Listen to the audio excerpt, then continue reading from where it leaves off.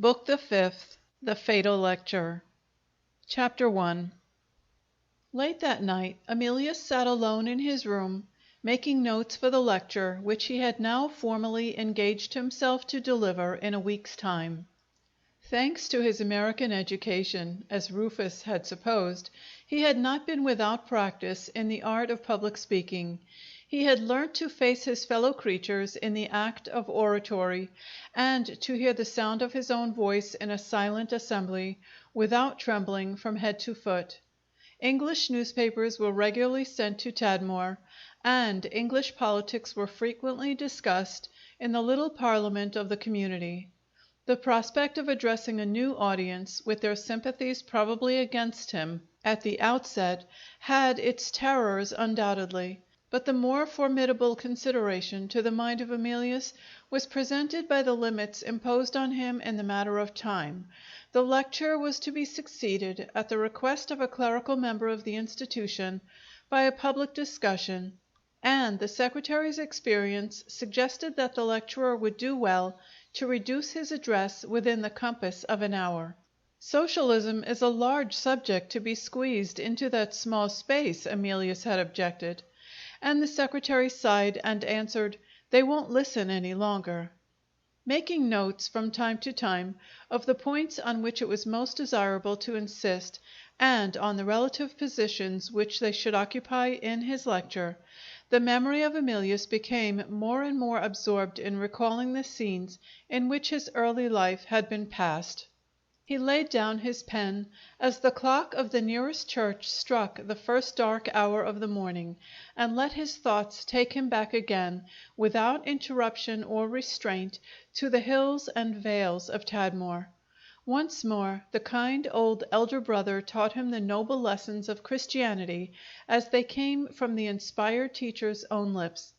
Once more he took his turn of healthy work in the garden and the field. Once more the voices of his companions joined with him in the evening songs, and the timid little figure of Melisande stood at his side, content to hold the music book and listen. How poor, how corrupt did the life look that he was leading now, by comparison with the life that he had led in those earlier and happier days!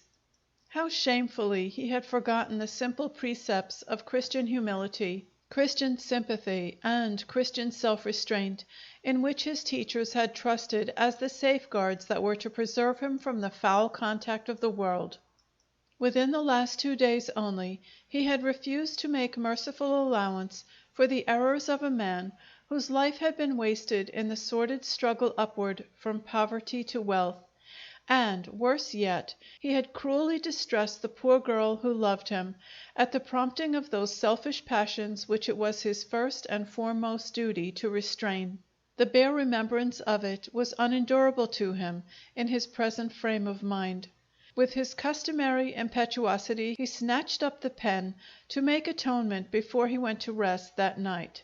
He wrote in few words to Mr. Farnaby, declaring that he regretted having spoken impatiently and contemptuously at the interview between them, and expressing the hope that their experience of each other in the time to come might perhaps lead to acceptable concessions on either side. His letter to Regina was written, it is needless to say, in warmer terms and at much greater length. It was the honest outpouring of his love and his penitence. When the letters were safe in their envelopes, he was not satisfied even yet. No matter what the hour might be, there was no ease of mind for Emilius until he had actually posted his letters. He stole downstairs and softly unbolted the door, and hurried away to the nearest letter box. When he had let himself in again with his latch key, his mind was relieved at last. Now, he thought, as he lit his bedroom candle, I can go to sleep. A visit from Rufus was the first event of the day.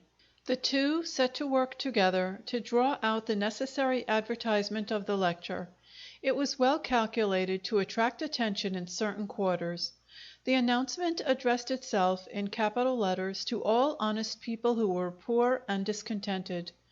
Come and hear the remedy which Christian socialism provides for your troubles.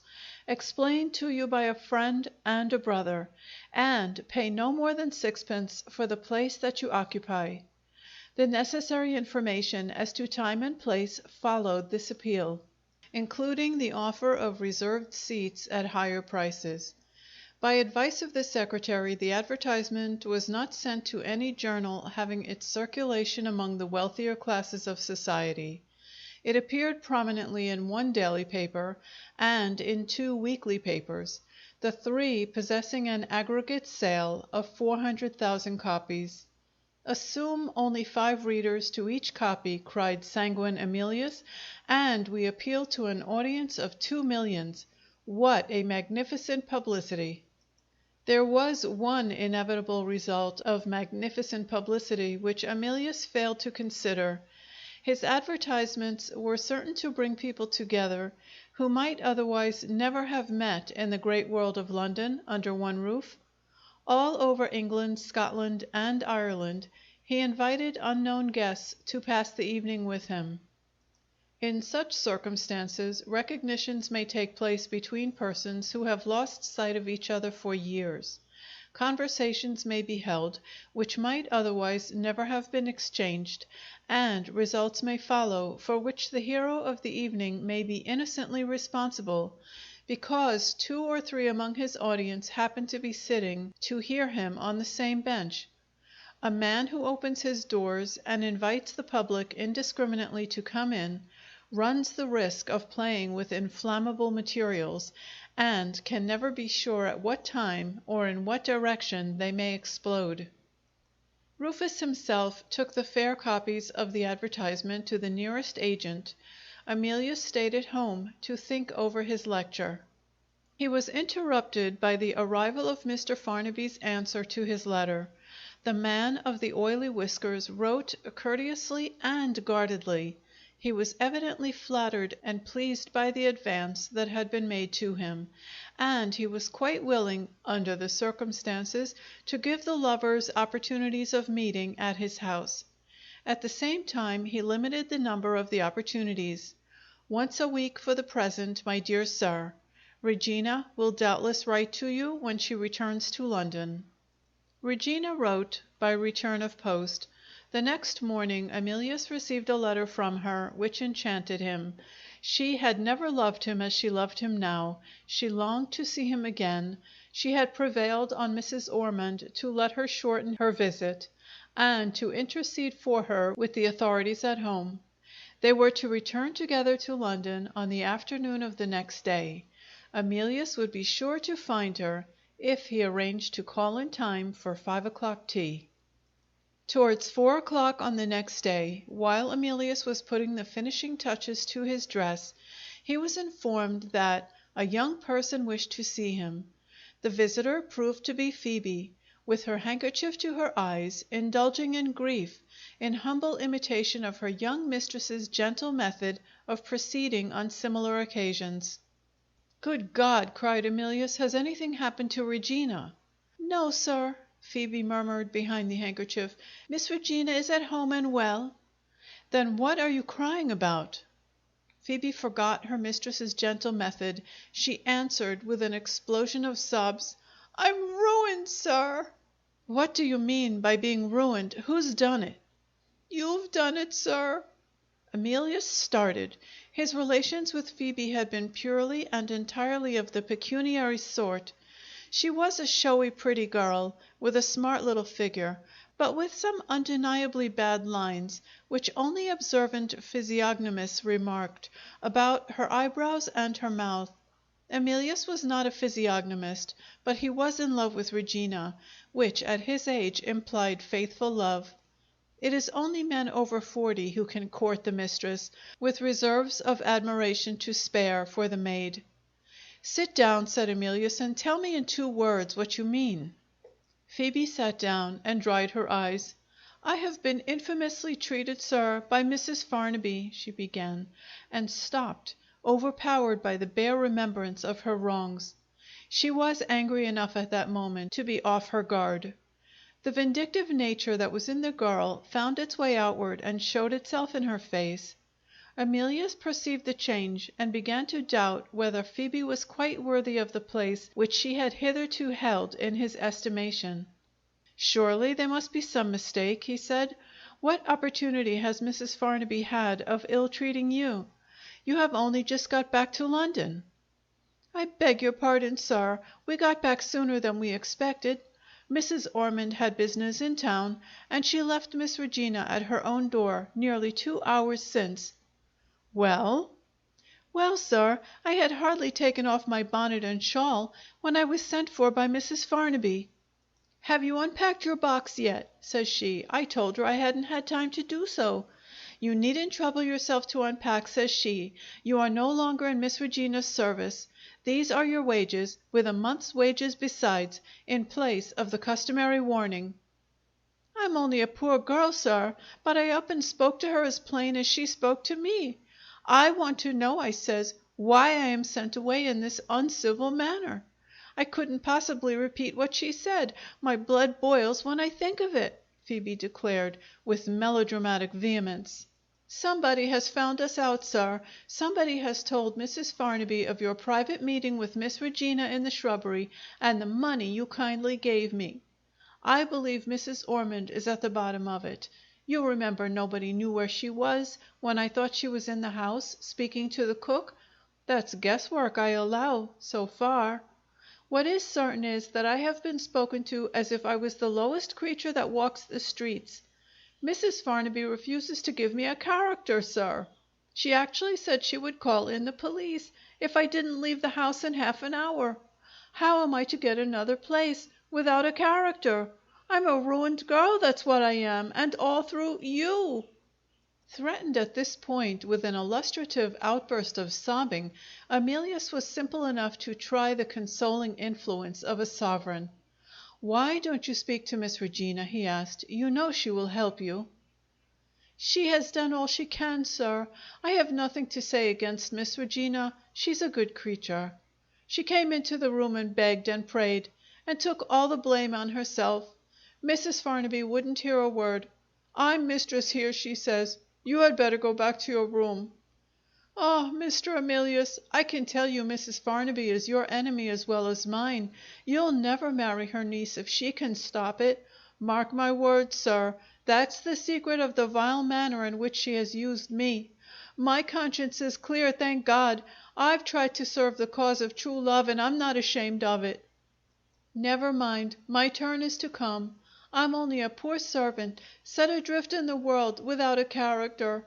Wait a little. You see if I am not even, and better than even, with Mrs. Farnaby before long. I know what I know." "I am not going to say any more than that. She shall rue the day," cried Phoebe, relapsing into melodrama again, "when she turned me out of the house like a thief." "Come, come," said Emilius sharply. "You mustn't speak in that way." Phoebe had got her money. She could afford to be independent. She rose from her chair. The insolence which is the almost invariable accompaniment of a sense of injury among Englishwomen of her class expressed itself in her answer to Emilius. "I speak as I think, sir. I have some spirit in me. I am not a woman to be trodden under foot. And so Mrs. Farnaby shall find before she is many days older." "Phoebe, Phoebe, you are talking like a heathen. If Mrs. Farnaby has behaved to you with unjust severity, set her an example of moderation on your side. It's your duty as a Christian to forgive injuries." Phoebe burst out laughing. "Hee, hee! Thank you, sir, for a sermon as well as a sovereign. You have been most kind indeed." She changed suddenly from irony to anger. "I never was called a heathen before. Considering what I have done for you, I think you might at least have been civil. Good afternoon, sir." She lifted her saucy little snub nose and walked with dignity out of the room. For the moment, Emilius was amused. As he heard the house door closed, he turned laughing to the window for a last look at Phoebe in the character of an injured Christian. In an instant the smile left his lips. He drew back from the window with a start. A man had been waiting for Phoebe in the street. At the moment when Emilius looked out, she had just taken his arm. He glanced back at the house as they walked away together. Emilius immediately recognized in Phoebe's companion and sweetheart a vagabond Irishman nicknamed Jervy, whose face he had last seen at Tadmor. Employed as one of the agents of the community in transacting their business with the neighboring town, he had been dismissed for misconduct, and had been unwisely taken back again, at the intercession of a respectable person who believed in his promises of amendment. Emilius had suspected this man of being the spy who officiously informed against Melisande and himself, but having discovered no evidence to justify his suspicions, he had remained silent on the subject. It was now quite plain to him that Jervy's appearance in London could only be attributed to a second dismissal from the service of the community, for some offense sufficiently serious to oblige him to take refuge in England. A more disreputable person it was hardly possible for Phoebe to have become acquainted with. In her present vindictive mood, he would be emphatically a dangerous companion and counselor. Emilius felt this so strongly that he determined to follow them, on the chance of finding out where Jervy lived. Unhappily, he had only arrived at this resolution after a lapse of a minute or two. He ran into the street, but it was too late. Not a trace of them was to be discovered. Pursuing his way to Mr. Farnaby's house, he decided on mentioning what had happened to Regina. Her aunt had not acted wisely in refusing to let the maid refer to her for a character. She would do well to set herself right with Phoebe in this particular before it was too late. Chapter 2. Mrs. Farnaby stood at the door of her own room and looked at her niece with an air of contemptuous curiosity. "Well, you and your lover have had a fine time of it together, I suppose. What do you want here?" "Emilius wishes particularly to speak to you, aunt." "Tell him to save himself the trouble. He may reconcile your uncle to his marriage. He won't reconcile me." "It's not about that, aunt. It's about Phoebe." "Does he want me to take Phoebe back again?" At that moment Emilius appeared in the hall and answered the question himself. "I want to give you a word of warning," he said. Mrs. Farnaby smiled grimly. "That excites my curiosity," she replied. "Come in. I don't want you," she added, dismissing her niece at the door. "So you're willing to wait 10 years for Regina?" she continued, when Emilius was alone with her. "I'm disappointed in you. You're a poor weak creature after all. What about that young hussy Phoebe?"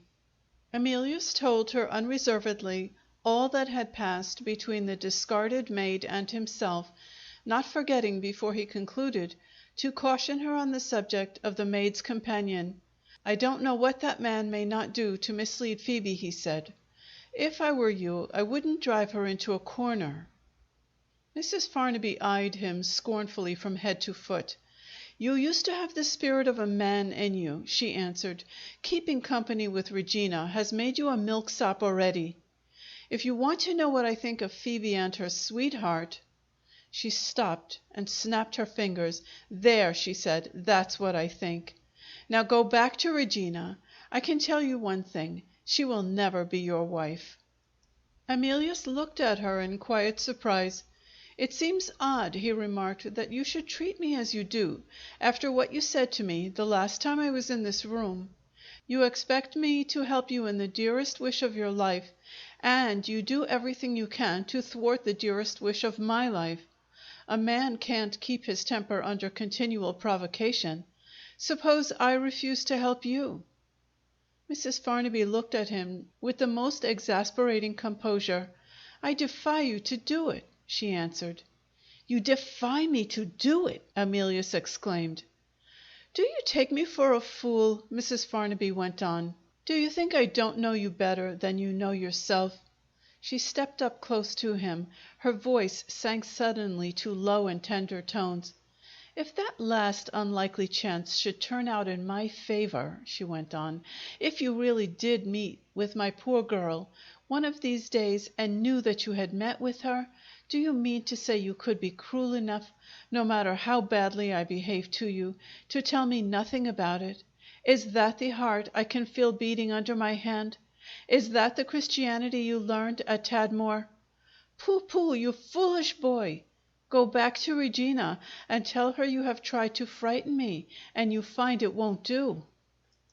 The next day was Saturday.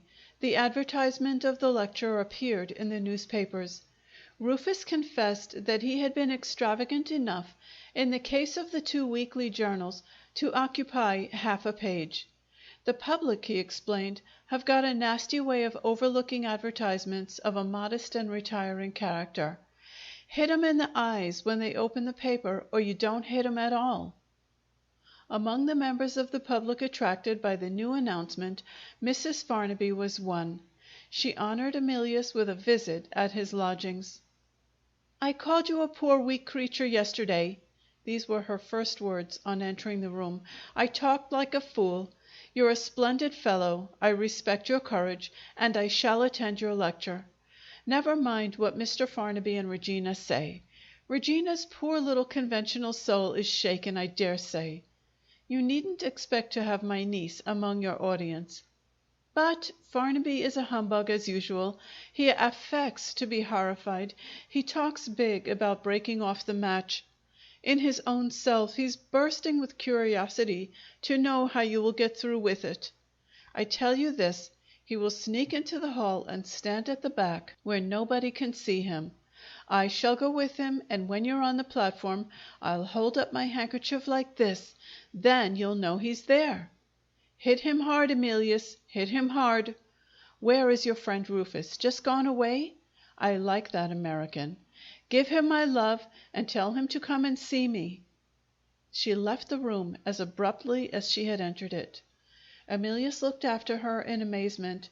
Mrs. Farnaby was not like herself. Mrs. Farnaby was in good spirits. Regina's opinion of the lecture arrived by post. Every other word in her letter was underlined. Half the sentences began with "Oh." Regina was shocked, astonished, ashamed, alarmed. What would Emilius do next? Why had he deceived her and left her to find it out in the papers? He had undone all the good effect of those charming letters to her father and herself. He had no idea of the disgust and abhorrence which respectable people would feel at his odious socialism. Was she never to know another happy moment? And was Emilius to be the cause of it? And so on, and so on. Mr. Farnaby's protest followed, delivered by Mr. Farnaby himself. He kept his gloves on when he called. He was solemn and pathetic. He remonstrated in the character of one of the ancestors of Emilius. He pitied the ancient family moldering in the silent grave. He would abstain from deciding in a hurry, but his daughter's feelings were outraged, and he feared it might be his duty to break off the match. Emilius, with perfect good temper, offered him a free admission, and asked him to hear the lecture and decide for himself whether there was any harm in it. Mr. Farnaby turned his head away from the ticket as if it were something indecent. Sad, sad. That was his only farewell to the gentleman socialist. On this Sunday, being the only day in London on which a man can use his brains without being interrupted by street music, Emilius rehearsed his lecture. On the Monday he paid his weekly visit to Regina.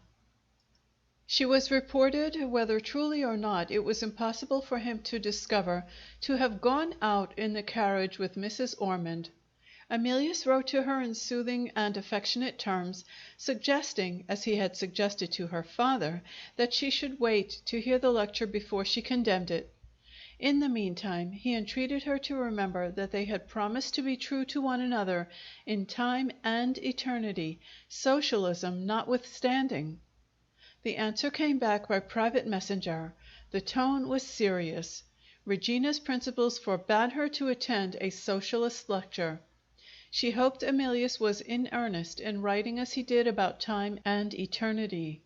The subject was very awful to a rightly constituted mind. On the next page some mitigation of this severity followed in a postscript.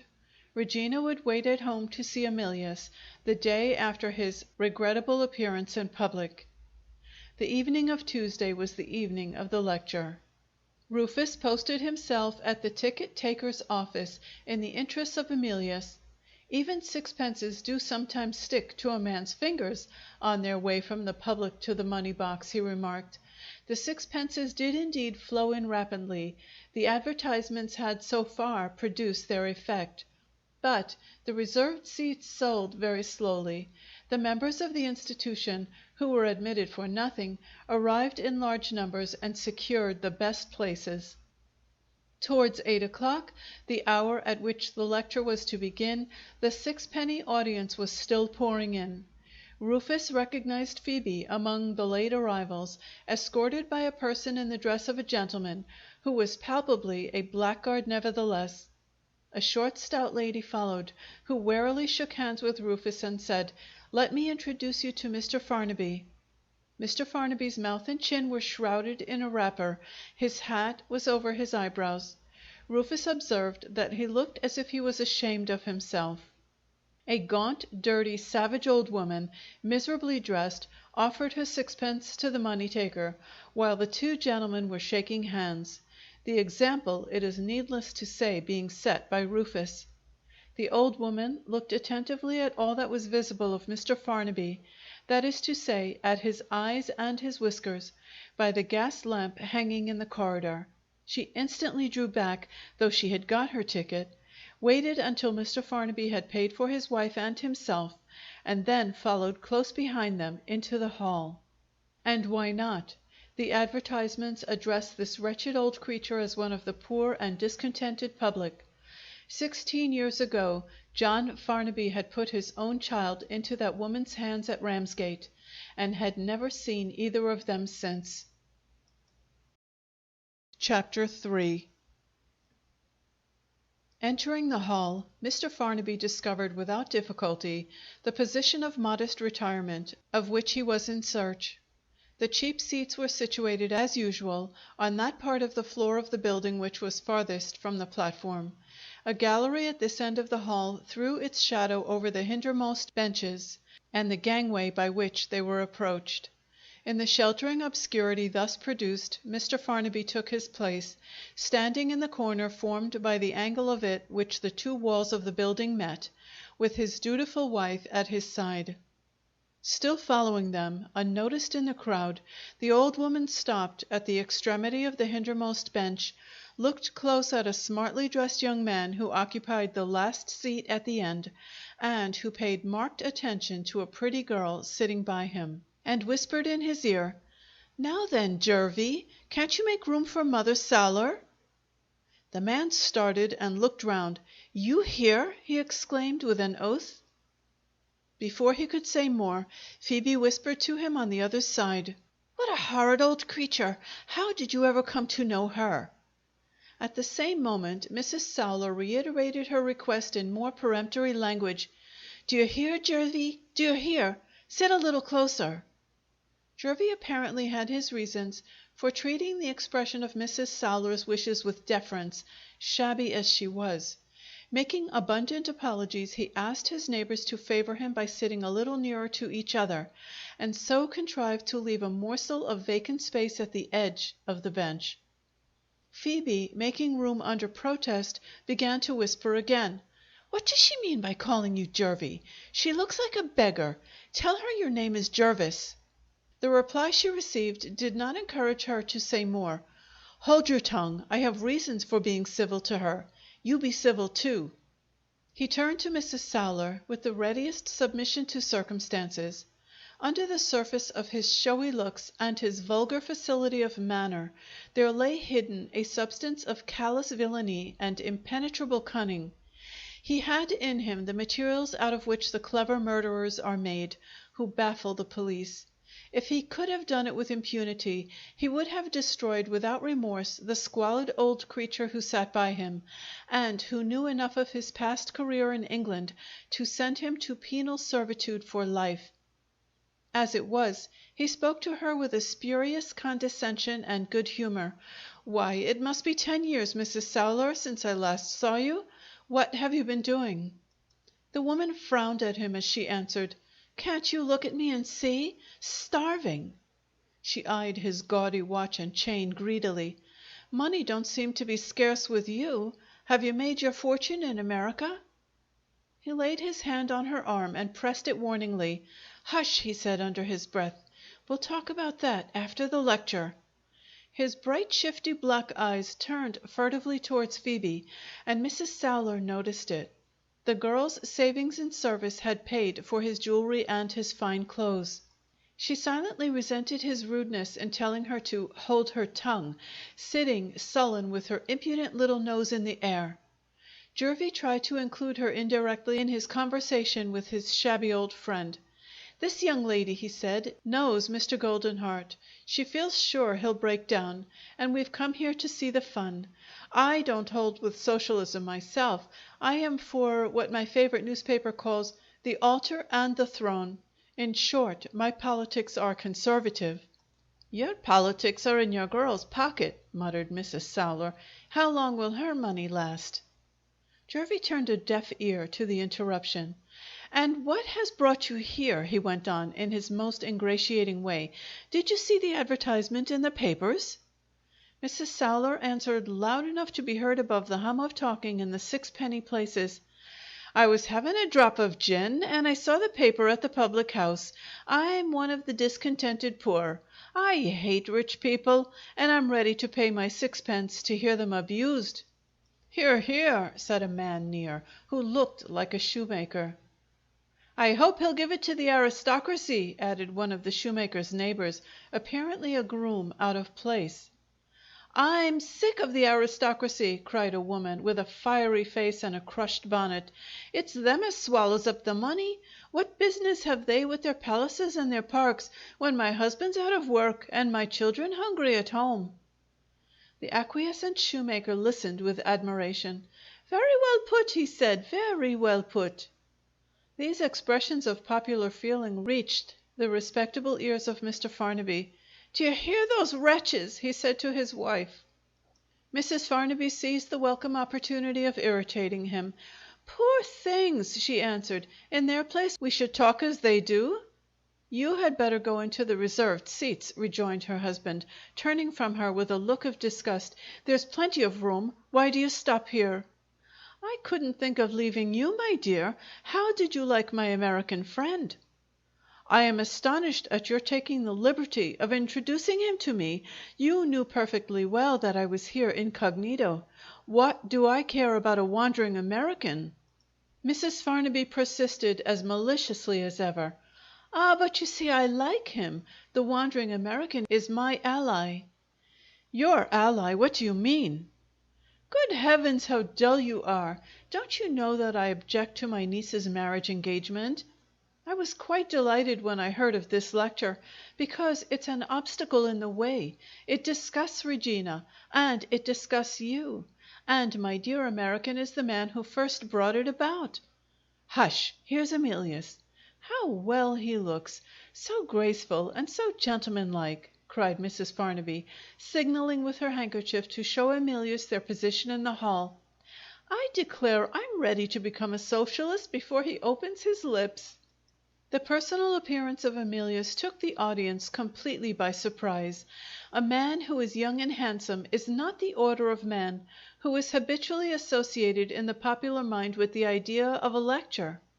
After a moment of silence there was a spontaneous burst of applause.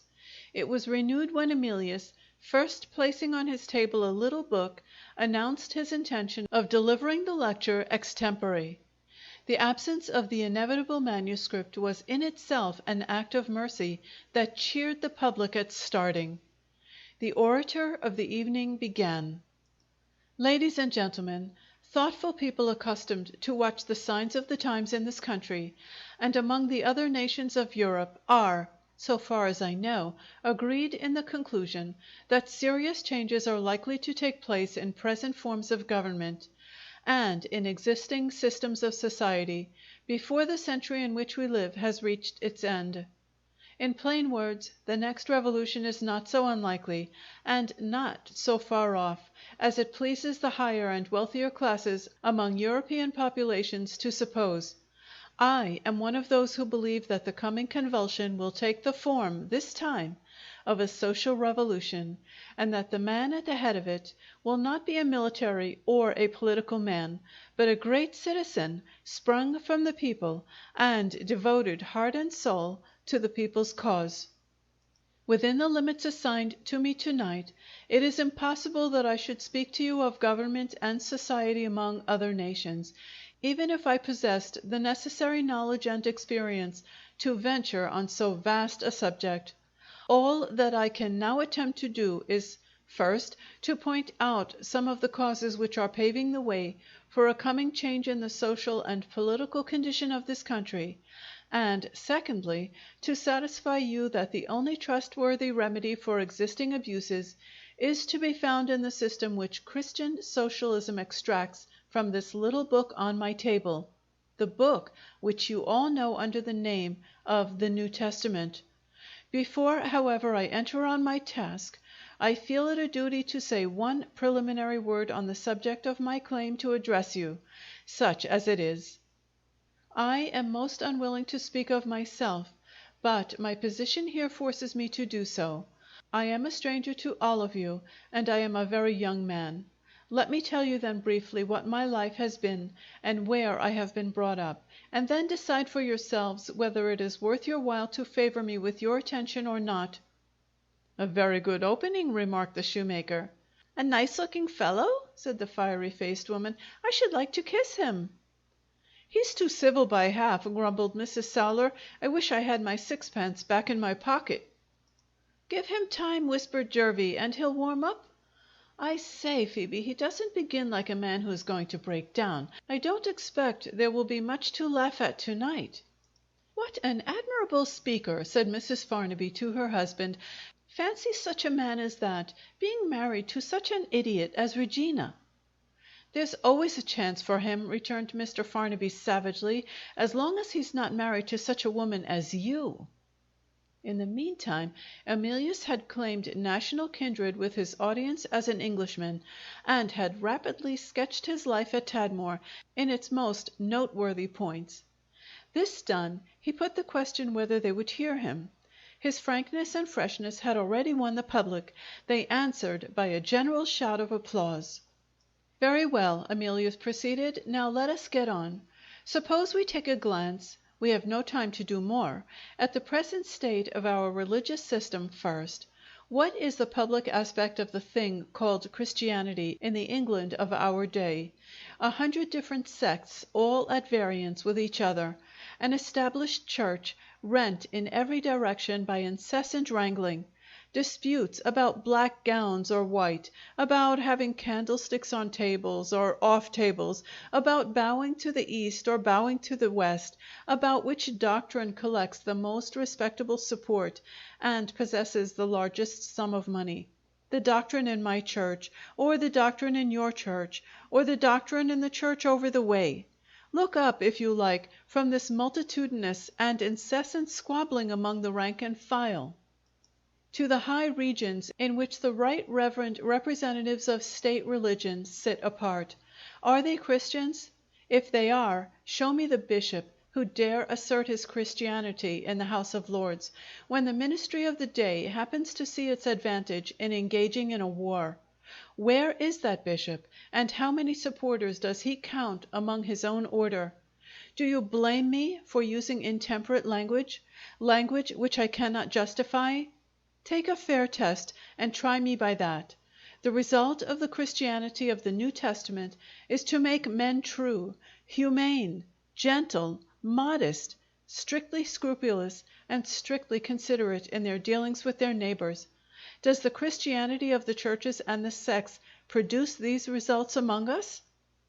Look at the staple of the country, at the occupation which employs the largest number of Englishmen of all degrees. Look at our commerce. What is its social aspect, judged by the morality which is in this book in my hand? Let those organized systems of imposture, masquerading under the disguise of banks and companies, answer the question. There is no need for me to answer it. You know what respectable names are associated, year after year, with the shameless falsification of accounts and the merciless ruin of thousands on thousands of victims. You know how our poor Indian customer finds his cotton print dress a sham that falls to pieces; how the savage who deals honestly with us for his weapon finds his gun a delusion that bursts; how the half-starved needlewoman who buys her reel of thread finds printed on the label a false statement of the number of yards that she buys. You know that, in the markets of Europe, foreign goods are fast taking the place of English goods, because the foreigner is the most honest manufacturer of the two. And lastly, you know, what is worse than all, that these cruel and wicked deceptions, and many more like them, are regarded on the highest commercial authority as forms of competition and justifiable proceedings in trade. Do you believe in the honorable accumulation of wealth by men who hold such opinions and perpetrate such impostures as these? I don't. Do you find any brighter and purer prospect when you look down from the man who deceives you and me on the great scale to the man who deceives us on the small? I don't. Everything we eat, drink, and wear is a more or less adulterated commodity, and that very adulteration is sold to us by the tradesmen at such outrageous prices that we are obliged to protect ourselves on the socialist principle by setting up cooperative shops of our own. Wait and hear me out before you applaud. Don't mistake the plain purpose of what I am saying to you, and don't suppose that I am blind to the brighter side of the dark picture that I have drawn. Look within the limits of private life, and you will find true Christians, thank God, among clergymen and laymen alike. You will find men and women who deserve to be called, in the highest sense of the word, disciples of Christ. But my business is not with private life. My business is with the present public aspect of the religion, morals, and politics of this country. And again I say it, that aspect presents one wide field of corruption and abuse, and reveals a callous and shocking insensibility on the part of the nation at large to the spectacle of its own demoralization and disgrace.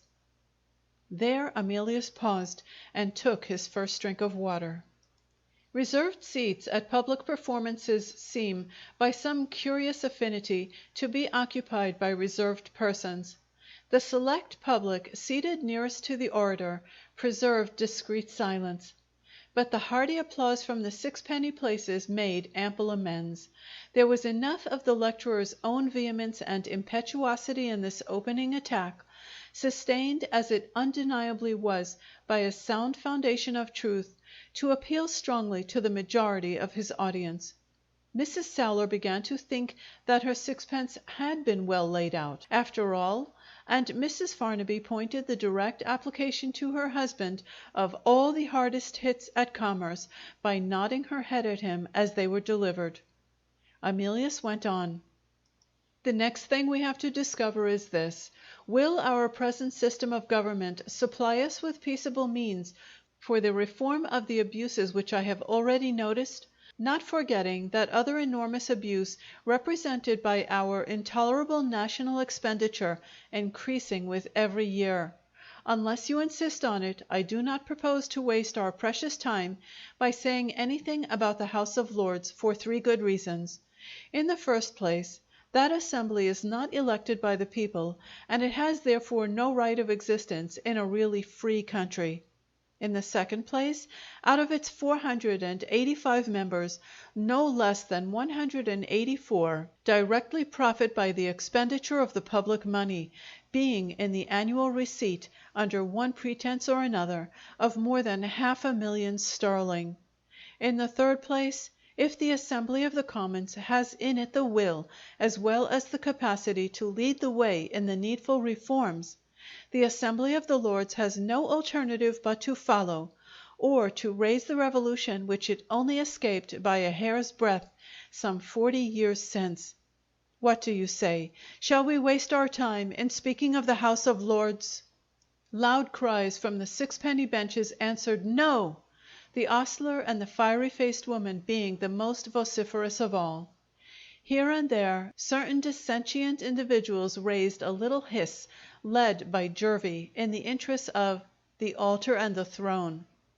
Emilius resumed: "Well, will the House of Commons help us to get purer Christianity and cheaper government by lawful and sufficient process of reform? Let me again remind you that this assembly has the power if it has the will. Is it so constituted at present as to have the will? There is the question. The number of members is a little over 650. Out of this muster 1/5 only represent, or pretend to represent, the trading interests of the country. As for the members charged with the interests of the working class, they are more easily counted still. They are 2 in number. Then, in heaven's name, you will ask, what interest does the majority of members in this assembly represent? There is but one answer: the military and aristocratic interest. In these days of the decay of representative institutions, the House of Commons has become a complete misnomer. The Commons are not represented. Modern members belong to classes of the community which have really no interest in providing for popular needs and lightening popular burdens. In one word, there is no sort of hope for us in the House of Commons. And whose fault is this? I own it with shame and sorrow. It is emphatically the fault of the people. Yes, I say to you plainly, it is the disgrace and the peril of England that the people themselves have elected the representative assembly which ignores the people's wants. You voters, in town and county alike, having had every conceivable freedom and encouragement secured to you in the exercise of your sacred trust, and there is the modern House of Commons to prove that you are thoroughly unworthy of it.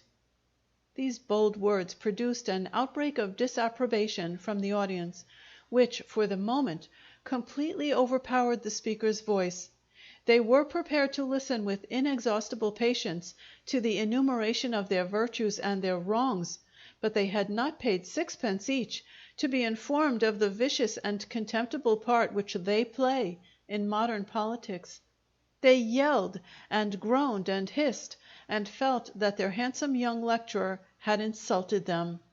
Emilius waited quietly until the disturbance had worn itself out. "I am sorry I have made you angry with me," he said, smiling. "The blame for this little disturbance really rests with the public speakers who are afraid of you and who flatter you, especially if you belong to the working classes. You are not accustomed to have the truth told you to your faces.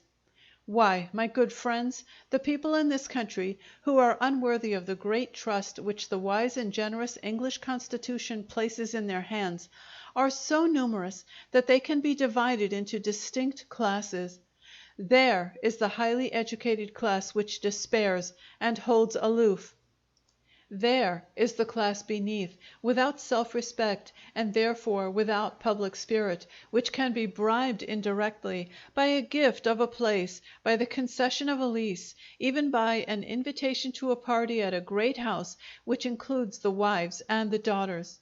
And there is the lower class still, mercenary, corrupt, shameless to the marrow of its bones, which sells itself and its liberties for money and drink. When I began this discourse and adverted to great changes that are to come, I spoke of them as revolutionary changes. Am I an alarmist?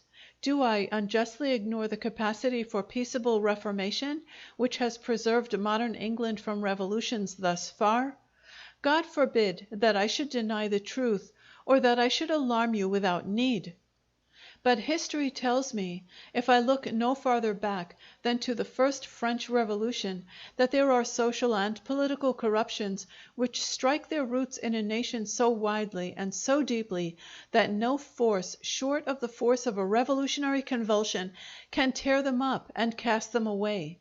And I do personally fear, and older and wiser men than I agree with me, that the corruptions at which I have only been able to hint in this brief address are fast extending themselves, in England as well as in Europe generally, beyond the reach of that lawful and bloodless reform which has served us so well in past years.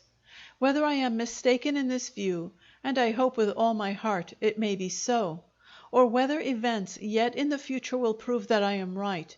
The remedy in either case, the one sure foundation on which a permanent, complete, and worthy reformation can be built, whether it prevents a convulsion or whether it follows a convulsion, is only to be found within the covers of this book. Do not, I entreat you, suffer yourselves to be persuaded by those purblind philosophers who assert that the divine virtue of Christianity is a virtue which is wearing out with the lapse of time. It is the abuse and corruption of Christianity that is wearing out, as all falsities and all impostures must and do wear out. Never, since Christ and his apostles first showed men the way to be better and happier, have the nations stood in sorer need of a return to that teaching, in its pristine purity and simplicity, than now. Never, more certainly than at this critical time, was it the interest as well as the duty of mankind to turn a deaf ear to the turmoil of false teachers, and to trust in that all-wise and all-merciful voice which only ceased to exalt, console, and purify humanity when it expired in darkness under the torture of the cross. Are these the wild words of an enthusiast? Is this the dream of an earthly paradise in which it is sheer folly to believe? I can tell you of one existing community, one among others, which numbers some hundreds of persons, and which has found prosperity and happiness by reducing the whole art and mystery of government to the simple solution set forth in the New Testament: fear God and love thy neighbor as thyself.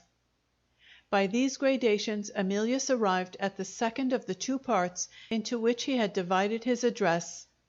He now repeated at greater length, and with a more careful choice of language, the statement of the religious and social principles of the community at Tadmor, which he had already addressed to his two fellow travelers on their voyage to England. While he confined himself to plain narrative, describing a mode of life which was entirely new to his hearers, he held the attention of the audience. But when he began to argue the question of applying Christian socialism to the government of large populations as well as small, when he inquired logically whether what he had proved to be good for some hundreds of persons was not also good for some thousands, and conceding that for some hundreds of thousands, and so on until he had arrived, by dint of sheer argument, at the conclusion that what had succeeded at Tadmor must necessarily succeed on a fair trial in London, then the public interest began to flag. People remembered their coughs and colds, and talked in whispers, and looked about them with a vague feeling of relief in staring at each other. Mrs. Sowler, hitherto content with furtively glancing at Mr. Farnaby from time to time, now began to look at him more boldly as he stood in his corner with his eyes fixed sternly on the platform at the other end of the hall. He, too, began to feel that the lecture was changing its tone. It was no longer the daring outbreak which he had come to hear as his sufficient justification, if necessary, for bidding Emilius to enter his house. "I have had enough of it," he said, suddenly turning to his wife. "Let us go." If Mrs. Farnaby could have been forewarned that she was standing in that assembly of strangers, not as one of themselves, but as a woman with a formidable danger hanging over her head, or if she had only happened to look towards Phoebe, and had felt a passing reluctance to submit herself to the possibly insolent notice of a discharged servant, she might have gone out with her husband, and might have so escaped the peril that had been lying in wait for her from the fatal moment when she first entered the hall. As it was, she refused to move. "You forget the public discussion," she said. "Wait and see what sort of fight Emilius makes of it when the lecture is over." She spoke loud enough to be heard by some of the people seated nearest to her. Phoebe, critically examining the dresses of the few ladies in the reserved seats, twisted round on the bench and noticed for the first time the presence of Mr. and Mrs. Farnaby in their dim corner. "Look," she whispered to Jervie, "there's the wretch who turned me out of her house without a character, and her husband with her." Jervie looked round in his turn, a little doubtful of the accuracy of his sweetheart's information. "Surely they wouldn't come to the Sixpennies Places," he said. "Are you certain it's Mr. and Mrs. Farnaby?" He spoke in cautiously lowered tones, but Mrs. Sowler had seen him look back at the lady and gentleman in the corner, and was listening attentively to catch the first words that fell from his lips. "Which is Mr. Farnaby?" she asked. "The man in the corner there, with the white silk wrapper over his mouth and his hat down to his eyebrows." Mrs. Sowler looked round for a moment to make sure that Jervy's man and her man were one and the same. "Farnaby?" she muttered to herself in the tone of a person who heard the name for the first time. She considered a little, and leaning across Jervy, addressed herself to his companion. "My dear," she whispered, "did that gentleman ever go by the name of Morgan, and have his letters addressed to the George and Dragon in Tooley Street?" Phoebe lifted her eyebrows with a look of contemptuous surprise, which was an answer in itself. "Fancy the great Mr. Farnaby going by an assumed name and having his letters addressed to a public house," she said to Jervy. Mrs. Sowler asked no more questions. She relapsed into muttering to herself under her breath, "His whiskers have turned gray, to be sure, but I know his eyes again. I'll take my oath to it. There's no mistaking his eyes." She suddenly appeared to Jervy. "Is Mr. Farnaby rich?" she asked. "Rolling in riches," was the answer. "Where does he live?" Jervy was cautious how he replied to that. He consulted Phoebe. "Shall I tell her?" Phoebe answered petulantly, "I'm turned out of the house. I don't care what you tell her." Jervy again addressed the old woman, still keeping his information in reserve. "Why do you want to know where he lives?" "He owes me money," said Mrs. Sowler. Jervy looked hard at her, and emitted a long, low whistle, expressive of blank amazement. The persons near, annoyed by the incessant whispering, looked round irritably, and insisted on silence. Jervy ventured nevertheless on a last interruption. "You seem to be tired of this," he remarked to Phoebe. "Let's go and get some oysters." She rose directly. Jervy tapped Mrs. Sowler on the shoulder as they passed her. "Come and have some supper," he said. "I'll stand treat." The three were necessarily noticed by their neighbors as they passed out. Mrs. Farnaby discovered Phoebe when it was too late. Mr. Farnaby happened to look first at the old woman. 16 years of squalid poverty effectually disguised her in that dim light. He only looked away again, and said to his wife impatiently, "Let us go too." Mrs. Farnaby was still obstinate. "You can go if you like," she said. "I shall stay here." Chapter 4. 3 dozen oysters, bread and butter, and bottled stout. A private room and a good fire. Issuing these instructions, on his arrival at the tavern, Jervy was surprised by a sudden act of interference on the part of his venerable guest. Mrs. Sowler actually took it on herself to order her own supper. "Nothing cold to eat or drink for me," she said. "Morning and night, waking and sleeping, I can't keep myself warm. See for yourself, Jervy, how I've lost flesh since you first knew me. A steak broiling hot from the gridiron, and gin and water hotter still. That's the supper for me." "Take the order, waiter," said Jervy resignedly, "and let us see the private room." The tavern was of the old-fashioned English sort, which scorns to learn a lesson of brightness and elegance from France. The private room can only be described as a museum for the exhibition of dirt in all its varieties. Behind the bars of the rusty little grate a dying fire was drawing its last breath. Mrs. Sowler clamored for wood and coals, revived the fire with her own hands, and seated herself shivering as close to the fender as the chair would go. After a while, the composing effect of the heat began to make its influence felt. The head of the half-starved wretch sank. A species of stupor overcame her, half faintness and half sleep. Phoebe and her sweetheart sat together, waiting the appearance of the supper, on a little sofa at the other end of the room. Having certain objects to gain, Jervy put his arm round her waist and looked and spoke in his most insinuating manner. "Try and put up with Mother Sowler for an hour or two," he said. "My sweet girl, I know she isn't fit company for you, but how can I turn my back on an old friend?" "That's just what surprises me," Phoebe answered. "I don't understand such a person being a friend of yours."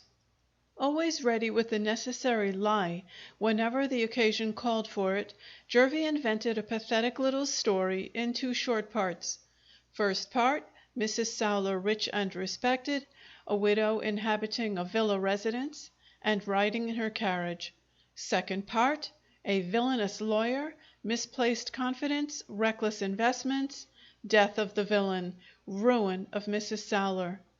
"Don't talk about her misfortunes when she wakes," Jervie concluded, "or she'll burst out crying to a dead certainty. Only tell me, dear Phoebe, would you turn your back on a forlorn old creature because she has outlived all her other friends and hasn't a farthing left in the world? Poor as I am, I can help her to a supper at any rate." Phoebe expressed her admiration of these noble sentiments by an inexpensive ebullition of tenderness which failed to fulfill Jervie's private anticipations. He had aimed straight at her purse, and he had only hit her heart. He tried a broad hint next. "I wonder whether I shall have a shilling or two left to give Mrs. Solar when I have paid for the supper." He sighed and pulled out some small change, and looked at it in eloquent silence. Phoebe was hit in the right place at last. She handed him her purse. "What is mine will be yours when we are married," she said. "Why not now?" Jervie expressed his sense of obligation with the promptitude of a grateful man. He repeated those precious words, "My sweet girl." Phoebe laid her head on his shoulder and let him kiss her, and enjoyed it in silent ecstasy with half closed eyes. The scoundrel waited and watched her until she was completely under his influence. Then, and not till then, he risked the gradual revelation of the purpose which had induced him to withdraw from the hall before the proceedings of the evening had reached their end. "Did you hear what Mrs. Solar said to me just before we left the lecture?" he asked. "No, dear." "You remember that she asked me to tell her Farnaby's address?" "Oh, yes. And she wanted to know if he had ever gone by the name of Morgan. Ridiculous, wasn't it?" "I'm not so sure of that, my dear. She told me, in so many words, that Farnaby owed her money. He didn't make his fortune all at once, I suppose. How do we know what he might have done in his young days, or how he might have humbugged a feeble woman? Wait till our friend there at the fire has warmed her old bones with some hot grog, and I'll find out something more about Farnaby's debt." "Why, dear, what is it to you?" Jervie reflected for a moment, and decided that the time had come to speak more plainly. "In the first place," he said, "it would only be an act of common humanity on my part to help Mrs. Solar to get her money. You see that, don't you? Very well. Now, I am no socialist, as you are aware. Quite the contrary. At the same time, I am a remarkably just man, and I own I was struck by what Mr. Goldenheart said about the uses to which wealthy people are put by the rules at Tadmor. The man who has got the money is bound, by the express law of Christian morality, to use it in assisting the man who has got none. Those were his words, as nearly as I can remember them. He put it still more strongly afterwards. He said, a man who hoards up a large fortune from a purely selfish motive, either because he is a miser or because he looks only to the aggrandizement of his own family after his death, is, in either case, an essentially unchristian person, who stands in manifest need of enlightenment and control by Christian law.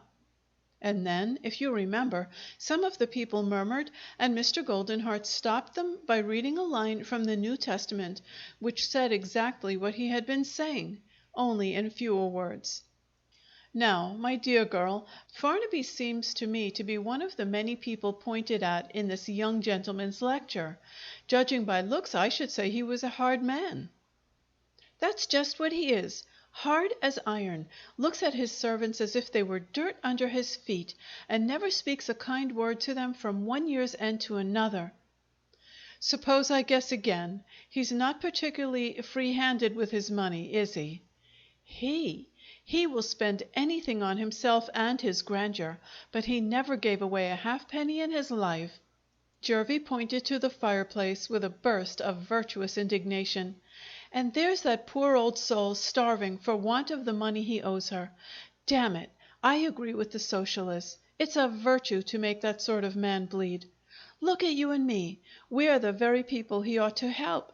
We might be married at once, if we only knew where to find a little money. I've seen a deal of the world, Phoebe, and my experience tells me there's something about that debt of Farnaby's which he doesn't want to have known.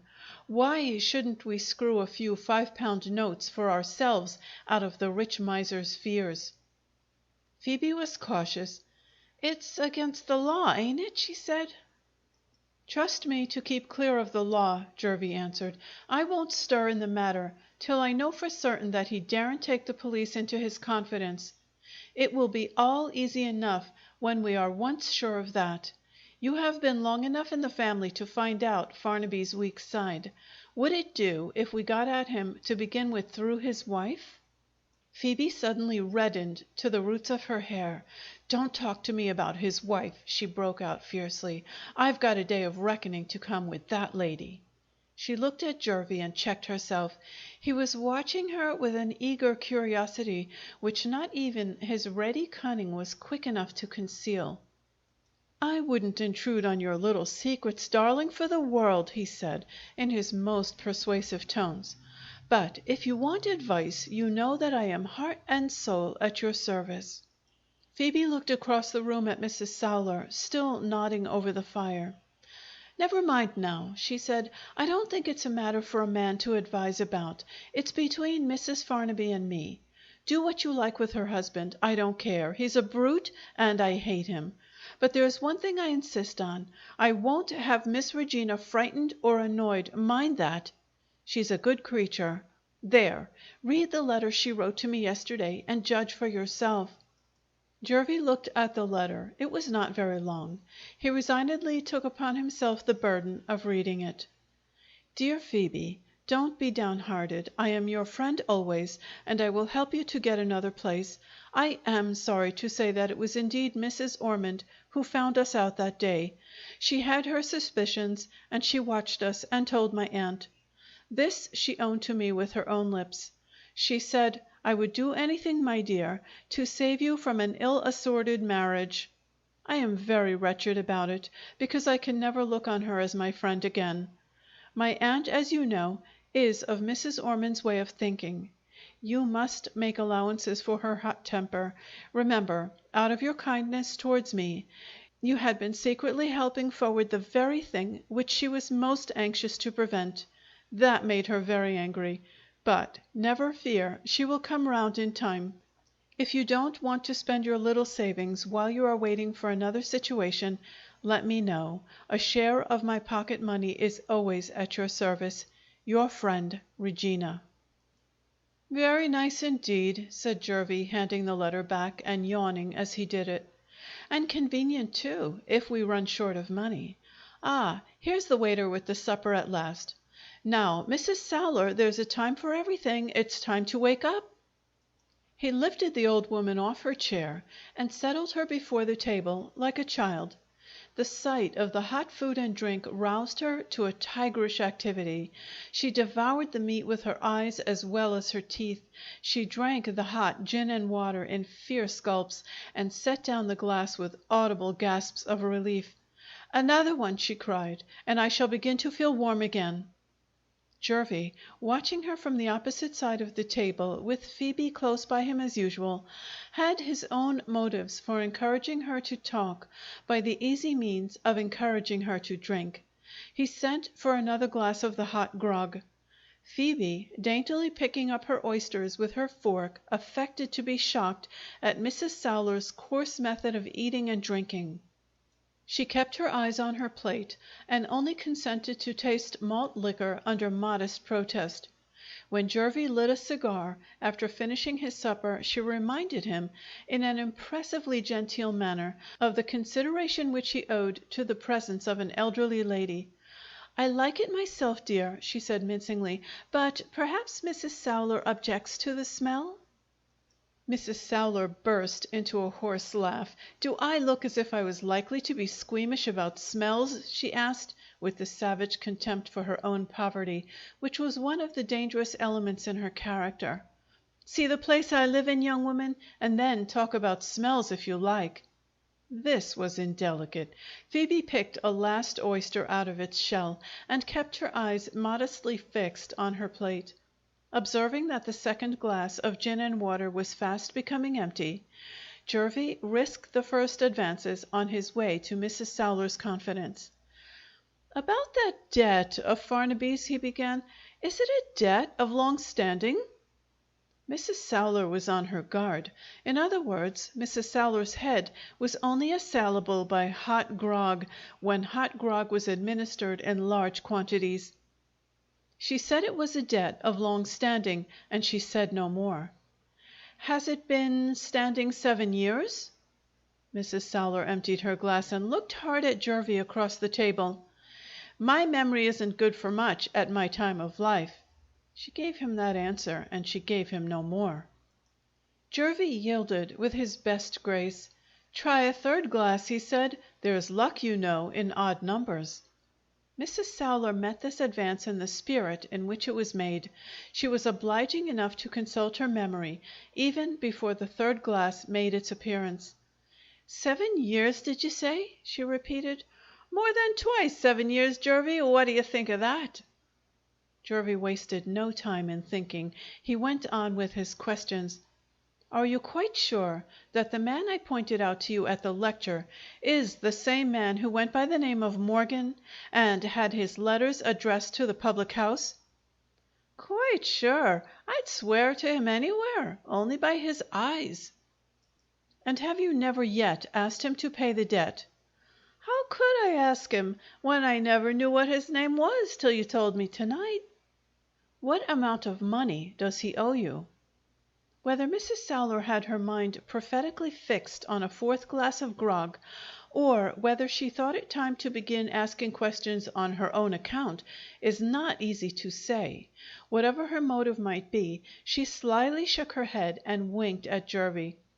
"The money's my business," she remarked. "You tell me where he lives, and I'll make him pay me." Jervie was equal to the occasion. "You won't do anything of the sort," he said. Mrs. Soulor laughed defiantly. "So you think, my fine fellow?" "I don't think at all, old lady. I'm certain. In the first place, Farnaby don't owe you the debt by law after 7 years. In the second place, just look at yourself in the glass there. Do you think the servants will let you in when you knock at Farnaby's door? You want a clever fellow to help you, or you'll never recover that debt." Mrs. Soulor was accessible to reason, even halfway through her third glass of grog. When reason was presented to her in convincing terms, she came to the point at once. "How much do you want?" she asked. "Nothing," Jervie answered. "I don't look to you to pay my commission." Mrs. Soulor reflected a little and understood him. "Say that again," she insisted, "in the presence of your young woman as a witness." Jervie touched his young woman's hand under the table, warning her to make no objection and to leave it to him. Having declared for the second time that he would not take a farthing from Mrs. Soulor, he went on with his inquiries. "I'm acting in your interests, Mother Soulor," he said, "and you'll be the loser if you don't answer my questions patiently and tell me the truth. I want to go back to the debt. What is it for?" "For 6 weeks' keep of a child at 10 shillings a week." Phoebe looked up from her plate. "Whose child?" Jervie asked, noticing the sudden movement. "Morgan's child, the same man you said was Farnaby." "Do you know who the mother was?" "I wish I did. I should have got the money out of her long ago." Jervie stole a look at Phoebe. She had turned pale. She was listening, with her eyes riveted on Mrs. Soulor's ugly face. "How long ago was it?" Jervie went on. "Better than 16 years." "Did Farnaby himself give you the child?" "With his own hands, over the garden paling of a house at Ramsgate. He saw me and the child into the train for London. I had £10 from him. And no more. He promised to see me and settle everything in a month's time. I have never set eyes on him from that day, till I saw him paying his money this evening at the door of the hall." Jervie stole another look at Phoebe. She was still perfectly unconscious that he was observing her. Her attention was completely absorbed by Mrs. Sowler's replies. Speculating on the possible result, Jervie abandoned the question of the debt and devoted his next inquiries to the subject of the child. "I promise you every farthing of your money, Mother Sowler," he said, with interest added to it. "How old was the child when Farnaby gave it to you?" "Old? Not a week old, I should say." "Not a week old," Jervie repeated, with his eye on Phoebe. "Dear, dear me, a newborn baby, one may say." The girl's excitement was fast getting beyond control. She leaned across the table in her eagerness to hear more. "And how long was this poor child under your care?" Jervie went on. "How can I tell you at this distance of time? For some months, I should say. This I'm certain of. I kept it for 6 good weeks after the £10 he gave me were spent, and then—" She stopped and looked at Phoebe. "And then you got rid of it?" Mrs. Sowler felt for Jervie's foot under the table and gave it a significant kick. "I have done nothing to be ashamed of, miss," she said, addressing her answer defiantly to Phoebe. "Being too poor to keep the little dear myself, I placed it under the care of a good lady who adopted it." Phoebe could restrain herself no longer. She burst out with the next question before Jervie could open his lips. "Do you know where the lady is now?" "No," said Mrs. Sowler shortly, "I don't." "Do you know where to find the child?"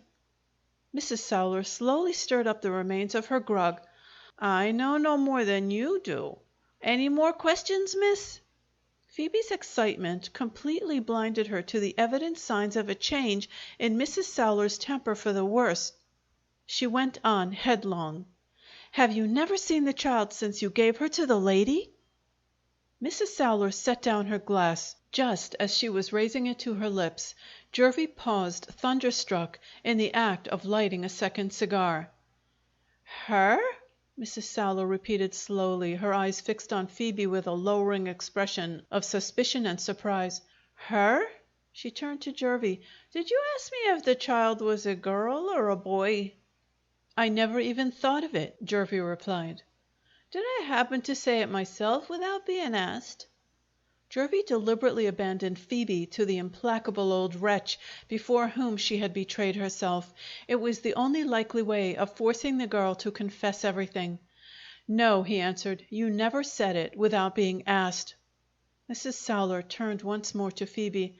"How do you know the child was a girl?" she inquired. Phoebe trembled and said nothing. She sat with her head down and her hands fast clasped together, resting on her lap.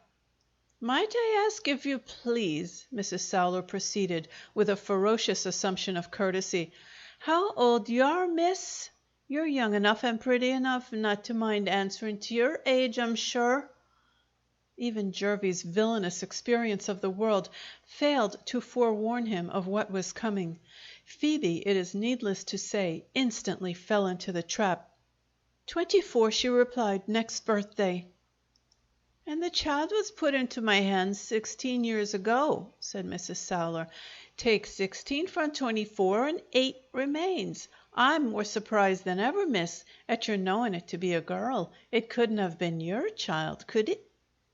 Phoebe started to her feet in a state of fury. "Do you hear that?" she cried, appealing to Jervie. "How dare you bring me here to be insulted by that drunken wretch?" Mrs. Sowler rose on her side.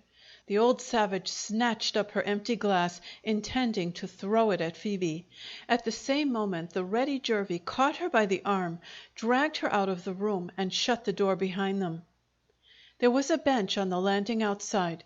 He pushed Mrs. Sowler down on the bench with one hand, and took Phoebe's purse out of his pocket with the other. "Here's £1," he said, "towards the recovery of that debt of yours. Go home quietly, and meet me at the door of this house tomorrow evening at 6." Mrs. Sowler, opening her lips to protest, suddenly closed them again, fascinated by the sight of the gold. She clutched the coin, and became friendly and familiar in a moment. "Help me downstairs, dearie," she said, "and put me into a cab. I'm afraid of the night air." "One word more before I put you into a cab," said Jervie. "What did you really do with the child?" Mrs. Sowler grinned hideously and whispered her reply in the strictest confidence. "Sold her to Moll Davies for 5 and 6pence." "Who was Moll Davis?" "A cadger." "And you really know nothing now of Moll Davis or the child?" "Should I want you to help me if I did?" Mrs. Sowler asked contemptuously. "They may be both dead and buried for all I know to the contrary." Jervie put her into the cab without further delay. "Now for the other one," he said to himself as he hurried back to the private room. Chapter 5. Some men would have found it no easy task to console Phoebe under the circumstances.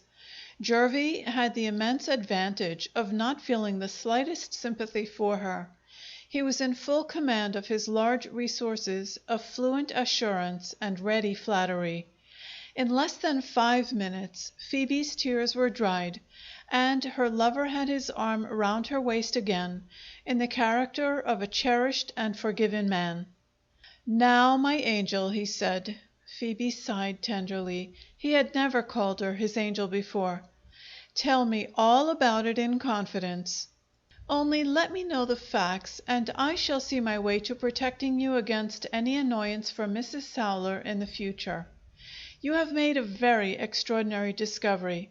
Come closer to me, my dear girl. Did it happen in Farnaby's house?" "I heard it in the kitchen," said Phoebe. Jervie started.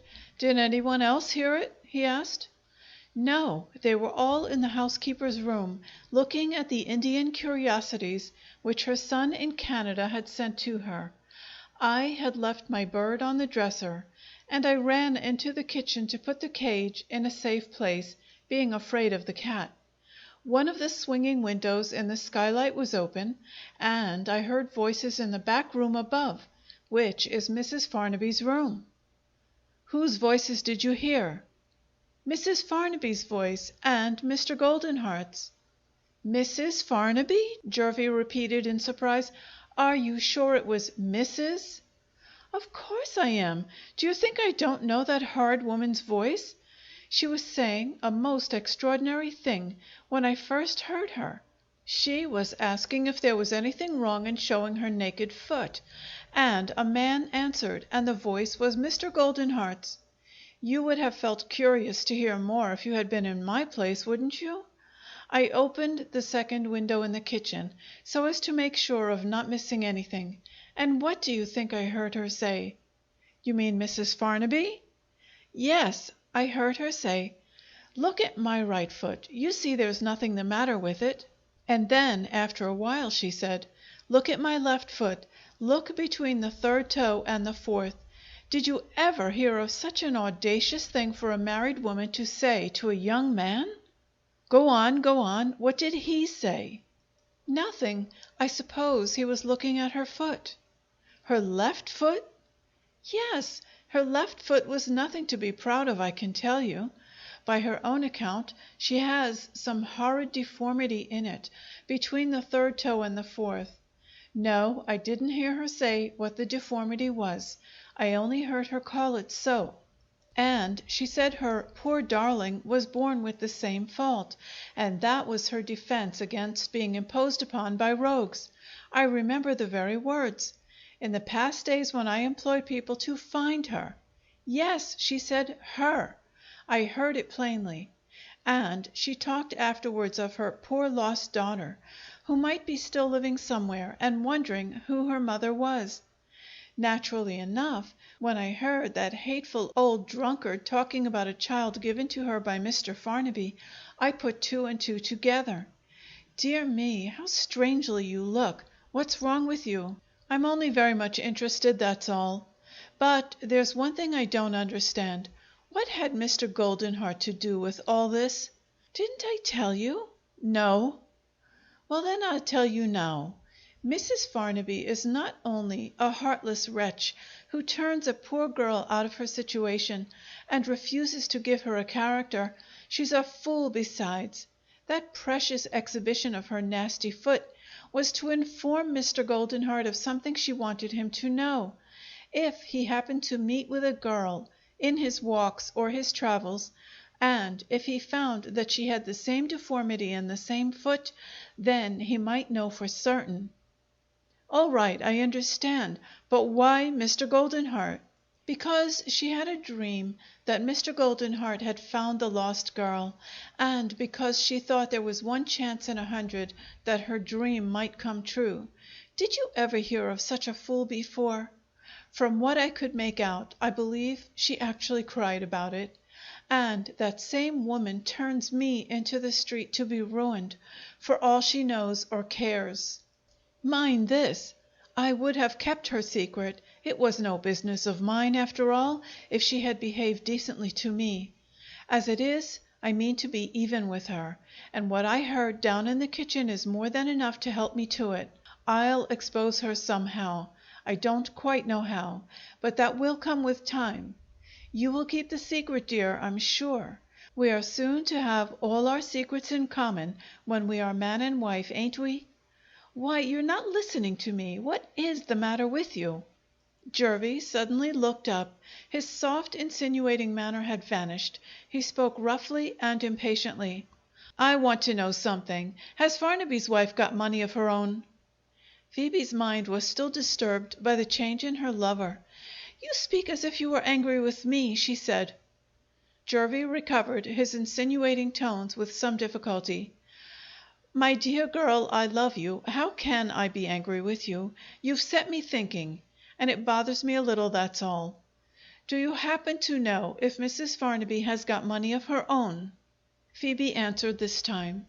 I've heard Miss Regina say that Mrs. Farnaby's father was a rich man, she said. What was his name? Ronald. Do you know when he died? No. Jervie fell into thought again, biting his nails in great perplexity. After a moment or two, an idea came to him. The tombstone will tell me, he exclaimed, speaking to himself. He turned to Phoebe before she could express her surprise, and asked if she knew where Mr. Ronald was buried. Yes, said Phoebe, I've heard that, in Highgate Cemetery. But why do you want to know? Jervie looked at his watch. It's getting late, he said. I'll see you safe home. But I want to know. Put on your bonnet and wait till we are out in the street. Jervie paid the bill with all needful remembrance of the waiter. He was generous, he was polite, but he was apparently in no hurry to favor Phoebe with the explanation that he had promised. They had left the tavern for some minutes, and he was still rude enough to remain absorbed in his own reflections. Phoebe's patience gave way. I have told you everything, she said reproachfully. I don't call it fair, dealing to keep me in the dark after that. He roused himself directly. My dear girl, you entirely mistake me. The reply was as ready as usual, but it was spoken rather absently. Only that moment he had decided on informing Phoebe, to some extent at least, of the purpose which he was then meditating. He would infinitely have preferred using Mrs. Sowler as his sole accomplice, but he knew the girl too well to run that risk. If he refused to satisfy her curiosity, she would be deterred by no scruples of delicacy from privately watching him, and she might say something, either by word of mouth or by writing, to the kind young mistress who was in correspondence with her, which might lead to disastrous results. It was of the last importance to him so far to associate Phoebe with his projected enterprise as to give her an interest of her own in keeping his secrets. I have not the least wish, he resumed, to conceal anything from you. So far as I can see my way at present, you shall see it too. Reserving in this dexterous manner the freedom of lying whenever he found it necessary to depart from the truth, he smiled encouragingly and waited to be questioned. Phoebe repeated the inquiry she had made at the tavern. Why do you want to know where Mr. Ronald is buried? She asked bluntly. Mr. Ronald's tombstone, my dear, will tell us the date of Mr. Ronald's death, Jervie rejoined. When I have got the date, I shall go to a place near St. Paul's called Doctors' Commons. I shall pay a shilling fee, and I shall have the privilege of looking at Mr. Ronald's will. And what good will that do you? Very properly put, Phoebe. Even shillings are not to be wasted in our position. But my shilling will buy 2 sixpennyworths of information. I shall find out what sum of money Mr. Ronald has left to his daughter, and I shall know for certain whether Mrs. Farnaby's husband has any power over it or not. Well, said Phoebe, not much interested so far, and what then? Jervie looked about him. They were in a crowded thoroughfare at the time. He preserved a discreet silence until they had arrived at the first turning which led down a quiet street. What I have to tell you, he said, must not be accidentally heard by anybody. Here, my dear, we are all but out of the world, and here I can speak to you safely. I promise you 2 good things. You shall bring Mrs. Farnaby to that day of reckoning, and we will find money enough to marry on comfortably as soon as you like. Phoebe's languid interest in the subject began to revive. She insisted on having a clearer explanation than this. Do you mean to get the money out of Mr. Farnaby? She inquired. I will have nothing to do with Mr. Farnaby unless I find that his wife's money is not at her own disposal. What you heard in the kitchen has altered all my plans. Wait a minute, and you will see what I am driving at. How much do you think Mrs. Farnaby would give me if I found that lost daughter of hers? Phoebe suddenly stood still and looked at the sordid scoundrel who was tempting her in blank amazement. But nobody knows where the daughter is, she objected. You and I know that the daughter has a deformity in her left foot, Jervie replied, and you and I know exactly in what part of the foot it is. There's not only money to be made out of that knowledge, but money made easily without the slightest risk. Suppose I manage the matter by correspondence, without appearing in it personally. Don't you think Mrs. Farnaby would open her purse beforehand if I mentioned the exact position of that little deformity as a proof that I was to be depended on? Phoebe was unable or unwilling to draw the obvious conclusion even now. But what would you do, she said, when Mrs. Farnaby insisted on seeing her daughter? There was something in the girl's tone, half fearful, half suspicious, which warned Jervie that he was treading on dangerous ground. He knew perfectly well what he proposed to do in the case that had been so plainly put him. It was the simplest thing in the world. He had only to make an appointment with Mrs. Farnaby for a meeting on a future day, and to take to flight in the interval, leaving a polite note behind him to say that it was all a mistake and that he regretted being too poor to return the money. Having thus far acknowledged the design he had in view, could he still venture on answering his companion without reserve? Phoebe was vain, Phoebe was vindictive, and, more promising still, Phoebe was a fool. But she was not yet capable of consenting to an act of the vilest infamy in cold blood. Jervie looked at her and saw that the foreseen necessity for lying had come at last. That's just the difficulty, he said. That's just where I don't see my way plainly yet. Can you advise me? Phoebe started and drew back from him. I advise you? She exclaimed. It frightens me to think of it. If you make her believe she is going to see her daughter, and if she finds out that you have robbed and deceived her, I can tell you this, with her furious temper, you will drive her mad. Jervie's reply was a model of well-acted indignation. Don't talk of anything so horrible, he exclaimed. If you believe me capable of such cruelty as that, go to Mrs. Farnaby and warn her at once. It's too bad to speak to me in that way, Phoebe rejoined, with the frank impetuosity of an offended woman. You know I would die rather than get you into trouble. Beg my pardon directly, or I won't walk another step with you. Jervie made the necessary apologies with all possible humility. He had gained his end. He could now postpone any further discussion of the subject without arousing Phoebe's distrust. "Let us say no more about it for the present," he suggested. "We will think it over and talk of pleasanter things in the meantime. Kiss me, my dear girl. There's nobody looking." So he made peace with his sweetheart, and secured to himself at the same time the full liberty of future action of which he stood in need. If Phoebe asked any more questions, the necessary answer was obvious to the meanest capacity. He had merely to say, "The matter is beset with difficulties which I didn't see at first. I have given it up." Their nearest way back to Phoebe's lodgings took them through the street which led to the Hampton Institution. Passing along the opposite side of the road, they saw the private door opened. Two men stepped out. A third man inside called after one of them, "Mr. Goldenheart, you have left the statement of receipts in the waiting room." "Never mind," Emilius answered. "The night's receipts are so small that I would rather not be reminded of them again."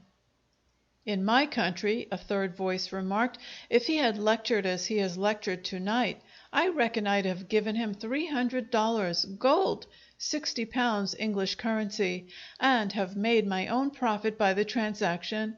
The British nation has lost its taste, sir, for intellectual recreation. I wish you good evening." Jervie hurried Phoebe out of the way just as the two gentlemen were crossing the street. He had not forgotten events at Tadmor, and he was by no means eager to renew his former acquaintance with Emilius. Chapter 6. Rufus and his young friend walked together silently as far as a large square. Here they stopped, having reached the point at which it was necessary to take different directions on their way home. "I've a word of advice, my son, for your private ear," said the New Englander. "The barometer behind your waistcoat points to a downhearted state of the moral atmosphere. Come along to home with me. You want a whiskey cocktail badly." "No, thank you, my dear fellow," Emilius answered a little sadly. "I own I'm downhearted, as you say. You see, I expected this lecture to be a new opening for me. Personally, as you know, I don't care two straws about money. But my marriage depends on my adding to my income, and the first attempt I've made to do it has ended in a total failure. I'm all abroad again when I look to the future, and I'm afraid I'm fool enough to let it weigh on my spirits. No, the cocktail isn't the right remedy for me. I don't get the exercise and fresh air here that I used to get at Tadmor. My head burns after all that talking tonight. A good long walk will put me right, and nothing else will." Rufus at once offered to accompany him. Emilius shook his head. "Did you ever walk a mile in your life when you could ride?" he asked good humoredly. "I mean to be on my legs for 4 or 5 hours. I should only have to send you home in a cab. Thank you, old fellow, for the brotherly interest you take in me. I'll breakfast with you tomorrow at your hotel. Good night." Some curious prevision of evil seemed to trouble the mind of the good New Englander. He held Emilius fast by the hand. He said very earnestly, "It goes against the grit with me to see you wandering off by yourself at this time of night. It does, I tell you. Do me a favor for once, my bright boy. Go right away to bed." Emilius laughed and released his hand. "I shouldn't sleep if I did go to bed. Breakfast tomorrow at 10 o'clock. Good night again." He started on his walk at a pace which set pursuit on the part of Rufus at defiance. The American stood watching him until he was lost to sight in the darkness. "What a grip that young fellow has got on me in no more than a few months," Rufus thought, as he slowly turned away in the direction of his hotel. "Lord send the poor boy may keep clear of mischief this night." Meanwhile, Emilius walked on swiftly, straight before him, careless in what direction he turned his steps, so long as he felt the cool air and kept moving. His thoughts were not at first occupied with the doubtful question of his marriage. The lecture was still the uppermost subject in his mind. he had reserved for the conclusion of his address the justification of his view of the future, afforded by the widespread and frightful poverty among the millions of the population of London alone.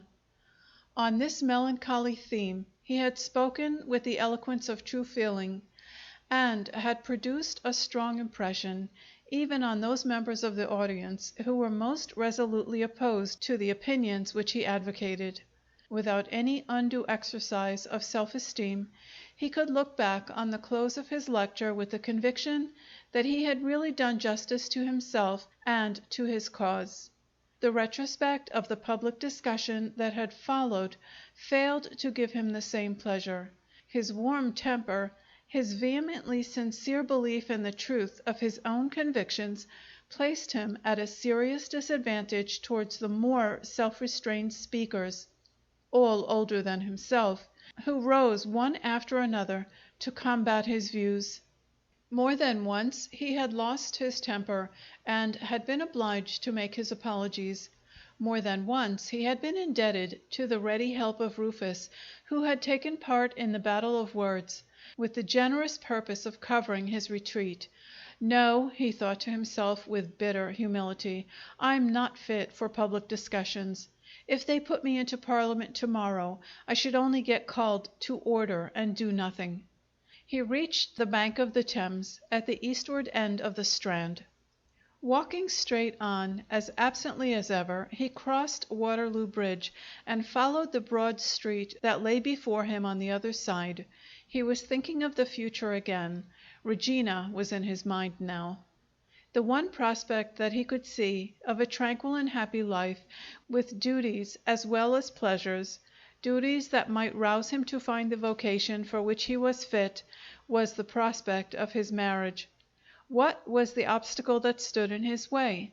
The vile obstacle of money, the contemptible spirit of ostentation which forbade him to live humbly on his own sufficient little income, and insisted that he should purchase domestic happiness at the price of the tawdry splendor of a rich tradesman and his friends.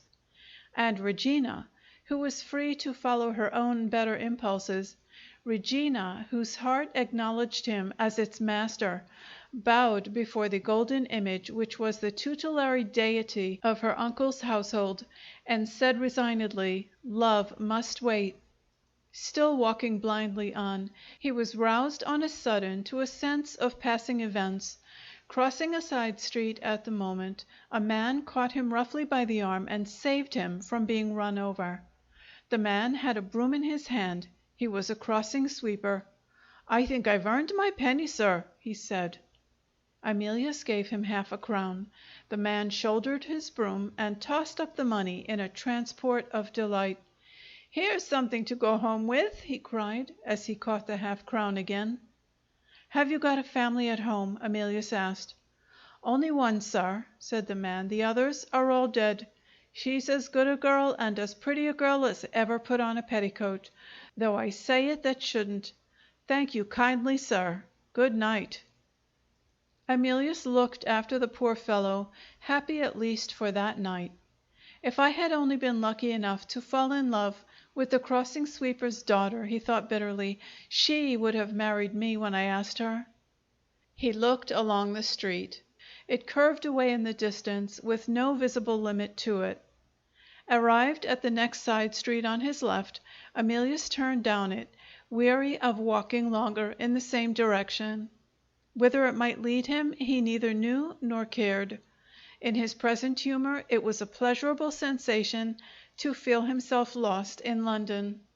The short street suddenly widened. A blaze of flaring gaslight dazzled his eyes. He heard all round him the shouting of innumerable voices. For the first time since he had been in London, he found himself in one of the street markets of the poor. On either side of the road, the barrows of the costermongers, the wandering tradesmen of the highway, were drawn up in rows, and every man was advertising his wares by means of the cheap publicity of his own voice. Fish and vegetables, pottery and writing paper, looking glasses, saucepans, and colored prints, All appealed together to the scantily filled purses of the crowds who thronged the pavement. One lusty vagabond stood up in a rickety donkey cart, knee deep in apples, selling a great wooden measure full for a penny, and yelling louder than all the rest: "Never was such apples sold in the public streets before, sweet as flowers and sound as a bell. Who says the poor ain't looked after?" cried the fellow with ferocious irony, "when they can have such apple sauce as this to their loin of pork? Here's nobby apples. Here's a penn'orth for your money. Sold again. Hullo, you! You look hungry. Catch! There's an apple for nothing, just to taste. Be in time before they're all sold." Emilius moved forward a few steps and was half deafened by rival butchers shouting, "Buy! Buy! Buy!" to audiences of ragged women, who fingered the meat doubtfully with longing eyes. A little farther, and there was a blind man selling stay laces and singing a psalm, and beyond him again a broken down soldier playing "God Save the Queen" on a tin flageolet. The one silent person in this sordid carnival was a Lascar beggar, with a printed placard round his neck addressed to the charitable public.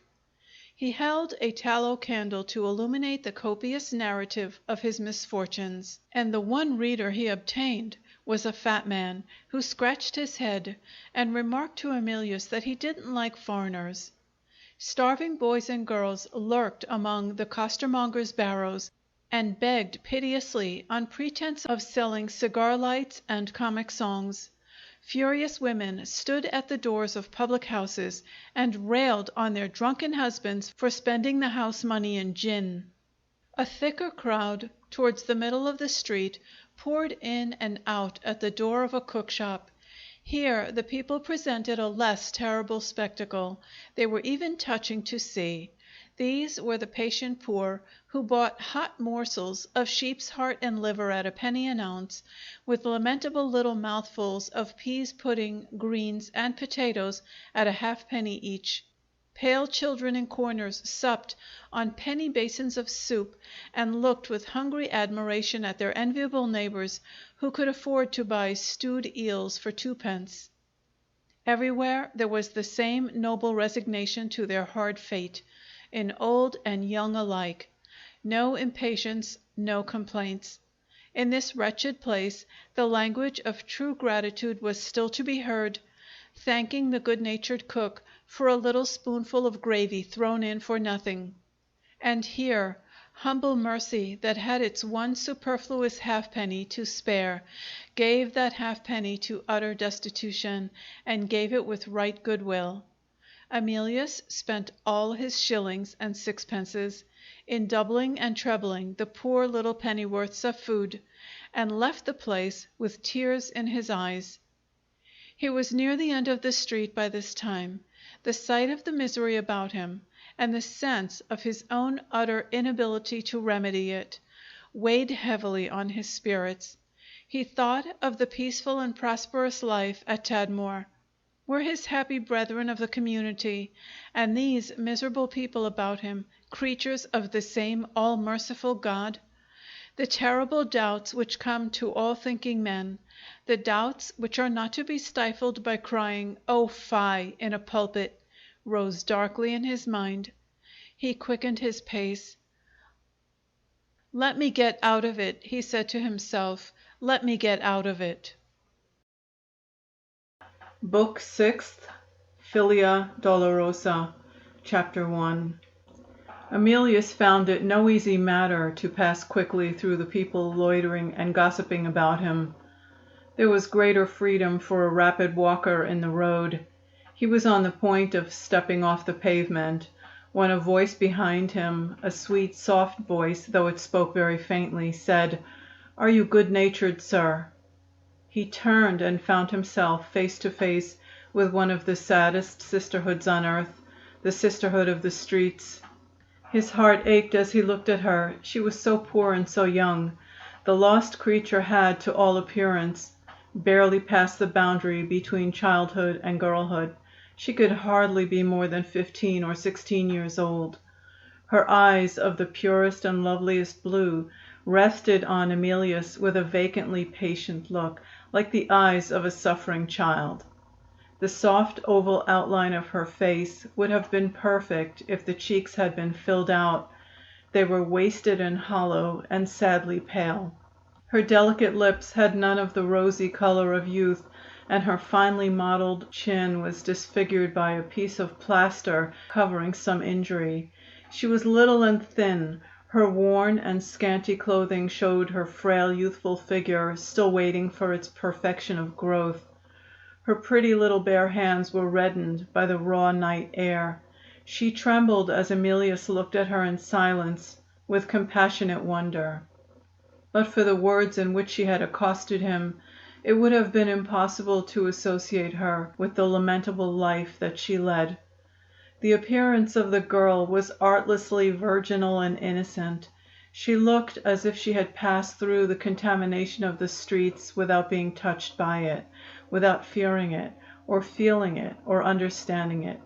Robed in pure white, with her gentle blue eyes raised to heaven, a painter might have shown her on his canvas as a saint or an angel, and the critical world would have said, "Here is the true ideal. Raphael himself might have painted this." "You look very pale," said Emilius. "Are you ill?" "No, sir, only hungry." Her eyes half closed, she reeled from sheer weakness as she said the words. Emilius held her up and looked round him. They were close to a stall at which coffee and slices of bread and butter were sold. He ordered some coffee to be poured out and offered her the food. She thanked him and tried to eat.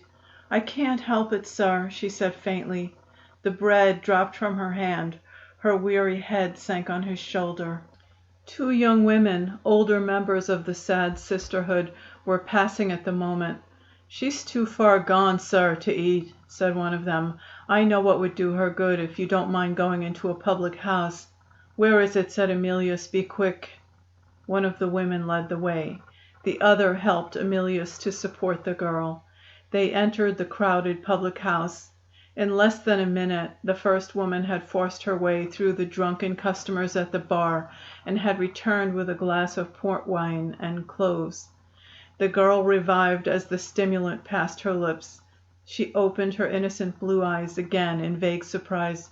"I shan't die this time," she said quietly. A corner of the place was not occupied. A small empty cask stood there. Emilius made the poor creature sit down and rest a little. He had only gold in his purse, and when the woman had paid for the wine, he offered her some of the change. She declined to take it. "I've got a shilling or two, sir," she said, "and I can take care of myself. Give it to Simple Sally." "You'll save her a beating, sir, for one night at least," said the other woman. "We call her Simple Sally because she's a little soft, poor soul. Hasn't grown up, you know, in her mind since she was a child. Give her some of your change, sir, and you'll be doing a kind thing." "All that is most unselfish, all that is most divinely compassionate and self-sacrificing in a woman's nature," was as beautiful and as undefiled as ever in these women, the outcasts of the hard highway. Emilius turned to the girl. Her head had sunk on her bosom. She was half asleep. She looked up as he approached her. "Would you have been beaten tonight," he asked, "if you had not met with me?" "Father always beats me, sir," said Simple Sally, "if I don't bring money home. He threw a knife at me last night." "It didn't hurt much. It only cut me here," said the girl, pointing to the plaster on her chin. One of the women touched Emilius on the shoulder and whispered to him, "He's no more her father, sir, than I am. She's a helpless creature, and he takes advantage of her. If I only had a place to take her to, he should never set eyes on her again.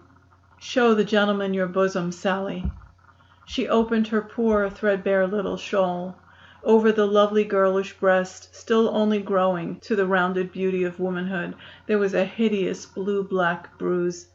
Simple Sally smiled and said, "That did hurt me, sir. I'd rather have the knife." Some of the nearest drinkers at the bar looked round and laughed. Emilius tenderly drew the shawl over the girl's cold bosom. "For God's sake, let us get away from this place," he said. The influence of the cool night air completed Simple Sally's recovery. She was able to eat now. Emilius proposed retracing his steps to the provision shop and giving her the best food that the place afforded. She preferred the bread and butter at the coffee stall. Those thick slices piled up on the plate tempted her as a luxury. On trying the luxury, one slice satisfied her. "I thought I was hungry enough to eat the whole plateful," said the girl, turning away from the stall in the vacantly submissive manner which it saddened Emilius to see. He bought more of the bread and butter on the chance that her appetite might revive. While he was wrapping it in a morsel of paper, one of her elder companions touched him and whispered, "There he is, sir." Emilius looked at her. "The brute who calls himself her father," the woman explained impatiently. Emilius turned and saw Simple Sally with her arm in the grasp of a half-drunken ruffian, one of the swarming wild beasts of low London, dirtied down from head to foot to the color of the street mud, the living danger and disgrace of English civilization. As Emilius eyed him, he drew the girl away a step or two. "You've got a gentleman this time," he said to her. "I shall expect gold to-night, or else—" He finished the sentence by lifting his monstrous fist and shaking it in her face. Cautiously as he had lowered his tones in speaking, the words had reached the keenly sensitive ears of Emilius. Urged by his hot temper, he sprang forward. In another moment he would have knocked the brute down, but for the timely interference of the arm of the law, clad in a policeman's greatcoat. "Don't get yourself into trouble, sir," said the man good-humoredly. "Now you, Hellfire, that's the nice name they know him by, sir, in these parts. Be off with you." The wild beast on two legs cowered at the voice of authority, like the wild beast on four. He was lost to sight at the dark end of the street in a moment.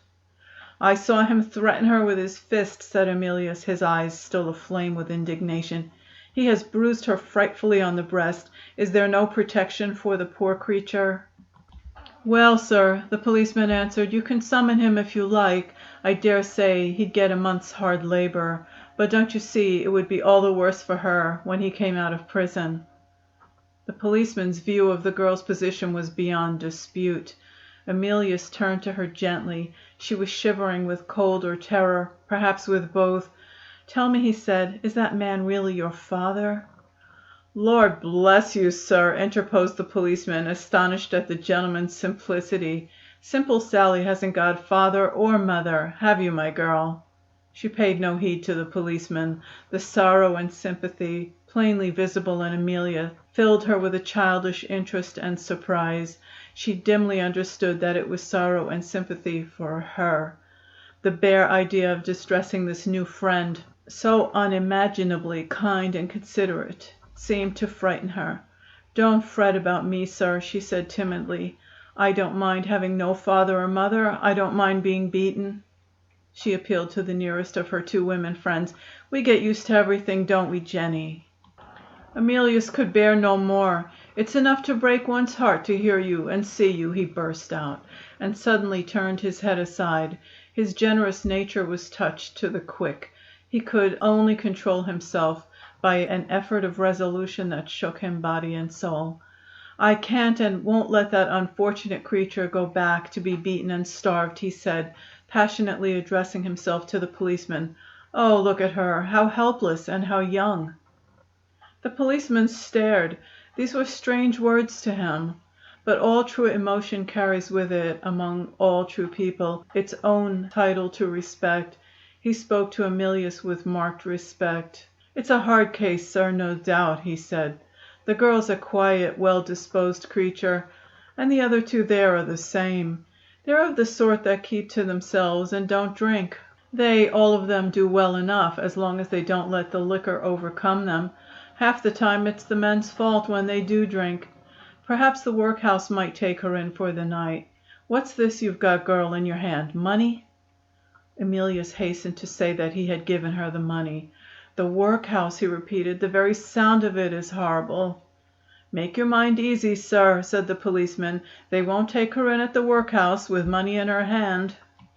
In sheer despair, Emilius asked helplessly if there was no hotel near. The policeman pointed to Simple Sally's threadbare and scanty clothes and left them to answer the question for themselves. "There's a place they call a coffee house," he said, with the air of a man who thought he had better provoke as little further inquiry on that subject as possible. Too completely preoccupied or too innocent in the ways of London to understand the man, Emilius decided on trying the coffee house. A suspicious old woman met them at the door and spied the policeman in the background. Without waiting for any inquiries, she said, "All full for tonight," and shut the door in their faces. "Is there no other place?" said Emilius. "There's a lodging house," the policeman answered, more doubtfully than ever. "It's getting late, sir, and I'm afraid you'll find 'em packed like herrings in a barrel. Come and see for yourself." He led the way into a wretchedly lighted by street and knocked with his foot on a trap door in the pavement.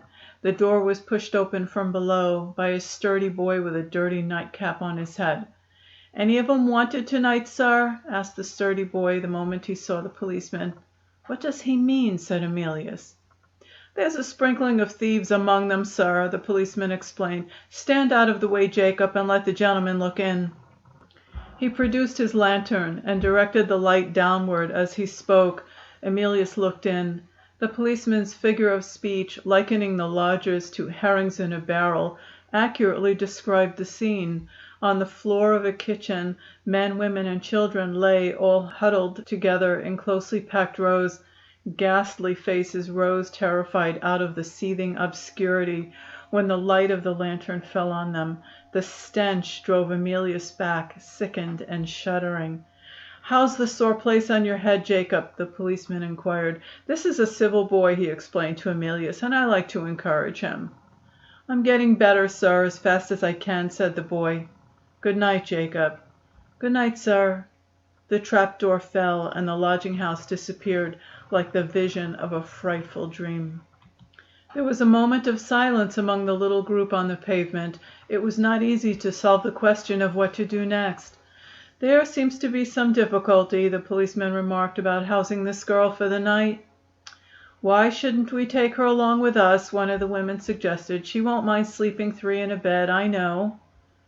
"What are you thinking of?" the other woman remonstrated. "When he finds she don't come home, our place will be the first place he looks for her in." Emilius settled the difficulty in his own headlong way. "I'll take care of her for the night," he said. "Sally, will you trust yourself with me?" She put her hand in his with the air of a child who was ready to go home. Her wan face brightened for the first time. "Thank you, sir," she said. "I'll go anywhere along with you." The policeman smiled. The two women looked thunderstruck. Before they had recovered themselves, Emilius forced them to take some money from him and cordially shook hands with them.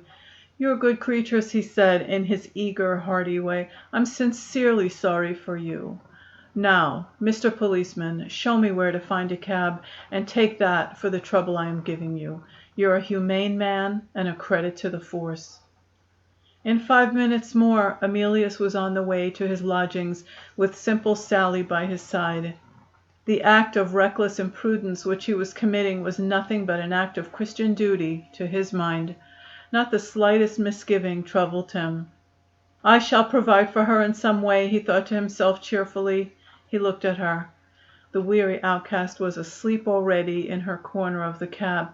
From time to time she still shivered, even in her sleep.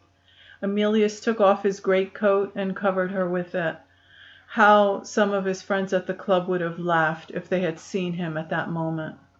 He was obliged to wake her when the cab stopped. His key admitted them to the house. He lit his candle in the hall and led her up the stairs. "You'll soon be asleep again, Sally," he whispered. She looked round the little sitting room with drowsy admiration. "What a pretty place to live in," she said. "Are you hungry again?" Emilius asked. She shook her head and took off her shabby bonnet. Her pretty light brown hair fell about her face and her shoulders. "I think I'm too tired, sir, to be hungry. Might I take the sofa pillow and lay down on the hearth rug?" Emilius opened the door of his bedroom. "You are to pass the night more comfortably than that," he answered. "There is a bed for you here." She followed him in and looked round the bedroom with renewed admiration of everything that she saw. At the sight of the hair brushes and the comb she clapped her hands in ecstasy. "Oh, how different from mine!" she exclaimed. "Is the comb tortoiseshell, sir, like one sees in the shop windows?" The bath and the towels attracted her next. She stood looking at them with longing eyes, completely forgetful of the wonderful comb. "I've often peeped into the ironmongers' shops," she said, "and thought I should be the happiest girl in the world if I had such a bath as that. A little pitcher is all I have got of my own, and they swear at me when I want it filled more than once. In all my life I have never had as much water as I should like." She paused and thought for a moment. The forlorn, vacant look appeared again and dimmed the beauty of her blue eyes. "It will be hard to go back after seeing all these pretty things," she said to herself, and sighed, with that inborn submission to her fate so melancholy to see in a creature so young. "You shall never go back again to that dreadful life," Emilius interposed. "Never speak of it, never think of it any more. Oh, don't look at me like that." She was listening with an expression of pain and with both her hands lifted to her head. There was something so wonderful in the idea which he had suggested to her that her mind was not able to take it all in at once. "You make my head giddy," she said. "I'm such a poor, stupid girl. I feel out of myself, like when a gentleman like you sets me thinking of new things. Would you mind saying it again, sir?" "I'll say it to morrow morning," Emilius rejoined kindly. "You are tired, Sally. Go to rest." She roused herself and looked at the bed. "Is that your bed, sir?" "It's your bed to night," said Emilius. "I shall sleep on the sofa in the next room." Her eyes rested on him for a moment in speechless surprise. She looked back again at the bed. "Are you going to leave me by myself?" she asked wonderingly.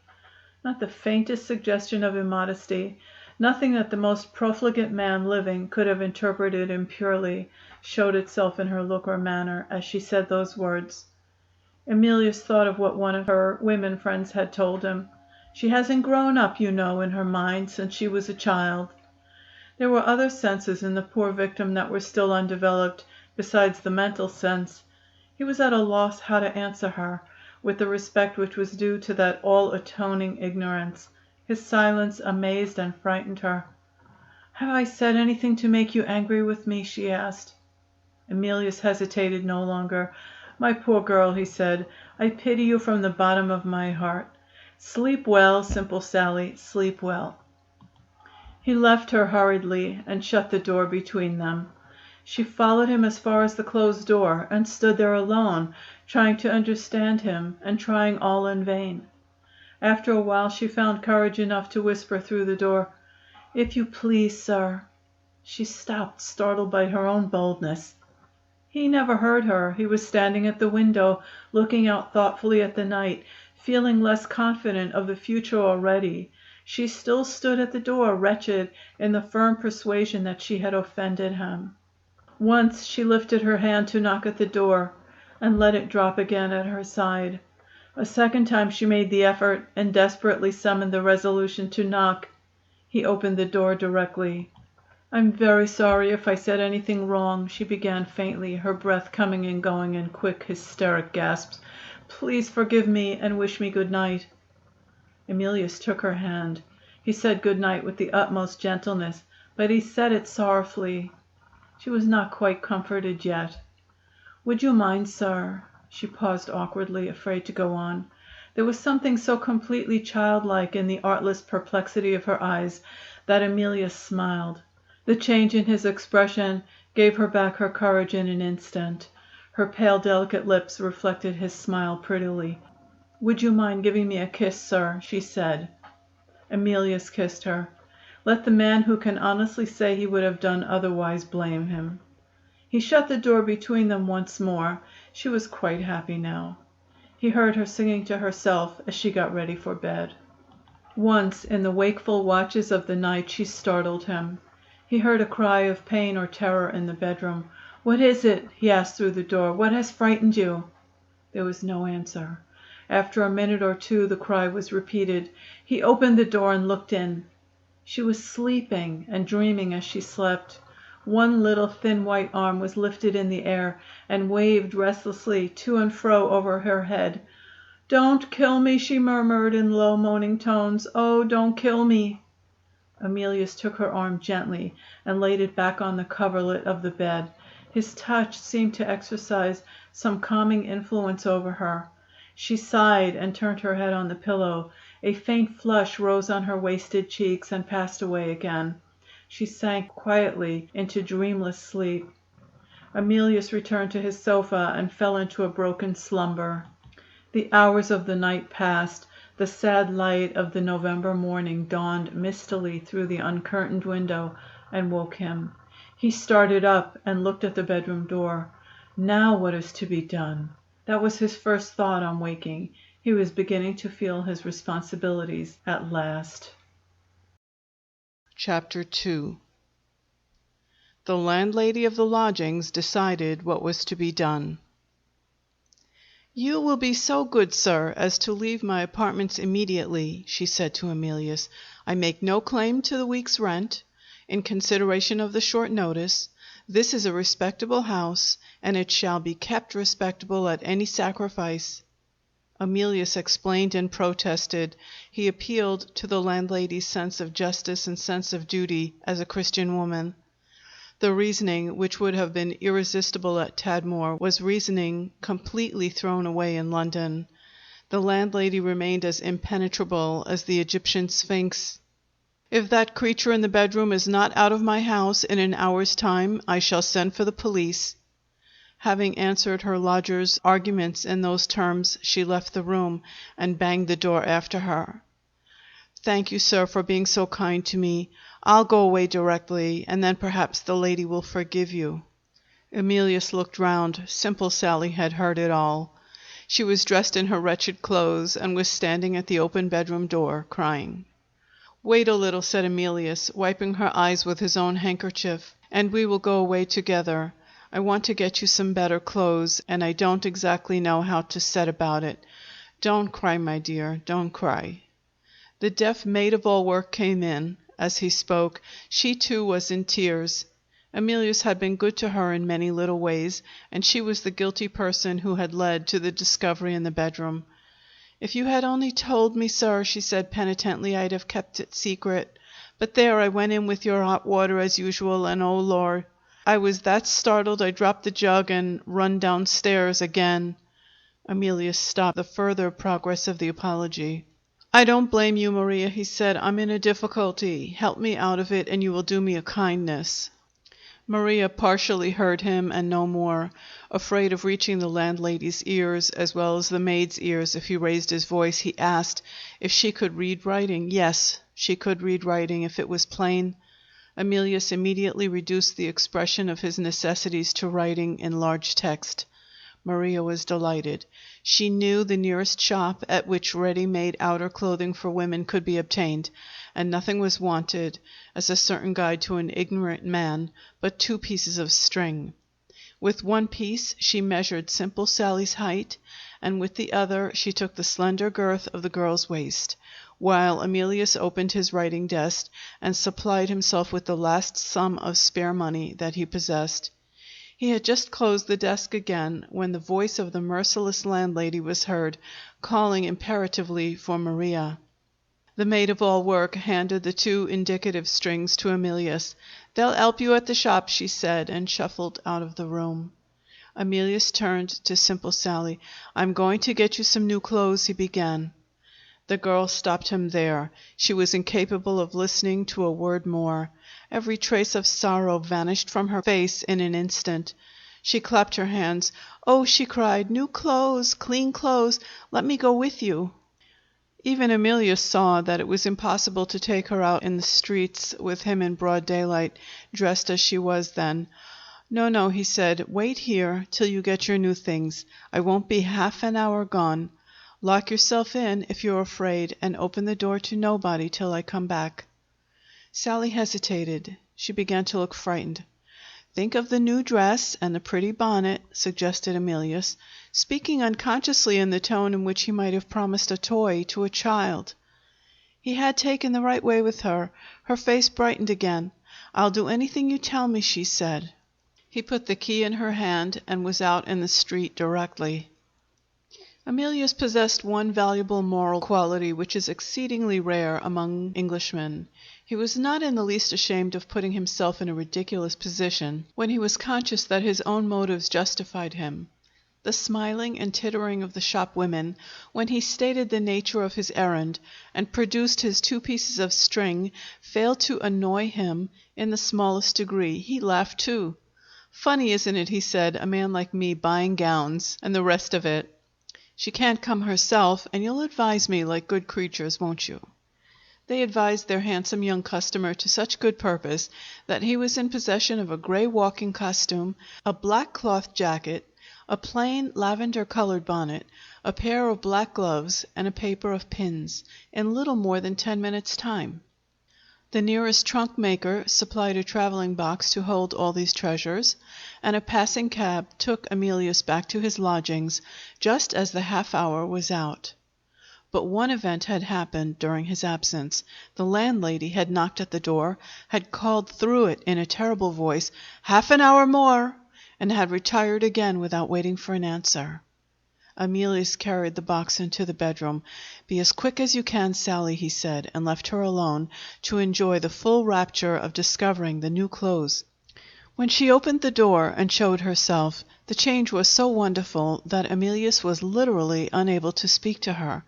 Joy flushed her pale cheeks and diffused its tender radiance over her pure blue eyes. A more charming little creature in that momentary transfiguration of pride and delight no man's eyes ever looked on. She ran across the room to Emilius and threw her arms round his neck. "Let me be your servant," she cried. "I want to live with you all my life. Jump me up, I'm wild. I want to fly through the window." She caught sight of herself in the looking-glass and suddenly became composed and serious. "Oh," she said, with the quaintest mixture of awe and astonishment, "was there ever such another bonnet as this? Do look at it. Do please look at it." Emilius good-naturedly approached to look at it. At the same moment the sitting-room door was opened without any preliminary ceremony of knocking, and Rufus walked into the room. "It's 10:30, he said, "and the breakfast is spoiling as fast as it can." Before Emilius could make his excuses for having completely forgotten his engagement, Rufus discovered Sally. No woman, young or old, high in rank or low in rank, ever found the New Englander unprepared with his own characteristic acknowledgment of the debt of courtesy which he owed to the sex. With his customary vast strides, he marched up to Sally and insisted on shaking hands with her. "How do you find yourself, miss? I take pleasure in making your acquaintance." The girl turned to Emilius with wide-eyed wonder and doubt. "Go into the next room, Sally, for a minute or two," he said. "This gentleman is a friend of mine, and I have something to say to him." "That's an active little girl," said Rufus, looking after her as she ran to the friendly shelter of the bedroom. "Reminds me of one of our girls at Cool Spring, she does. Well, now, and who may Sally be?" Emilius answered the question, as usual, without the slightest reserve. Rufus waited in impenetrable silence until he had completed his narrative, then took him gently by the arm and led him to the window. With his hands in his pockets and his long legs planted wide apart on his big feet, the American carefully studied the face of his young friend under the strongest light that could fall on it. "No," said Rufus, speaking quietly to himself, "the boy is not raving mad, as far as I can see. He has every appearance on him of meaning what he says. And this is what comes of the community of Tadmor, is it? Well, civil and religious liberty is dearly purchased sometimes in the United States, and that's a fact." Emilius turned away to pack his portmanteau. "I don't understand you," he said. "I don't suppose you do," Rufus remarked. "I am at a similar loss myself to understand you. My store of sensible remarks is copious on most occasions, but I'm darned if I ain't dried up in the face of this. Might I venture to ask what that venerable chief Christian at Tadmor would say to the predicament in which I find my young socialist this morning?" "What would he say?" Emilius repeated. "Just what he said when Melisande first came among us. Ah, dear me, another of the fallen leaves." I wish I had the dear old man here to help me. He would know how to restore that poor, starved, outraged, beaten creature to the happy place on God's earth which God intended her to fill." Rufus abruptly took him by the hand. "You mean that?" he said. "What else could I mean?" Emilius rejoined sharply. "Bring her right away to breakfast at the hotel," cried Rufus, with every appearance of feeling infinitely relieved. "I don't say I can supply you with the venerable chief Christian, but I can find a woman to fix you, who is as nigh to being an angel, barring the wings, as any she creature since the time of Mother Eve." He knocked at the bedroom door, turning a deaf ear to every appeal for further information which Emilius could address to him. "Breakfast is waiting, miss," he called out, "and I'm bound to tell you that the temper of the cook at our hotel is a long way on the wrong side of uncertain." "Well, Emilius, this is the age of exhibition, if there is ever an exhibition of ignorance. In the business of packing a portmanteau, you run for the gold medal, and a unanimous jury will vote it, I reckon, to a young man from Tadmor. Clear out, will you, and leave it to me." He pulled off his coat and conquered the difficulties of packing in a hurry, as if he had done nothing else all his life. The landlady herself, appearing with pitiless punctuality exactly at the expiration of the hour, smoothed her horrid front in the polite and placable presence of Rufus. He insisted on shaking hands with her. He took pleasure in making her acquaintance. She reminded him, he did assure her, of the lady of the Captain General of the Cool Spring branch of the St. Vitus Commandery, and he would take the liberty to inquire whether they were related or not. Under cover of this fashionable conversation, Simple Sally was taken out of the room by Emilius without attracting notice. She insisted on carrying her threadbare old clothes away with her in the box which had contained the new dress. "I want to look at them sometimes," she said, "and think how much better off I am now." Rufus was the last to take his departure. He persisted in talking to the landlady all the way down the stairs and out to the street door. While Emilius was waiting for his friend on the house steps, a young man driving by in a cab leaned out and looked at him. The young man was Jervy, on his way from Mr. Ronald's tombstone to Doctors' Commons. Chapter 3. With a rapid succession of events, the morning had begun. With a rapid succession of events, the day went on. The breakfast being over, rooms at the hotel were engaged by Rufus for his 2 young friends. After this, the next thing to be done was to provide Simple Sally with certain necessary but invisible articles of clothing, which Emilius had never thought of.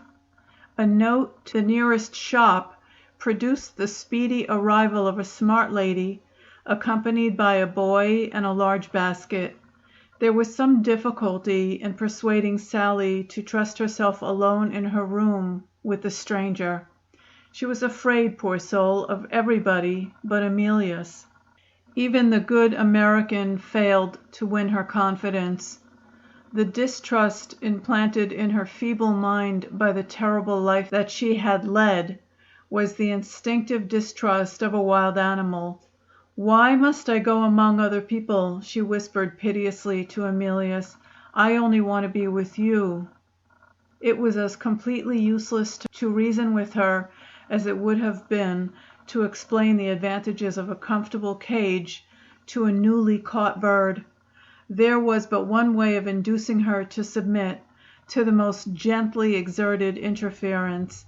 Emilius had only to say, "Do it, Sally, to please me." And Sally sighed and did it. In her absence, Emilius reiterated his inquiries in relation to that unknown friend whom Rufus had not scrupled to describe as an angel barring the wings. The lady in question, the American briefly explained, was an Englishwoman, the wife of one of his countrymen, established in London as a merchant. He had known them both intimately before their departure from the United States, and the old friendship had been cordially renewed on his arrival in England. Associated with many other charitable institutions, Mrs. Payson was one of the managing committee of a home for friendless women, especially adapted to receive poor girls in Sally's melancholy position.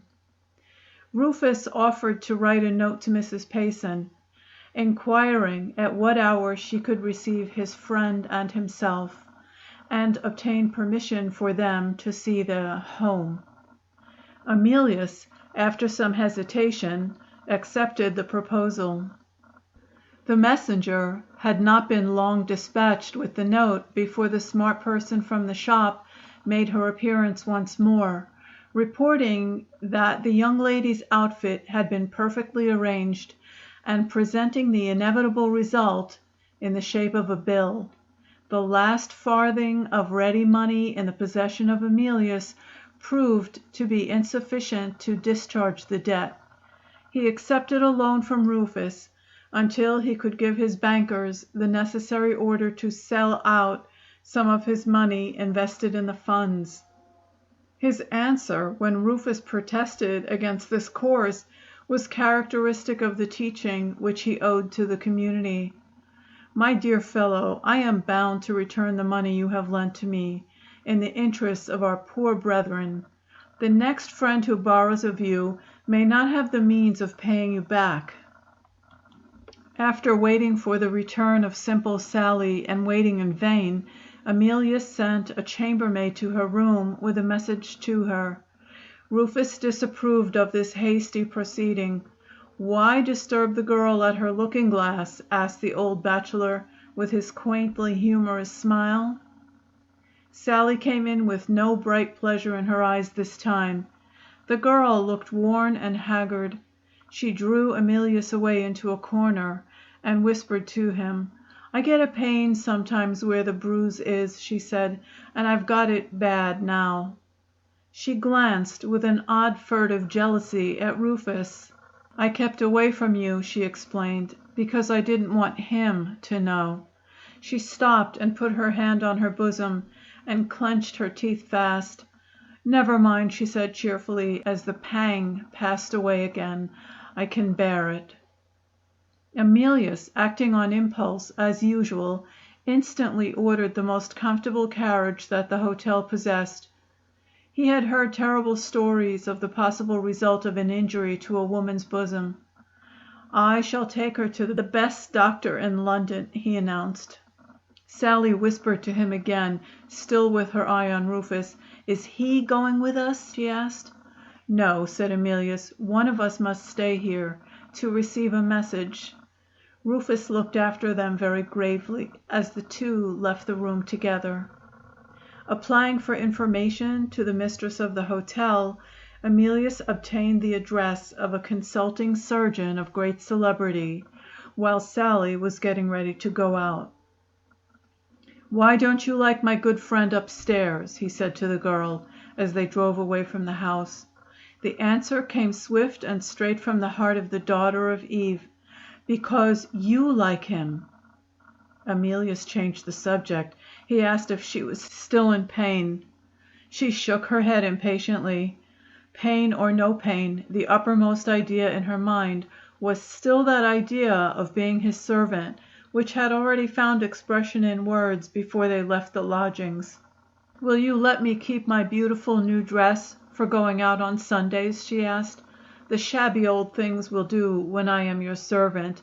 I can black your boots and brush your clothes and keep your room tidy, and I will try hard to learn if you will have me taught to cook." Emilius attempted to change the subject again. He might as well have talked to her in an unknown tongue. The glorious prospect of being his servant absorbed the whole of her attention. "I'm little and I'm stupid," she went on, "but I do think I could learn to cook if I knew I was doing it for you." She paused and looked at him anxiously. "Do let me try," she pleaded. "I haven't had much pleasure in my life, and I should like it so." It was impossible to resist this. "You shall be as happy as I can make you, Sally," Emilius answered. "God knows it isn't much you ask for." Something in those compassionate words set her thinking in another direction. It was sad to see how slowly and painfully she realized the idea that had been suggested to her. "I wonder whether you can make me happy," she said. "I suppose I have been happy before, but I don't know when. I don't remember a time when I was not hungry or cold. Wait a bit. I do think I was happy once.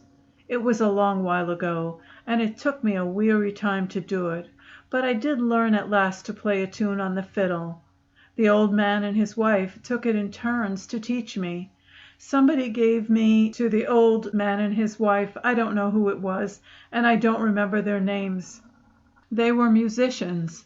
In the fine streets they sang hymns, and in the poor streets they sang comic songs. It was cold, to be sure, standing barefoot on the pavement, but I got plenty of halfpence. The people said I was so little it was a shame to send me out, and so I got halfpence. I had bread and apples for supper, and a nice little corner under the staircase to sleep in. Do you know, I do think I did enjoy myself at that time," she concluded, still a little doubtful whether those faint and far-off remembrances were really to be relied on. Emilius tried to lead her to other recollections. He asked her how old she was when she played the fiddle. "I don't know," she answered. "I don't know how old I am now. I don't remember anything before the fiddle. I can't call to mind how long it was first, but there came a time when the old man and his wife got into trouble. They went to prison, and I never saw them afterwards. I ran away with the fiddle, to get the halfpence, you know, all to myself. I think I should have got a deal of money if it hadn't been for the boys. They're so cruel, the boys are. They broke my fiddle. I tried selling pencils after that, but people didn't seem to want pencils. They found me out begging.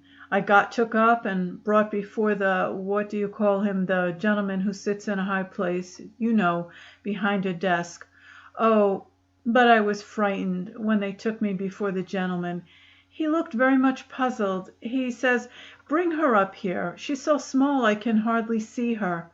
He says, 'Good God, what am I to do with this unfortunate child?' There was plenty of people about. One of them says, 'The workhouse ought to take her.' And a lady came in, and she says, 'I'll take her, sir, if you'll let me.' And he knew her, and he let her. She took me to a place they call a refuge, for wandering children, you know. It was very strict at the refuge. They did give us plenty to eat, to be sure, and they taught us lessons. They told us about our Father up in heaven. I said a wrong thing. I said, 'I don't want him up in heaven. I want him down here.' They were very much ashamed of me when I said that. I was a bad girl. I turned ungrateful. After a time I ran away. You see, it was so strict and I was so used to the streets. I met with a Scotchman in the streets. He wore a kilt and played the pipes.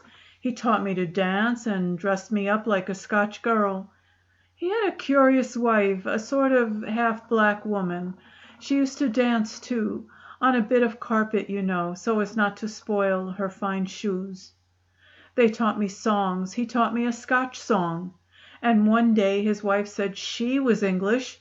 I don't know how that was, being a half black woman. And I should learn an English song. And they quarreled about it, and she had her way. She taught me Sally in Our Alley. That's how I come to be called Sally. I hadn't any name of my own. I always had nicknames. Sally was the last of them, and Sally has stuck to me. I hope it isn't too common a name to please you. Oh, what a fine house! Are we really going in? Will they let me in? How stupid I am! I forgot my beautiful clothes. You won't tell them, will you, if they take me for a lady?" The carriage had stopped at the great surgeon's house. The waiting room was full of patients. Some of them were trying to read the books and newspapers on the table, and some of them were looking at each other, not only without the slightest sympathy, but occasionally even with downright distrust and dislike. Emilius took up a newspaper and gave Sally an illustrated book to amuse her, while they waited to see the surgeon in their turn. 2 long hours passed before the surgeon summoned Emilius to the consulting room. Sally was wearily asleep in her chair. He left her undisturbed, having questions to put relating to the imperfectly developed state of her mind, which could not be asked in her presence. The surgeon listened with no ordinary interest to the young stranger's simple and straightforward narrative of what had happened on the previous night. "You are very unlike other young men," he said. "May I ask how you have been brought up?" The reply surprised him. "This opens quite a new view of socialism," he said. "I thought your conduct highly imprudent at first. It seems to be the natural result of your teaching now. Let me see what I can do to help you." He was very grave and very gentle when Sally was presented to him. His opinion of the injury to her bosom relieved the anxiety of Emilius. There might be pain for some little time to come, but there were no serious consequences to fear. Having written his prescription, and having put several questions to Sally, the surgeon sent her back with marked kindness of manner to wait for Emilius in the patient's room. "I have young daughters of my own," he said, when the door was closed, "and I cannot but feel for that unhappy creature when I contrast her life with theirs. So far as I can see it, the natural growth of her senses, her higher and her lower senses alike, has been stunted, like the natural growth of her body, by starvation, terror, exposure to cold, and other influences inherent in the life that she has led. With nourishing food, pure air, and above all, kind and careful treatment, I see no reason at her age why she should not develop into an intelligent and healthy young woman. Pardon me if I venture on giving you a word of advice. At your time of life you will do well to place her at once under competent and proper care. You may live to regret it if you are too confident in your own good motives in such a case as this. Come to me again if I can be of any use to you. No," he continued, refusing to take his fee, "my help to that poor lost girl is help given freely."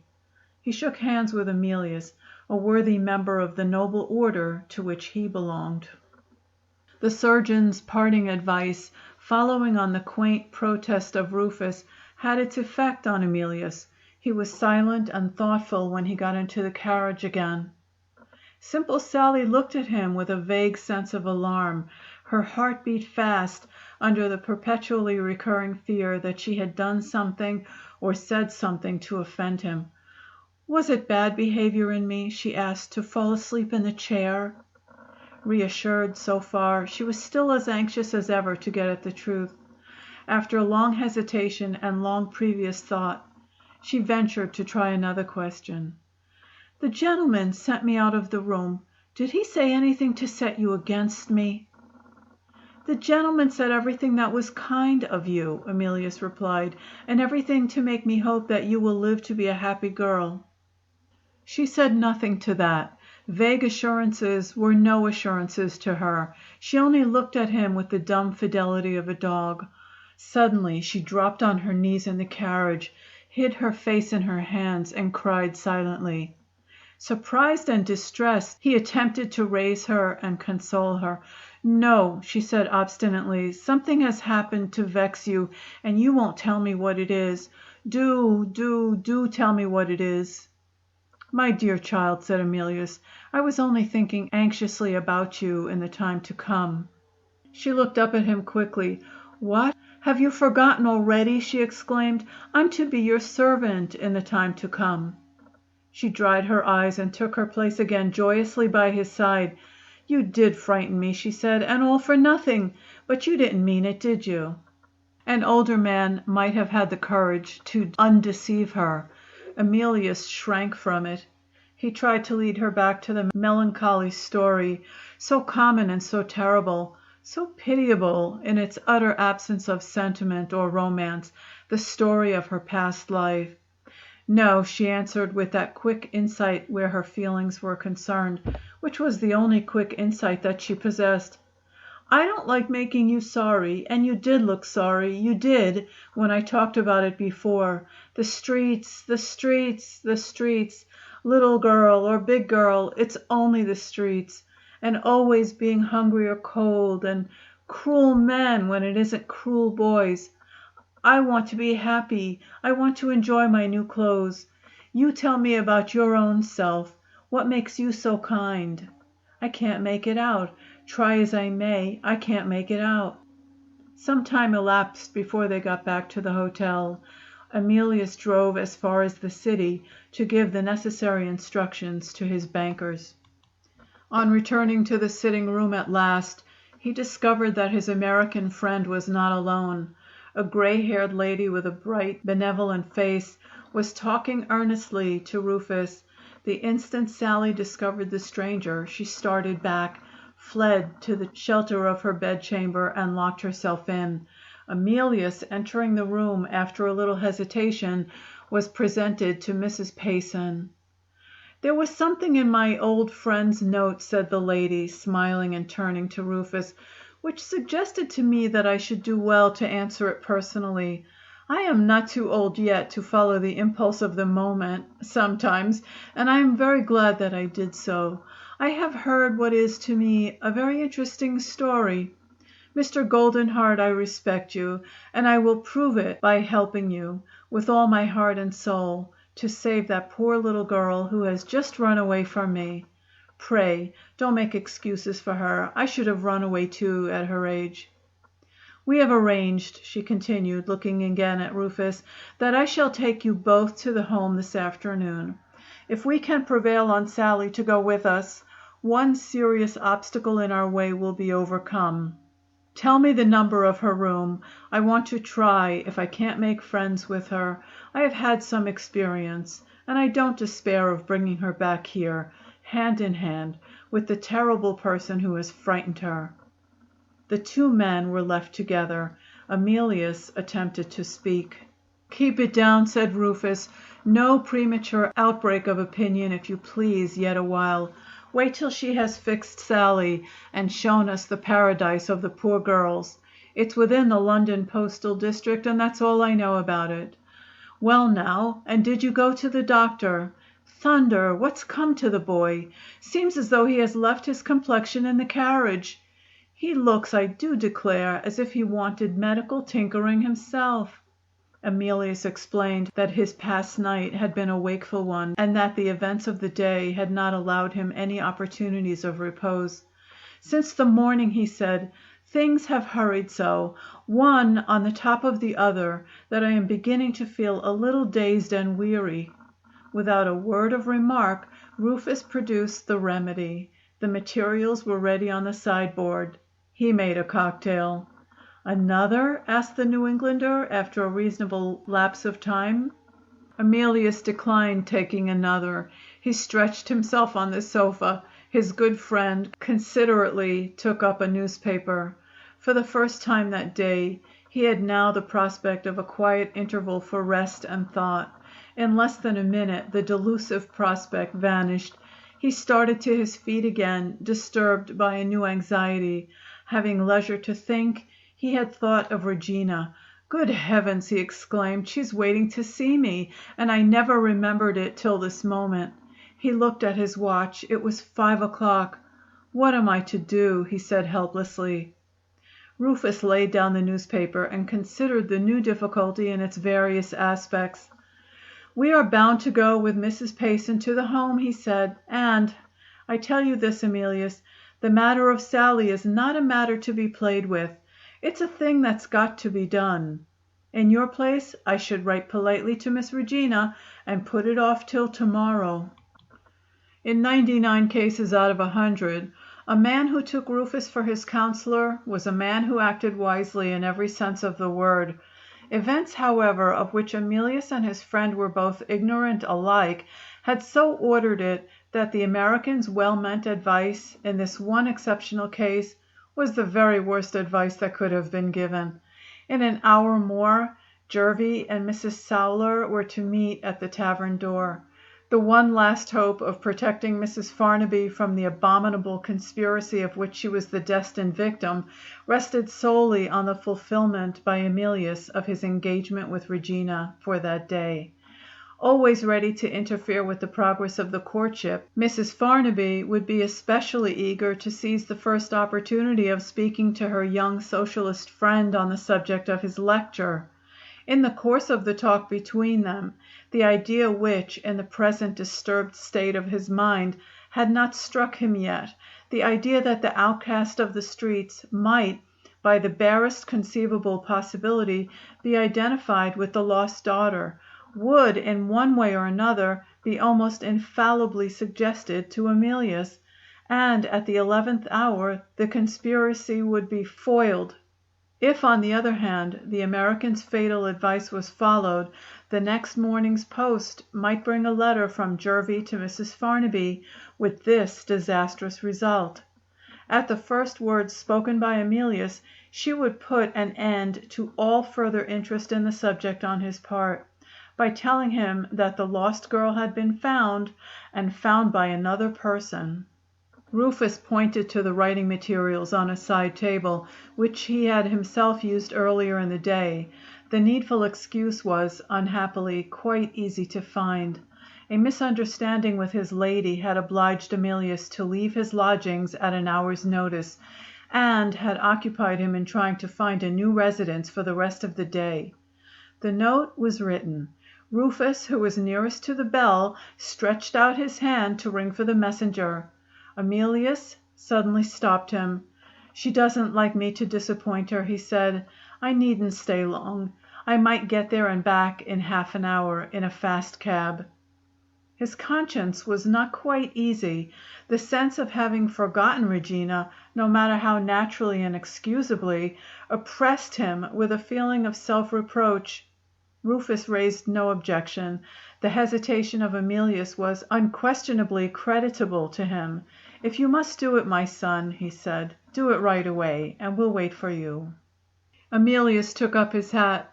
The door opened as he approached it, and Mrs. Payson entered the room, leading Simple Sally by the hand. "We are all going together," said the genial old lady, "to see my large family of daughters at the home. We can have our talk in the carriage. It's an hour's drive from this place, and I must be back again to dinner at 7:30. Emilius and Rufus looked at each other. Emilius thought of pleading an engagement and asking to be excused. Under the circumstances, it was assuredly not a very gracious thing to do. Before he could make up his mind one way or the other, Sally stole to his side and put her hand on his arm. Mrs. Payson had done wonders in conquering the girl's inveterate distrust of strangers, and, to a certain extent at least, winning her confidence. But no early influence could shake Sally's dog-like devotion to Emilius. Her jealous instinct discovered something suspicious in his sudden silence. "You must go with us," she said. "I won't go without you." "Certainly not," Mrs. Payson added. "I promised her that, of course, beforehand." Rufus rang the bell and dispatched the messenger to Regina. "That's the one way out of it, my son," he whispered to Emilius, as they followed Mrs. Payson and Sally down the stairs of the hotel. They had just driven up to the gates of the home when Jervy and his accomplice met at the tavern and entered on their consultation in a private room. In spite of her poverty-stricken appearance, Mrs. Sowler was not absolutely destitute. In various underhand and wicked ways she contrived to put a few shillings in her pocket from week to week. If she was half starved, it was for the very ordinary reason, among persons of her vicious class, that she preferred spending her money on drink. Stating his business with her as reservedly and as cunningly as usual, Jervy found to his astonishment that even this squalid old creature presumed to bargain with him. The two wretches were on the point of a quarrel which might have delayed the execution of the plot against Mrs. Farnaby, but for the vile self-control which made Jervy one of the most formidable criminals living. He gave way on the question of money, and from that moment he had Mrs. Sowler absolutely at his disposal. "Meet me tomorrow morning to receive your instructions," he said. "The time is 10 sharp, and the place is the Powder Magazine in Hyde Park. And mind this, you must be decently dressed. You know where to hire the things. If I smell you of spirits tomorrow morning, I shall employ somebody else. No, not a farthing now. You will have your money, first installment only, mind, tomorrow at 10. Left by himself, Jervie sent for pen, ink, and paper. Using his left hand, which was just as serviceable to him as his right, he traced these lines: You are informed by an unknown friend that a certain lost young lady is now living in a foreign country, and may be restored to her afflicted mother on receipt of a sufficient sum to pay expenses and to reward the writer of this letter, who is undeservedly in distressed circumstances. Are you, madam, the mother? I ask the question in the strictest confidence, knowing nothing certainly but that your husband was the person who put the young lady out to nurse in her infancy. I don't address your husband because his inhuman desertion of the poor baby does not incline me to trust him. I run the risk of trusting you, to a certain extent, at starting. Shall I drop a hint which may help you to identify the child in your own mind? It would be inexcusably foolish on my part to speak too plainly just yet. The hint must be a vague one. Suppose I use a poetical expression and say that the young lady is enveloped in mystery from head to foot, especially the foot. In the event of my addressing the right person, I beg to offer a suggestion for a preliminary interview. If you will take a walk on the bridge over the Serpentine River on Kensington Gardens side at 10:30 tomorrow morning, holding a white handkerchief in your left hand, you will meet the much injured woman who is deceived into taking charge of the infant child at Ramsgate, and will be satisfied so far that you are giving your confidence to persons who really deserve it. Jervie addressed this infamous letter to Mrs. Farnaby in an ordinary envelope marked "Private." He posted it that night with his own hand. Chapter 4. Rufus, I don't quite like the way you look at me. You seem to think— Give it tongue, my son. What do I seem to think? You think I'm forgetting Regina. You don't believe I'm just as fond of her as ever. The fact is, you're an old bachelor. That is so. Where's the harm, Emilius? I don't understand. You're out there, my bright boy. I reckon I understand more than you think for. The wisest thing you ever did in your life is what you did this evening, when you committed Sally to the care of those ladies at the home. Good night, Rufus. We shall quarrel if I stay here any longer. Good night, Emilius. We shan't quarrel. Stay here as long as you like. The good deed had been done. The sacrifice, already a painful sacrifice, had been made. Mrs. Payson was old enough to speak plainly as well as seriously to Emilius of the absolute necessity of separating himself from simple Sally without any needless delay. You have seen for yourself, she said, that the plan on which this little household is ruled is the unvarying plan of patience and kindness. So far as Sally is concerned, you can be quite sure that she will never hear a harsh word, never meet with a hard look while she is under our care. The lamentable neglect under which the poor creature has suffered will be tenderly remembered and atoned for here. If we can't make her happy among us, I promise that she shall leave the home, if she wishes it, in 6 weeks' time. As to yourself, consider your position if you persist in taking her back with you. Our good friend Rufus has told me that you are engaged to be married. Think of the misinterpretations, to say the least of it, to which you would subject yourself. Think of the reports which would sooner or later find their way to the young lady's ears, and of the deplorable consequences that would follow.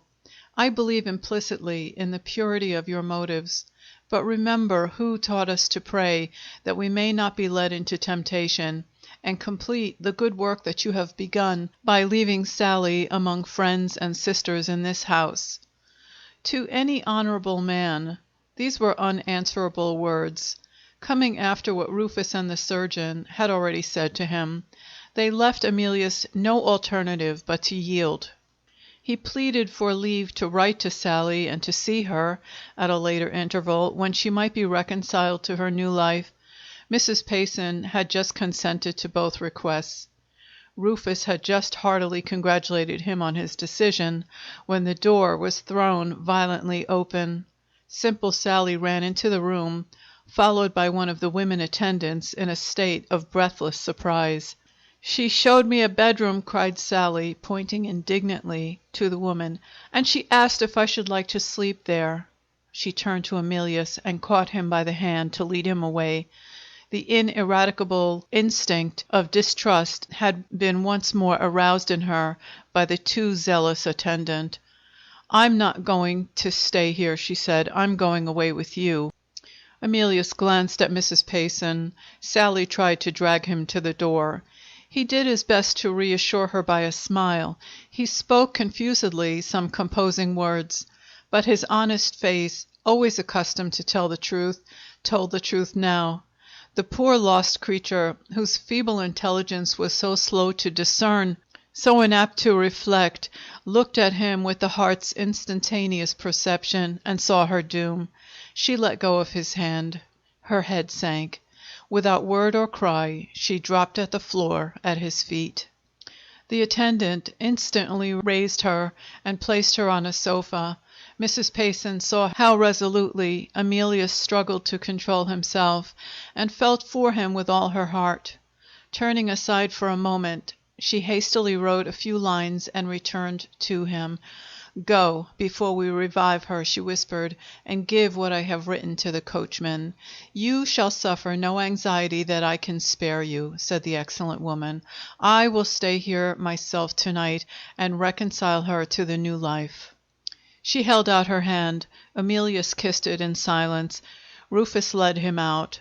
Not a word dropped from his lips on the long drive back to London. His mind was disturbed by other subjects besides the subject of Sally. He thought of his future, darkened by the doubtful marriage engagement that was before him. Alone with Rufus for the rest of the evening, he petulantly misunderstood the sympathy with which the kindly American regarded him. Their bedrooms were next to each other. Rufus heard him walking restlessly to and fro, and now and then talking to himself. After a while these sounds ceased. He was evidently worn out, and was getting the rest that he needed at last. The next morning he received a few lines from Mrs. Payson, giving a favorable account of Sally, and promising further particulars in a day or two. Encouraged by this good news, revived by a long night's sleep, he went towards noon to pay his postponed visit to Regina. At that early hour he could feel sure that his interview with her would not be interrupted by visitors. She received him quietly and seriously, pressing his hand with a warmer fondness than usual. He had anticipated some complaint of his absence on the previous day, and some severe allusion to his appearance in the capacity of a socialist lecturer. Regina's indulgence, or Regina's interest in circumstances of more pressing importance, preserved a merciful silence on both subjects. "It is a comfort to me to see you, Emilius," she said. "I am in trouble about my uncle, and I am weary of my own anxious thoughts. Something unpleasant has happened in Mr. Farnaby's business. He goes to the city earlier, and he returns much later than usual. When he does come back, he doesn't speak to me. He locks himself into his room, and he looks worn and haggard when I make his breakfast for him in the morning. You know that he is one of the directors of the new bank? There was something about the bank in the newspaper yesterday which upset him dreadfully. He put down his cup of coffee and went away to the city without eating his breakfast. I don't like to worry you about it, Emilius, but my aunt seems to take no interest in her husband's affairs, and it is really a relief to me to talk of my troubles to you. I have kept the newspaper. Do look at what it says about the bank, and tell me if you understand it." Emilius read the passage pointed out to him. He knew as little of banking business as Regina. "So far I can make it out," he said, "they're paying away money to their shareholders, which they haven't earned. How do they do that, I wonder?" Regina changed the subject in despair. she asked Emilius if he had found new lodgings. Hearing that he had not yet succeeded in the search for a residence, she opened a drawer of her work table and took out a card. "The brother of one of my schoolfellows is going to be married," she said. "He has a pretty bachelor cottage in the neighborhood of the Regent's Park, and he wants to sell it with the furniture just as it is. I don't know whether you care to encumber yourself with a little house of your own. His sister has asked me to distribute some of his cards with the address and the particulars. It might be worth your while, perhaps, to look at the cottage when you pass that way." Emilius took the card. The small feminine restraints and gentlenesses of Regina, her quiet, even voice, her serene grace of movement, had a pleasantly soothing effect on his mind after the anxieties of the last 24 hours. He looked at her bending over her embroidery, deftly and gracefully industrious, and drew his chair closer to her. She smiled softly over her work, conscious that he was admiring her, and placidly pleased to receive the tribute. "I would buy the cottage at once," said Emilius, "if I thought you would come and live in it with me." She looked up gravely, with her needle suspended in her hand. "Don't let us return to that," she answered, and went on again with her embroidery. "Why not?" Emilius asked. She persisted in working as industriously as if she had been a poor needlewoman with serious reasons for being eager to get her money. "It is useless," she replied, "to speak of what cannot be for some time to come." Emilius stopped the progress of the embroidery by taking her hand. Her devotion to her work irritated him. "Look at me, Regina," he said, steadily controlling himself. "I want to propose that we shall give way a little on both sides. I won't hurry you. I will wait a reasonable time. If I promise that, surely you may yield a little in return. Money seems to be a hard taskmaster, my darling, after what you have told me about your uncle. See how he suffers because he is bent on being rich. And ask yourself if it isn't a warning to us not to follow his example. Would you like to see me too wretched to speak to you or to eat my breakfast, and all for the sake of a little outward show? Come, come, let us think of ourselves.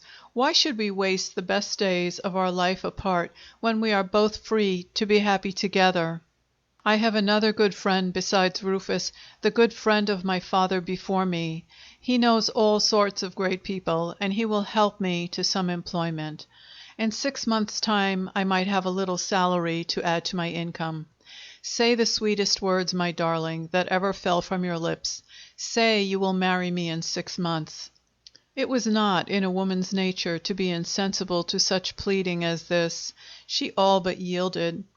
"I should like to say it, dear," she answered with a little fluttering sigh. "Say it, then," Emilius suggested tenderly. She took refuge again in her embroidery. "If you would only give me a little time," she suggested, "I might say it." "Time for what, my own love?" "Time to wait, dear, till my uncle is not quite so anxious as he is now." "Don't talk of your uncle, Regina. You know as well as I do what he would say. Good heavens! Why can't you decide for yourself? No, I don't want to hear over again about what you owe to Mr. Farnaby.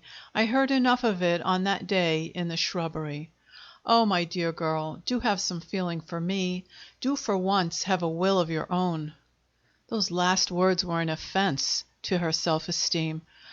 "I think it's very rude to tell me I have no will of my own," she said, "and very hard to press in this way when you know I am in trouble." The inevitable handkerchief appeared, adding emphasis to the protest, and the becoming tears showed themselves modestly in Regina's magnificent eyes. Emilius started out of his chair and walked away to the window. That last reference to Mr. Farnaby's pecuniary cares was more than he had patience to endure. "She can't even forget her uncle and his bank," he thought, "when I am speaking to her of our marriage." He kept his face hidden from her at the window. By some subtle process of association, which he was unable to trace, the image of Simple Sally rose in his mind. An irresistible influence forced him to think of her, not as the poor, starved, degraded, half-witted creature of the streets, but as the grateful girl who had asked for no happier future than to be his servant, who had dropped senseless at his feet at the bare prospect of parting with him. His sense of self-respect, his loyalty to his betrothed wife, resolutely resisted the unworthy conclusion to which his own thoughts were leading him. He turned back again to Regina. He spoke so loudly and so vehemently that the gathering flow of her tears was suspended in surprise. "You're right. You're quite right, my dear. I ought to give you time, of course. I try to control my hasty temper, but I don't always succeed, just at first. Pray forgive me. It shall be exactly as you wish." Regina forgave him, with a gentle and ladylike astonishment at the excitable manner in which he made his excuses. She even neglected her embroidery and put her face up to him to be kissed. "You are so nice, dear," she said, "when you are not violent and unreasonable. It is such a pity you were brought up in America. Won't you stay to lunch?" Happily for Emilius, the footman appeared at this critical moment with a message. "My mistress wishes particularly to see you, sir, before you go." This was the first occasion in the experience of the lovers on which Mrs. Farnaby had expressed her wishes through the medium of a servant instead of appearing personally.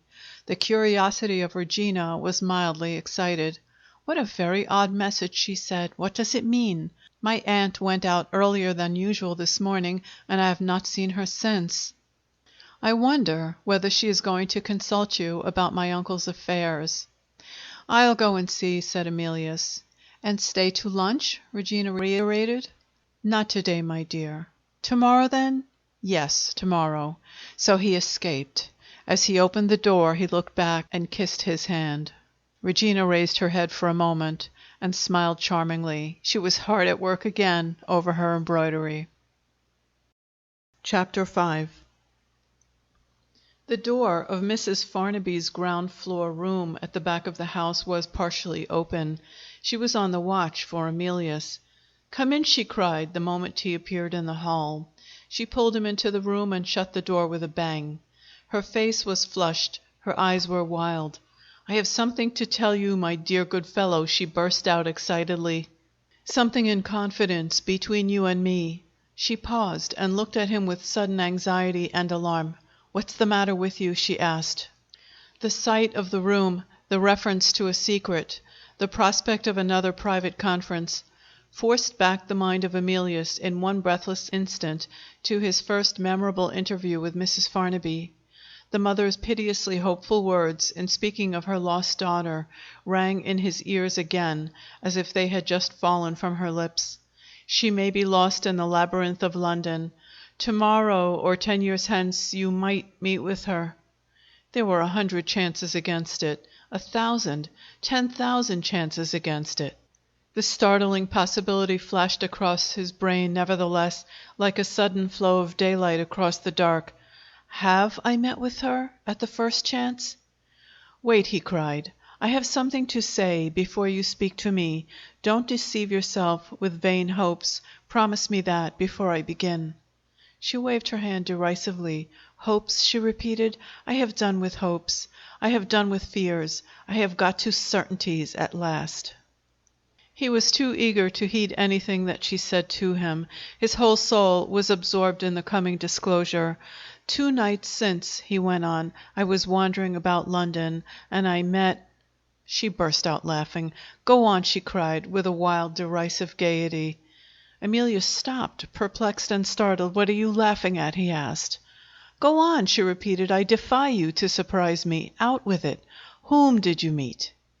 Emilius proceeded doubtfully, by a word at a time. "I met a poor girl in the streets," he said, steadily watching her.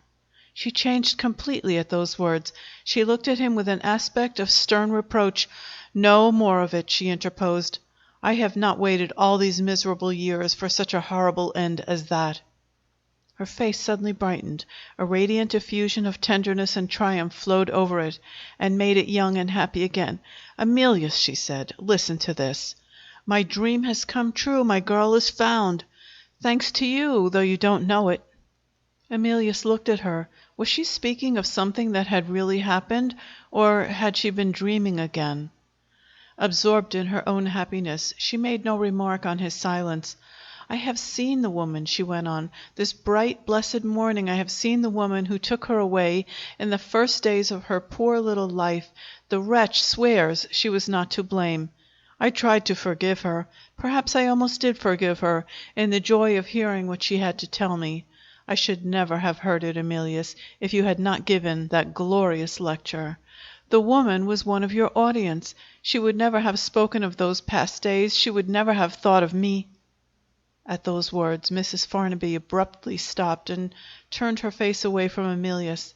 After waiting a little, finding her still silent, still immovable, he ventured on putting a question. "Are you sure you are not deceived?" he asked. "I remember you told me that rogues had tried to impose on you in past times when you employed people to find her." "I have proof that I am not being imposed upon," Mrs. Farnaby answered, still keeping her face hidden from him. "One of them knows of the fault in her foot." "One of them?" Emilius repeated. "How many of them are there?" "Two, the old woman and a young man." "What are their names?" "They won't tell me their names yet." "Isn't that a little suspicious?" "One of them knows," Mrs. Farnaby reiterated, "of the fault in her foot." "May I ask which of them knows? The old woman, I suppose." "No, the young man." "That's strange, isn't it? Have you seen the young man?"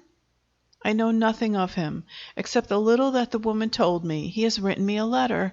"May I look at it?" "I daren't let you look at it." Emilius said no more. If he had felt the smallest suspicion that the disclosure volunteered by Mrs. Farnaby at their first interview had been overheard by the unknown person who had opened the swinging window in the kitchen, he might have recalled Phoebe's vindictive language at his lodgings, and the doubts suggested to him by his discovery of the vagabond waiting for her in the street. As it was, he was simply puzzled. The one plain conclusion to his mind was, unhappily, the natural conclusion after what he had heard, that Mrs. Farnaby had no sort of interest in the discovery of Simple Sally, and that he need trouble himself with no further anxiety in that matter. Strange as Mrs. Farnaby's mysterious revelation seemed, her correspondent's knowledge of the fault in the foot was circumstance in his favor beyond dispute. Emilius still wondered inwardly how it was that the woman who had taken charge of the child had failed to discover what appeared to be known to another person. If he had been aware that Mrs. Sowler's occupation at the time was the occupation of a baby farmer, and that she had many other deserted children pining under her charge, he might have easily understood that she was the last person in the world to trouble herself with a minute examination of any one of the unfortunate little creatures abandoned to her drunken and merciless neglect. Jervy had satisfied himself, before he trusted her with his instructions, that she knew no more than the veriest stranger of any peculiarity in one or the other of the child's feet. Interpreting Mrs. Farnaby's last reply to him as an intimation that their interview was at an end, Emilius took up his hat to go. "I hope with all my heart," he said, "that what has begun so well will end well. If there is any service that I can do for you—" She drew nearer to him and put her hand gently on his shoulder. "Don't think that I distrust you," she said very earnestly. "I am unwilling to shock you, that is all. Even this great joy has a dark side to it. My miserable married life casts its shadow on everything that happens to me. Keep secret from everybody the little that I have told you. You will ruin me if you say one word of it to any living creature. I ought not to have opened my heart to you, but how could I help it, when the happiness that is coming to me has come through you? When you say good-bye to me today, Emilius, you say good-bye to me for the last time in this house. I am going away. Don't ask me why. That is one more among the things which I daren't tell you. You shall hear from me or see me, I promise that. Give me some safe address to write to, some place where there are no inquisitive women who may open my letter in your absence." She handed him her pocketbook. Emilius wrote down in it the address of his club. She took his hand. "Think of me kindly," she said, "and once more, don't be afraid of my being deceived. There is a hard part of me still left which keeps me on my guard. The old woman tried this morning to make me talk to her about that little fault we know of in my child's foot. But I thought to myself, if you had taken a proper interest in my poor baby while she was with you, you must sooner or later have found it out. Not a word passed my lips. No, no, don't be anxious when you think of me. I am as sharp as they are. I mean to find out how the man who wrote to me discovered what he knows.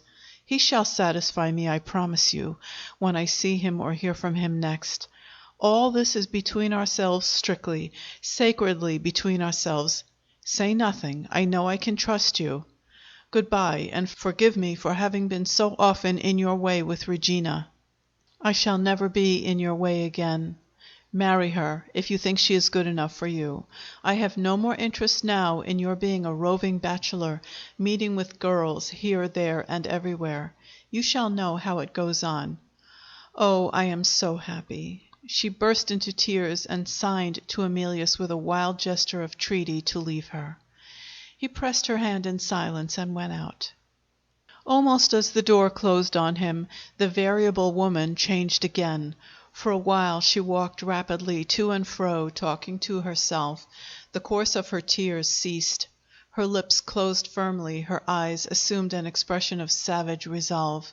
She sat down at the table and opened her desk. "I'll read it once more," she said to herself, "before I seal it up." She took from her desk a letter of her own writing and spread it out before her. With her elbows on the table and her hands clasped fiercely in her hair, she read those lines addressed to her husband. "John Farnaby, I have always suspected that you had something to do with the disappearance of our child. I know for certain now that you deliberately cast your infant daughter on the mercy of the world and condemned your wife to a life of wretchedness. Don't suppose that I have been deceived. I have spoken with the woman who waited by the garden paling at Ramsgate, and who took the child from your hands. She saw you with me at the lecture, and she is absolutely sure that you are the man. Thanks to the meeting at the lecture hall, I am at last on the trace of my lost daughter. This morning I heard the woman's story. She kept the child on the chance of its being reclaimed until she could afford to keep it no longer. She met with a person who was willing to adopt it, and who took it away with her to a foreign country not mentioned to me yet. In that country my daughter is still living, and will be restored to me on conditions which will be communicated in a few days' time. Some of this story may be true, and some of it may be false. The woman may be lying to serve her own interests with me. Of one thing I am sure: my girl is identified by means known to me of which there can be no doubt. And she must be still living, because the interest of the persons treating with me is an interest in her life. When you receive this letter, on your return from business tonight, I shall have left you, and left you forever. The bare thought of even looking at you again fills me with horror. I have my own income, and I mean to take my own way. In your best interests, I warn you, make no attempt to trace me. I declare solemnly that rather than let your deserted daughter be polluted by the sight of you, I would kill you with my own hand and die for it on the scaffold. If she ever asks for her father, I will do you one service. For the honor of human nature, I will tell her that her father is dead. It will not be all a falsehood. I repudiate you and your name. You are dead to me from this time forth. I sign myself by my father's name. Emma Ronald." She had said herself that she was unwilling to shock Emilius. This was the reason. After thinking a little, she sealed and directed the letter. This done, she unlocked the wooden press which had once contained the baby's frock and cap, and those other memorials of the past which she called her dead consolations. After satisfying herself that the press was empty, she wrote on a card, "To be called for by a messenger from my bankers," and tied the card to a tin box in a corner, secured by a padlock.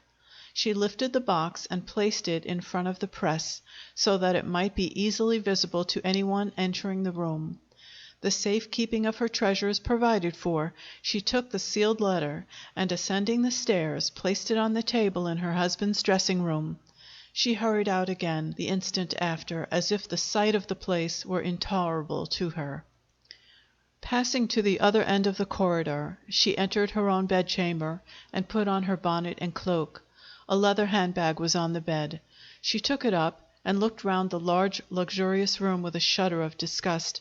What she had suffered within those four walls, no human creature knew but herself.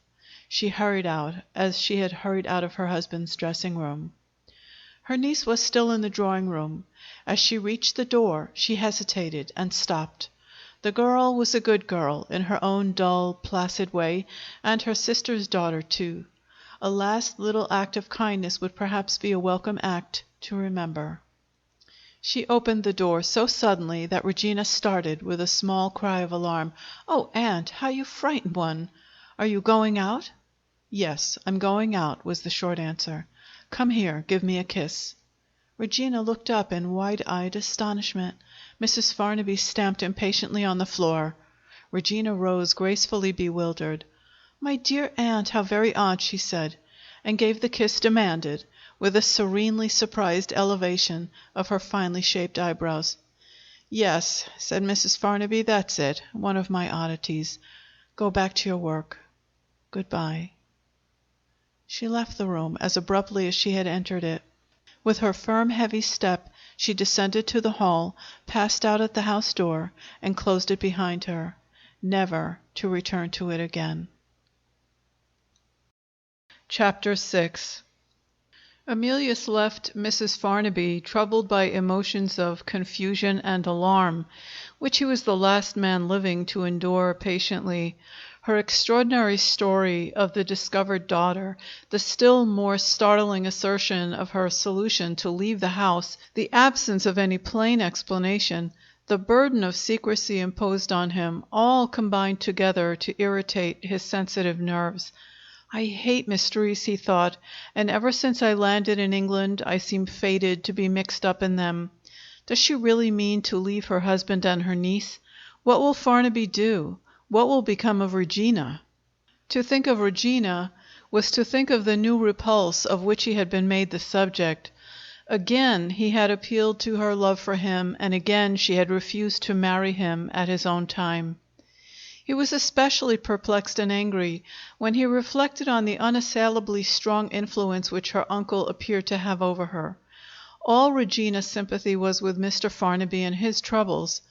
Emilius might have understood her a little better if she had told him what had passed between her uncle and herself on the night of Mr. Farnaby's return in a state of indignation from the lecture. In terror of the engagement being broken off, she had been forced to confess that she was too fond of Emilius to prevail on herself to part with him. If he attempted a second exposition of his socialist principles on the platform, she owned that it might be impossible to receive him again as a suitor. But she pleaded hard for the granting of a pardon to the first offense, in the interests of her own tranquillity, if not in mercy to Emilius. Mr. Farnaby, already troubled by his commercial anxieties, had listened more amiably and also more absently than usual, and had granted her petition with the ready indulgence of a preoccupied man. It had been decided between them that the offense of the lecture should be passed over in discreet silence. Regina's gratitude for this concession inspired her sympathy with her uncle in his present state of suspense. She had been sorely tempted to tell Emilius what had happened, but the natural reserve of her character, fortified in this instance by the defensive pride which makes a woman unwilling before marriage to confess her weakness unreservedly to the man who has caused it, had sealed her lips. "When he is a little less violent and a little more humble," she thought, "perhaps I may tell him." So it fell out that Emilius took his way through the streets, a mystified and an angry man. Arrived in sight of the hotel, he stopped and looked about him. It was impossible to disguise from himself that a lurking sense of regret was making itself felt, in his present frame of mind when he thought of simple Sally. In all probability he would have quarreled with any man who had accused him of actually lamenting the girl's absence and wanting her back again. He happened to recollect her artless blue eyes with their vague, patient look, and her quaint, childish questions put so openly, in so sweet a voice, and that was all. Was there anything reprehensible, if you please, in an act of remembrance? Comforting himself with these considerations, he moved on again a step or two and stopped once more. In his present humor he shrank from facing Rufus. The American read him like a book. The American would ask irritating questions. He turned his back on the hotel and looked at his watch. As he took it out, his finger and thumb touched something else in his waistcoat pocket. It was the card that Regina had given to him, the card of the cottage to let. He had nothing to do and nowhere to go. Why not look at the cottage? If it proved to be not worth seeing, the zoological gardens were in the neighborhood, and there are periods in a man's life when he finds the society that walks on 4 feet a welcome relief from the society that walks on 2. It was a fairly fine day. He turned northward towards the Regent's Park. The cottage was in a byroad, just outside the park, a cottage in the strictest sense of the word. A sitting room, a library, and a bedroom, all of small proportions, and under them a kitchen and 2 more rooms, represented the whole of the little dwelling from top to bottom. It was simply and prettily furnished, and it was completely surrounded by its own tiny plot of garden ground. The library especially was a perfect little retreat, looking out on the back garden, peaceful and shady, and adorned with bookcases of old carved oak. Emilius had hardly looked around the room before his inflammable brain was on fire with a new idea. Other idle men in trouble had found the solace and the occupation of their lives in books. Why should he not be one of them? Why not plunge into study in this delightful retirement, and perhaps one day astonish Regina and Mr. Farnaby by bursting on the world as the writer of a famous book? Exactly as Emilius, 2 days since, had seen himself in the future a public lecturer in receipt of glorious fees, so he now saw himself the celebrated scholar and writer of a new era to come. The woman who showed the cottage happened to mention that a gentleman had already looked over it that morning and had seemed to like it. Emilius instantly gave her a shilling and said, "I take it on the spot." The wondering woman referred him to the house agent's address and kept at a safe distance from the excitable stranger as she let him out. In less than another hour, Emilius had taken the cottage and had returned to the hotel with a new interest in life and a new surprise for Rufus. As usual, in cases of emergency, the American wasted no time in talking. He went out at once to see the cottage and to make his own inquiries of the agent. The result amply proved that Emilius had not been imposed upon. If he repented of his bargain, the gentleman who had first seen the cottage was ready to take it off his hands at a moment's notice. Going back to the hotel, Rufus found Emilius resolute to move into his new abode, and eager for the coming life of study and retirement. Knowing perfectly well beforehand how this latter project would end, the American tried the efficacy of a little worldly temptation. He had arranged, he said, to have a good time of it in Paris, and he proposed that Emilius should be his companion. The suggestion produced not the slightest effect. Emilius talked as if he were a confirmed recluse in the decline of life. "Thank you," he said, with the most amazing gravity. "I prefer the company of my books and the seclusion of my study." This declaration was followed by more selling out of money in the funds, and by a visit to a bookseller, which left a handsome pecuniary result inscribed on the right side of the ledger. On the next day, Emilius presented himself towards 2 o'clock at Mr. Farnaby's house. He was not so selfishly absorbed in his own projects as to forget Mrs. Farnaby. On the contrary, he was honestly anxious for news of her. A certain middle-aged man of business has been briefly referred to in these pages as one of Regina's faithful admirers, patiently submitting to the triumph of his favored young rival. This gentleman, issuing from his carriage with his card case ready in his hand, met Emilius at the door with a face which announced plainly that a catastrophe had happened. "You have heard the sad news, no doubt," he said, in a rich bass voice attuned to sadly courteous tones. The servant opened the door before Emilius could answer. After a contest of politeness, the middle-aged gentleman consented to make his inquiries first. "How is Mr. Farnaby? No better? And Miss Regina?" "Very poorly. Oh, dear, dear me! Say I called, if you please." He handed in 2 cards, with a severe enjoyment of the melancholy occasion and the rich bass sounds of his own voice. "Very sad, is it not?" he said, addressing his youthful rival with an air of paternal indulgence. "Good morning." He bowed with melancholy grace and got into his carriage. Emilius looked after the prosperous merchant as the prancing horses drew him away. After all, he thought bitterly, she might be happier with that rich prig than she could be with me. He stepped into the hall and spoke to the servant. The man had his message ready. Miss Regina would see Mr. Goldenheart, if he would be so good as to wait in the dining room. Regina appeared, pale and scared, her eyes inflamed with weeping. "Oh, Emilius, can you tell me what this dreadful misfortune means? Why has she left us? When she sent for you yesterday, what did she say?" In his position, Emilius could make but one answer. "Your aunt said she thought of going away, but," he added with perfect truth, "she refused to tell me why or where she was going. I am quite as much at a loss to understand her as you are. What does your uncle propose to do?" Mr. Farnaby's conduct, as described by Regina, thickened the mystery. He proposed to do nothing. He had been found on the hearthrug in his dressing room, having apparently been seized with a fit, in the act of burning some paper. The ashes were discovered close by him, just inside the fender. On his recovery, his first anxiety was to know if a letter had been burnt. Satisfied on this point, he had ordered the servants to assemble round his bed, and had peremptorily forbidden them to open the door to their mistress, if she ever returned at any future time to the house. Regina's questions and remonstrances, when she was left alone with him, were answered, once for all, in these pitiless terms: "If you wish to deserve the fatherly interest that I take in you, do as I do. Forget that such a person as your aunt ever existed. We shall quarrel if you ever mention her name in my hearing again." This said, he had instantly changed the subject, instructing Regina to write an excuse to Mr. Melton, otherwise the middle-aged rival, with whom he had been engaged to dine that evening. Relating this latter event, Regina's ever-ready gratitude overflowed in the direction of Mr. Melton.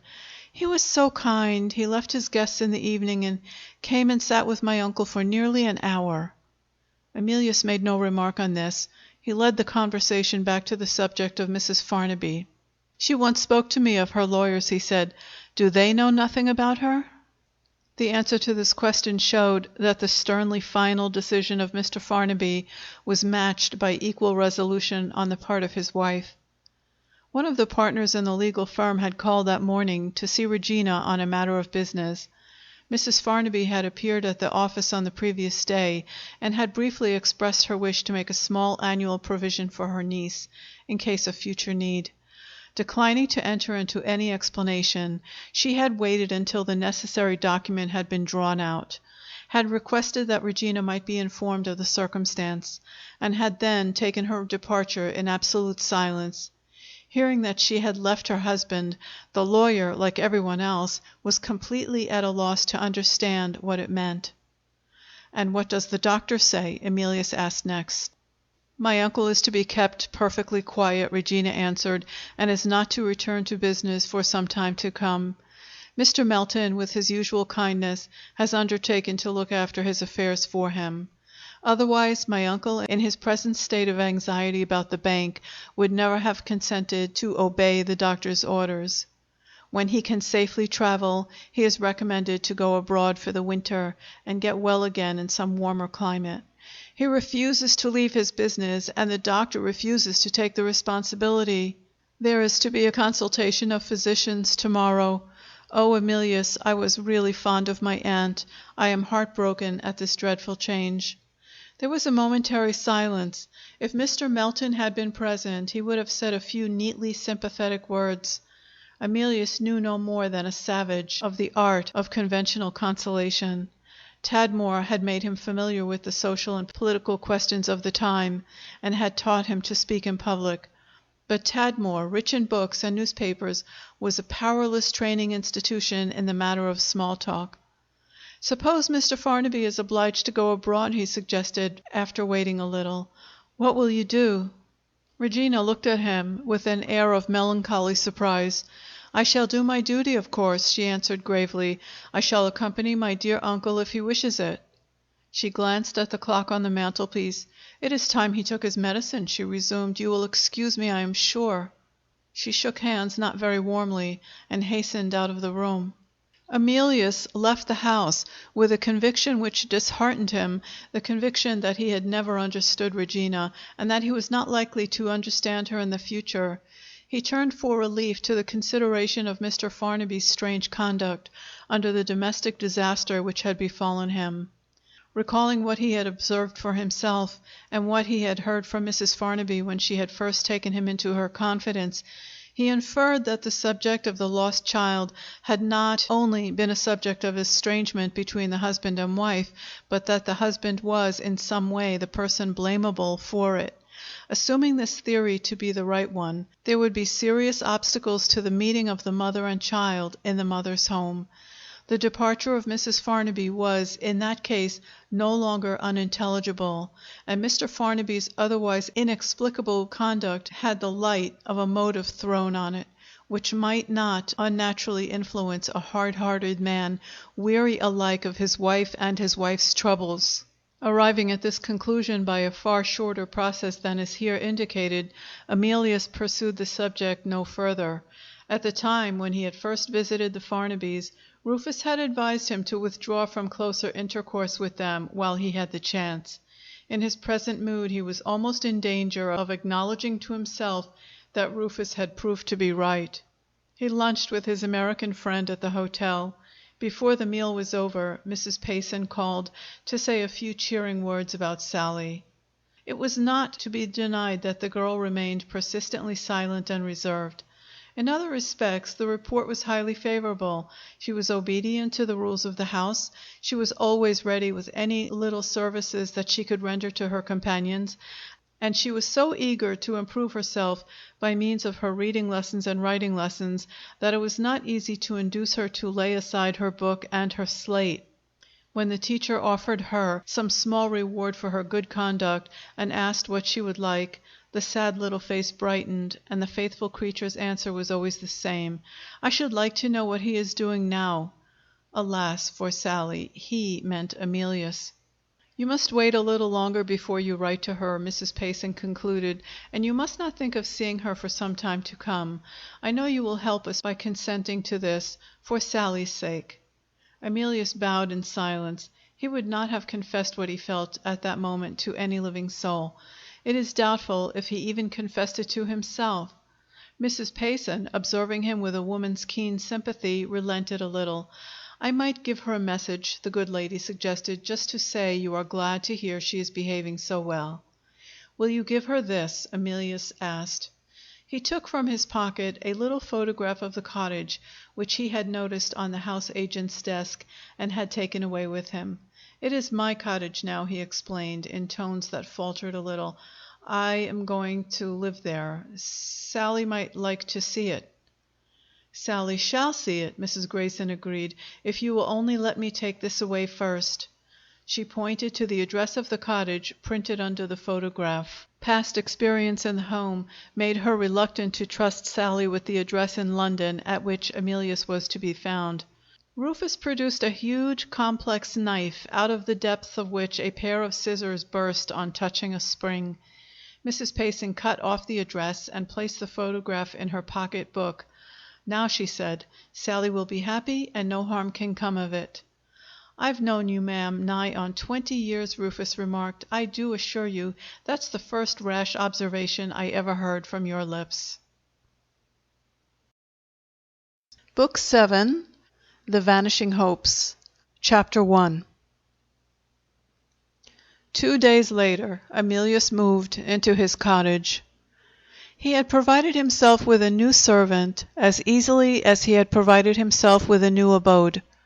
A foreign waiter at the hotel, a gray-haired Frenchman of the old school, reputed to be the most ill-tempered servant in the house, had felt the genial influence of Emilius with the receptive readiness of his race. Here was a young Englishman who spoke to him as easily and pleasantly as if he was speaking to a friend, who heard him relate his little grievances, and never took advantage of that circumstance to turn him into ridicule, who said kindly, "I hope you don't mind my calling you by your nickname," when he ventured to explain that his Christian name was Théophile, and that his English fellow servants had facetiously altered and shortened it to Toff, to suit their insular convenience. "For the first time, sir," he had hastened to add, "I feel it an honor to be Toff when you speak to me." Asking everybody whom he met if they could recommend a servant to him, Emilius had put the question when Toff came in one morning with the hot water. The old Frenchman made a low bow, expressive of devotion. "I know of but one man, sir, whom I can safely recommend," he answered. "Take me." Emilius was delighted. He had only one objection to make. "I don't want to keep two servants," he said, while Toff was helping him on with his dressing gown. "Why should you keep two servants, sir?" the Frenchman inquired. Emilius answered, "I can't ask you to make the beds." "Why not?" said Toff, and made the bed then and there in 5 minutes. He ran out of the room and came back with one of the chambermaid's brooms. "Judge for yourself, sir. Can I sweep a carpet?" He placed a chair for Emilius. "Permit me to save you the trouble of shaving yourself." "Are you satisfied?" "Very good. I am equally capable of cutting your hair and attending to your corns, if you suffer, sir, from that inconvenience." "Will you allow me to propose something which you have not had yet for your breakfast?" In half an hour more he brought in the new dish, oeufs à la tripe. "An elementary specimen, sir, of what I can do for you as a cook. Be pleased to taste it." Emilius ate it all up on the spot, and Toff applied the moral, with the neatest choice of language. "Thank you, sir, for a gratifying expression of approval. One more specimen of my poor capabilities, and I have done. It is barely possible, God forbid, that you may fall ill. Honor me by reading that document." He handed a written paper to Emilius, dated some years since in Paris, and signed in an English name. "I testify with gratitude and pleasure that Théophile le Blond has nursed me through a long illness with an intelligence and devotion which I cannot too highly praise." "May you never employ me, sir, in that capacity," said Toff. "I have only to add that I am not so old as I look, and that my political opinions have changed, in later life, from red Republican to moderate Liberal. I also confess, if necessary, that I still have an ardent admiration for the fair sex." He laid his hand on his heart and waited to be engaged. So the household at the cottage was modestly limited to Emilius and Toff. Rufus remained for another week in London to watch the new experiment. He had made careful inquiries into the Frenchman's character, and had found that the complaints of his temper really amounted to this: that he gave himself the airs of a gentleman and didn't understand a joke. On the question of honesty and sobriety, the testimony of the proprietor of the hotel left Rufus nothing to desire. Greatly to his surprise, Emilius showed no disposition to grow weary of his quiet life, or to take refuge in perilous amusements from the sober society of his books. He was regular in his inquiries at Mr. Farnaby's house. He took long walks by himself. He never mentioned Sally's name.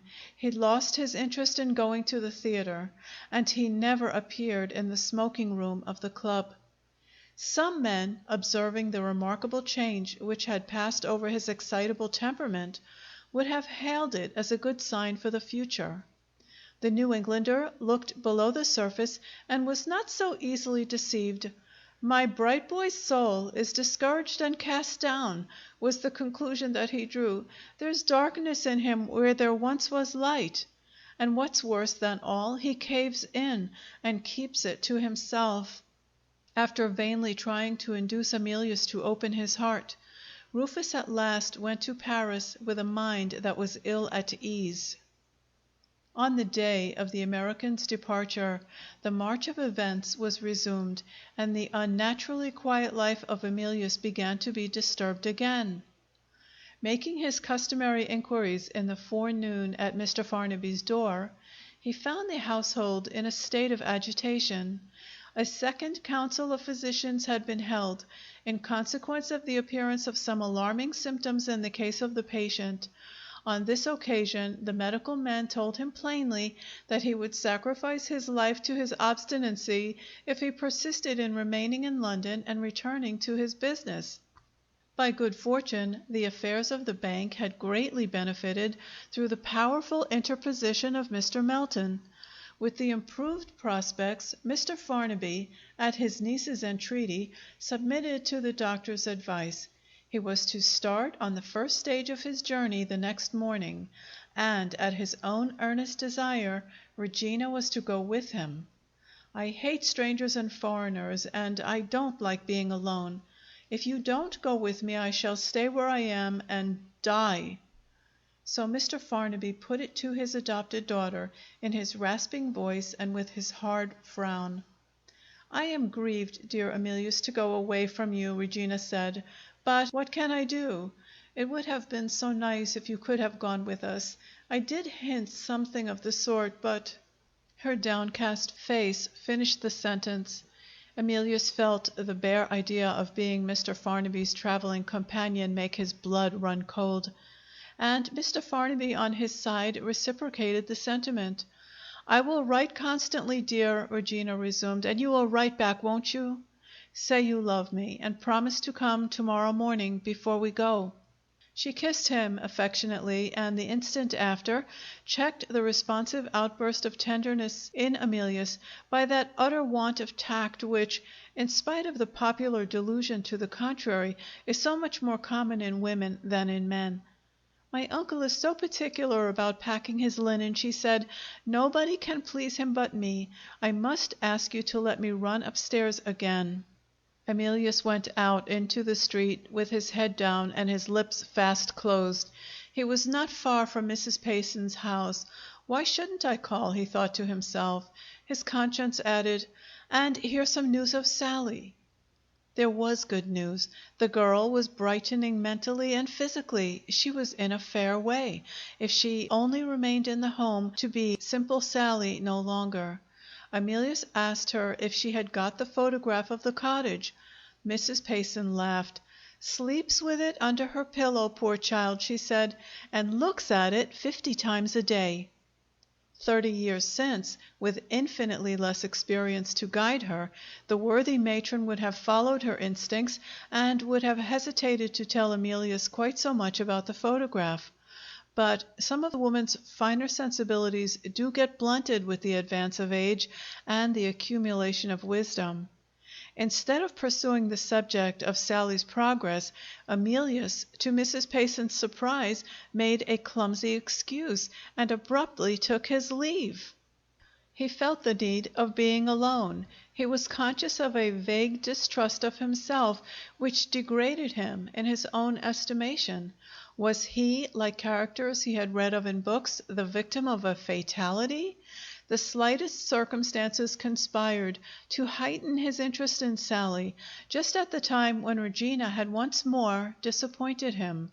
He was as firmly convinced as if he had been the strictest moralist living that it was an insult to Regina and an insult to his own self-respect to set the lost creature whom he had rescued in any light of comparison with the young lady who was one day to be his wife. And yet, try as he might to drive her out, Sally kept her place in his thoughts. There was apparently some innate depravity in him. If a looking-glass had been handed to him at that moment, he would have been ashamed to look himself in the face. After walking until he was weary, he went to his club. The porter gave him a letter as he crossed the hall. Mrs. Farnaby had kept her promise and had written to him. The smoking room was deserted at that time of day. He opened his letter in solitude, looked at it, crumpled it up impatiently, and put it into his pocket. Not even Mrs. Farnaby could interest him at that critical moment. His own affairs absorbed him.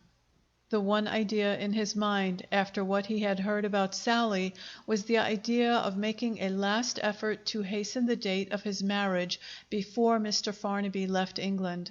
If I can only feel sure of Regina! His thoughts went no further than that. He walked up and down the empty smoking room, anxious and irritable, dissatisfied with himself, despairing of the future. I can but try it, he suddenly decided, and turned at once to the table to write a letter. Death had been busy with the members of his family in the long interval that had passed since he and his father left England. His nearest surviving relative was his uncle, his father's younger brother, who occupied a post of high importance in the Foreign Office. To this gentleman he now wrote, announcing his arrival in England, and his anxiety to qualify himself for employment in a government office. "Be so good as to grant me an interview," he concluded, "and I hope to satisfy you that I am not unworthy of your kindness, if you will exert your influence in my favor." He sent away his letter at once by a private messenger, with instructions to wait for an answer. It was not without doubt and even pain that he had opened communication with a man whose harsh treatment of his father it was impossible for him to forget. What could the son expect? There was but one hope. Time might have inclined the younger brother to make atonement to the memory of the elder by a favorable reception of his nephew's request. His father's last words of caution, his own boyish promise not to claim kindred with his relations in England, were vividly present to the mind of Emilius while he waited for the return of the messenger. His one justification was in the motives that animated him.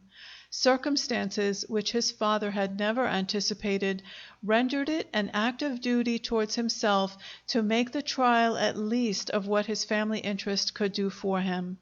There could be no sort of doubt that a man of Mr. Farnaby's character would yield, if Emilius could announce that he had the promise of an appointment under government, with the powerful influence of a near relation to accelerate his promotion. He sat, idly drawing lines on the blotting paper, at one moment regretting that he had sent his letter, at another comforting himself in the belief that, if his father had been living to advise him, his father would have approved of the course that he had taken. The messenger returned with these lines of reply: "Under any ordinary circumstances I should have used my influence to help you on in the world. But when you not only hold the most abominable political opinions, but actually proclaim those opinions in public, I am amazed at your audacity in writing to me. There must be no more communication between us. While you are a Socialist, you are a stranger to me." Emilius accepted this new rebuff with ominous composure. He sat quietly smoking in the deserted room, with his uncle's letter in his hand.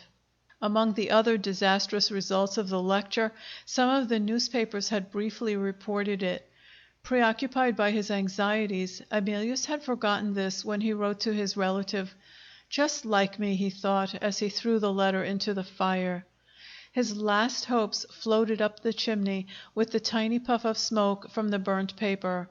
There was now no other chance of shortening the marriage engagement left to try. He had already applied to the good friend whom he had mentioned to Regina.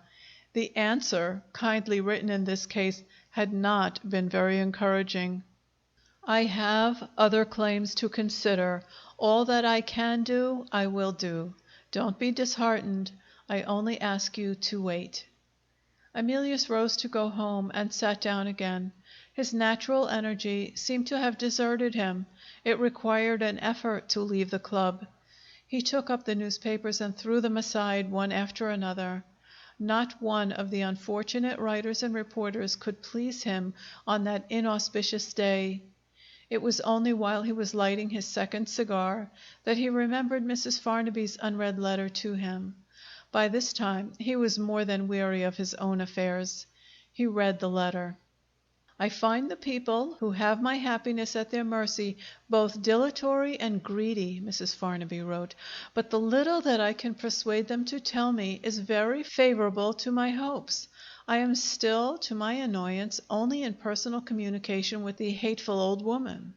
The young man either sends messages or writes to me through the post.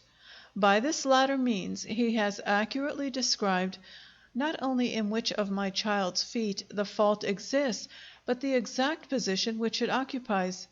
Here, you will agree with me, is positive evidence that he is speaking the truth, whoever he is. But for this reassuring circumstance, I should feel inclined to be suspicious of some things. Of the obstinate manner, for instance, in which the young man keeps himself concealed. Also of his privately warning me not to trust the woman who is his own messenger, and not to tell her on any account of the information which his letters convey to me. I feel that I ought to be cautious with him on the question of money, and yet, in my eagerness to see my darling, I am ready to give him all that he asks for. In this uncertain state of mind, I am restrained, strangely enough, by the old woman herself. She warns me that he is the sort of man, if he once gets the money, to spare himself the trouble of earning it. It is the one hold I have over him, she says, so I control the burning impatience that consumes me as well as I can. No, I must not attempt to describe my own state of mind. When I tell you that I am actually afraid of dying before I can give my sweet love the first kiss, you will understand and pity me. When night comes, I feel sometimes half mad.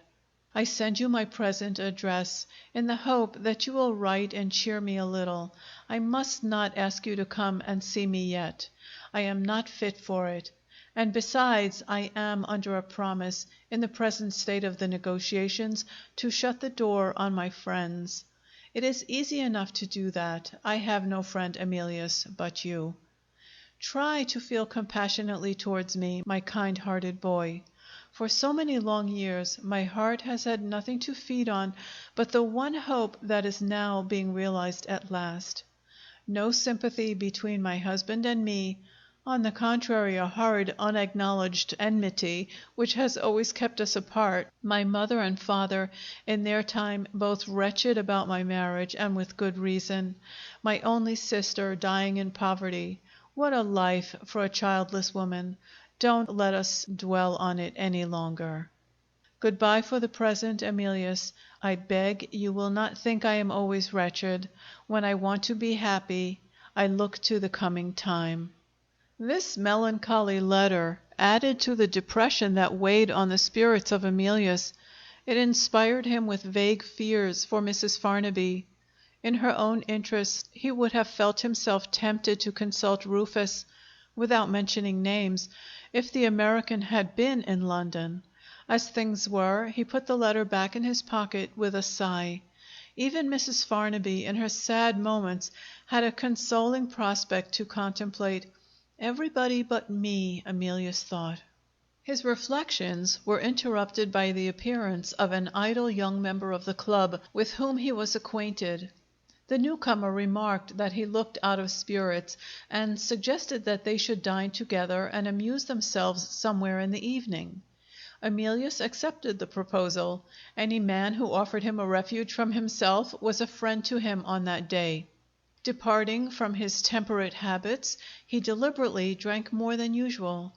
The wine excited him for the time, and then left him more depressed than ever. And the amusements of the evening produced the same result. He returned to his cottage so completely disheartened that he regretted the day when he had left Tadmor. But he kept his appointment the next morning to take leave of Regina. The carriage was at the door, with a luggage-laden cab waiting behind it.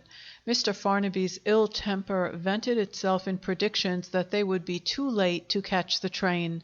His harsh voice, alternating with Regina's meek remonstrances, reached the ears of Emilius from the breakfast room.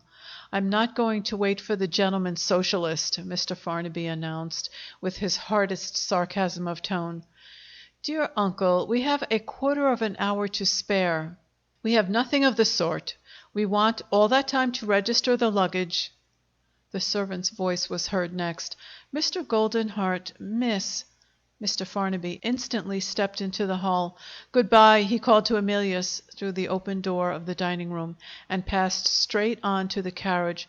"I shan't wait, Regina!" he shouted from the doorstep. "Let him go by himself," said Emilius indignantly, as Regina hurried into the room. "Oh, hush, hush, dear!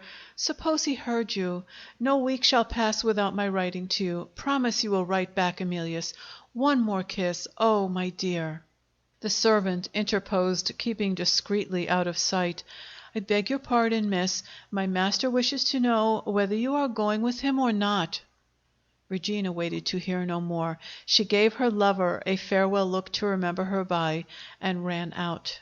That innate depravity which Emilius had lately discovered in his own nature let the forbidden thoughts loose in him again as he watched the departing carriage from the door. If poor little Sally had been in her place! He made an effort of virtuous resolution and stopped there. What a blackguard a man may be, he penitently reflected, without suspecting it himself. He descended the house steps. The discreet servant wished him good morning with a certain cheery respect. The man was delighted to have seen the last of his hard master for some months to come. Emilius stopped and turned round, smiling grimly. He was in such a reckless humor that he was even ready to divert his mind by astonishing a footman. "Richard," he said, "are you engaged to be married?" Richard stared in blank surprise at the strange question, and modestly admitted that he was engaged to marry the housemaid next door. "Soon?" asked Emilius, swinging his stick. "As soon as I have saved a little more money, sir." "Damn the money!" cried Emilius, and struck his stick on the pavement, and walked away with a last look at the house as if he hated the sight of it. Richard watched the departing young gentleman and shook his head ominously as he shut the door. Chapter 2. Emilius went straight back to the cottage, with the one desperate purpose of reverting to the old plan and burying himself in his books. Surveying his well-filled shelves with an impatience unworthy of a scholar, Hume's History of England unhappily caught his eye. He took down the first volume. In less than half an hour he discovered that Hume could do nothing for him. Wisely inspired, he turned to the truer history next, which men call fiction. The writings of the one supreme genius, who soars above all other novelists, as Shakespeare soars above all other dramatists, the writings of Walter Scott had their place of honor in his library. The collection of the Waverley novels at Tadmor had not been complete. Enviable Emilius had still to read Rob Roy. He opened the book. For the rest of the day he was in love with Diana Vernon, and when he looked out once or twice to the garden to rest his eyes, he saw Andrew Fairservice busy over the flower beds. He closed the last page of the noble story as Toff came in to lay the cloth for dinner. The master at table and the servant behind his chair were accustomed to gossip pleasantly during meals. Emilius did his best to carry on the talk as usual. But he was no longer in the delightful world of illusion which Scott had opened to him. The hard realities of his own everyday life had gathered round him again. Observing him with unobtrusive attention, the Frenchman soon perceived the absence of the easy humor and the excellent appetite which distinguished his young master at other times. "May I venture to make a remark, sir?" Toff inquired after a long pause in the conversation. "Certainly. And may I take the liberty of expressing my sentiments freely?" "Of course you may." "Dear sir, "You have a pretty little simple dinner to-day," Toff began. "Forgive me for praising myself. I am influenced by the natural pride of having cooked the dinner. For soup you have croûte en pot.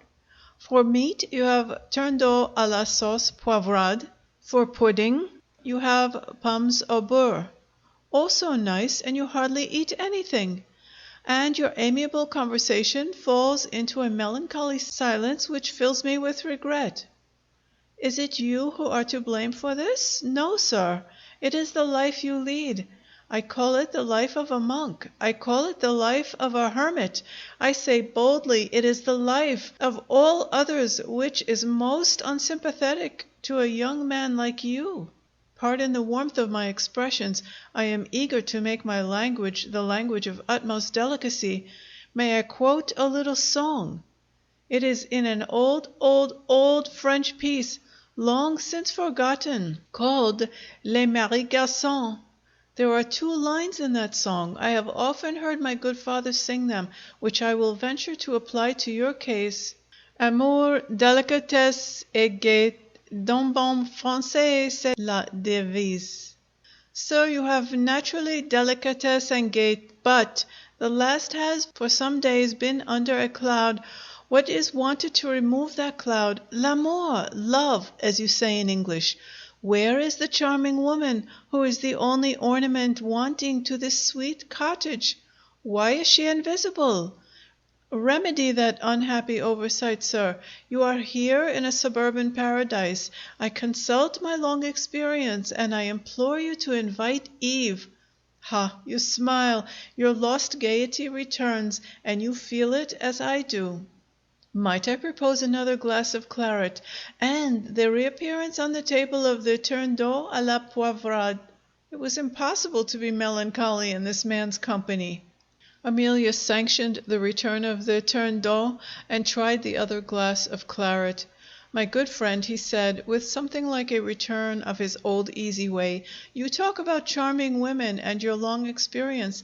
Let's hear what your experience has been." For the first time Toff began to look a little confused. "You have honored me, sir, by calling me your good friend," he said. "After that I am sure you will not send me away if I own the truth. No, my heart tells me I shall not appeal to your indulgence in vain. Dear sir, in the holidays which you kindly give me, I provide competent persons to take care of the house in my absence, don't I? One person, if you remember, was a most handsome, engaging young man. He is, if you please, my son by my first wife, now an angel in heaven. Another person who took care of the house on the next occasion was a little black-eyed boy, a miracle of discretion for his age. He is my son by my second wife, now another angel in heaven. Forgive me, I have not done yet. Some days since you thought you heard an infant crying downstairs. Like a miserable wretch, I lied. I declared it was the infant in the next house. Ah, sir, it was my own cherubim baby by my third wife, an angel close by in the Edgware Road, established in a small milliner's shop which will expand to great things by and by. The intervals between my marriages are not worthy of your notice. Fugitive caprices, sir, fugitive caprices. To sum it all up, as you say in England, it is not in me to resist the enchanting sex. If my third angel dies, I shall tear my hair, but I shall none the less take a fourth." "Take a dozen if you like," said Emilius. "Why should you have kept all this from my knowledge?" Toff hung his head. "I think it was one of my foreign mistakes," he pleaded. "The servants' advertisements in your English newspapers frighten me. How does the most meritorious manservant announce himself when he wants the best possible place? He says he is 'without encumbrances.' Gracious heaven, what a dreadful word to describe the poor, pretty, harmless children! I was afraid, sir, you might have some English objection to my encumbrances. A young man, a boy, and a cherubim baby, not to speak of the sacred memories of 2 women and the charming occasional society of a third, all inextricably enveloped in the life of one amorous, meritorious French person. Surely there was reason for hesitation here. No matter. I bless my stars I know better now, and I withdraw myself from further notice. Permit me to recall your attention to the Roquefort cheese and a mouthful of potato salad to correct the richness of him." The dinner was over at last. Emilius was alone again. It was a still evening. Not a breath of wind stirred among the trees in the garden. No vehicles passed along the byroad in which the cottage stood. Now and then Toff was audible downstairs, singing French songs in a high, cracked voice while he washed the plates and dishes and set everything in order for the night. Emilius looked at his bookshelves and felt that, after Rob Roy, there was no more reading for him that evening. The slow minutes followed one another wearily. The deadly depression of the earlier hours of the day was stealthily fastening its hold on him again. How might he best resist it? His healthy out-of-door habits at Tadmor suggested the only remedy that he could think of. Be his troubles what they might, his one simple method of resisting them at all other times was his simple method now. He went out for a walk. For 2 hours he rambled about the great northwestern suburb of London. Perhaps he felt the heavy, oppressive weather, or perhaps his good dinner had not agreed with him. Anyway, he was so thoroughly worn out that he was obliged to return to the cottage in a cab. Toff opened the door, but not with his customary alacrity. Emilius was too completely fatigued to notice any trifling circumstance. Otherwise he would certainly have perceived something odd in the old Frenchman's withered face. He looked at his master as he relieved him of his hat and coat with the strangest expression of interest and anxiety, modified by a certain sardonic sense of amusement underlying the more serious emotions. "A nasty, dull evening," Emilius said wearily. And Toff, always eager to talk at other times, only answered, "Yes, sir," and retreated at once to the kitchen regions. The fire was bright, the curtains were drawn, the reading lamp with its ample green shade was on the table. A more comfortable room no man could have found to receive him after a long walk. Reclining at his ease in his chair, Emilius thought of ringing for some restorative brandy and water. While he was thinking, he fell asleep, and while he slept, he dreamed. Was it a dream? He certainly saw the library, not fantastically transformed, but just like what the room really was. So far, he might have been wide awake, looking at the familiar objects round him. But after a while, an event happened which set the laws of reality at defiance. Simple Sally, miles away in the home, made her appearance in the library nevertheless. He saw the drawn curtains over the window parted from behind. He saw the girl step out from them and stop, looking at him timidly.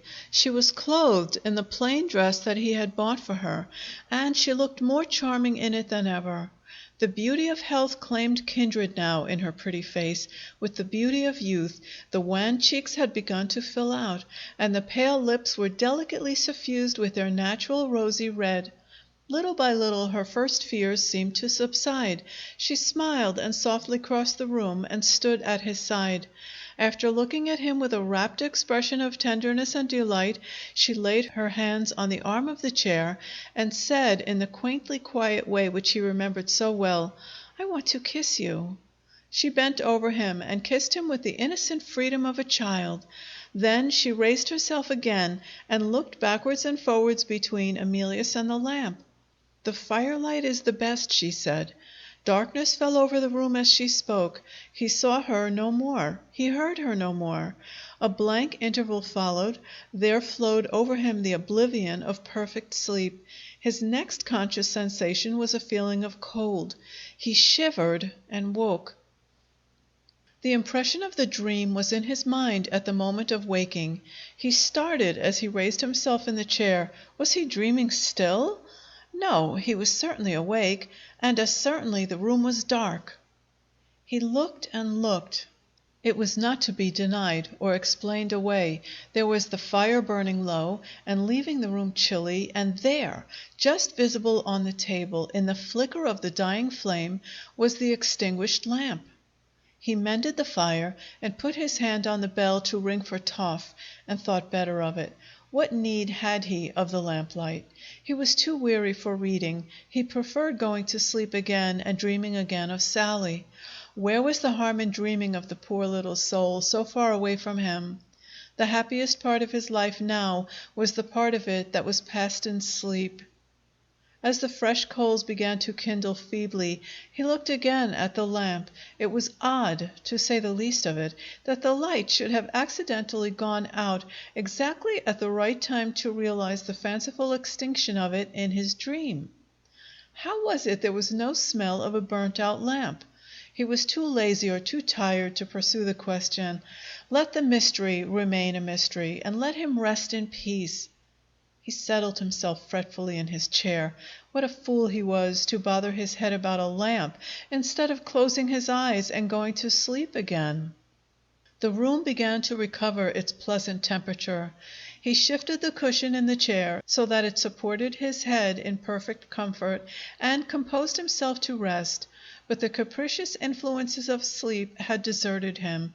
He tried one position after another, and all in vain. It was a mere mockery even to shut his eyes.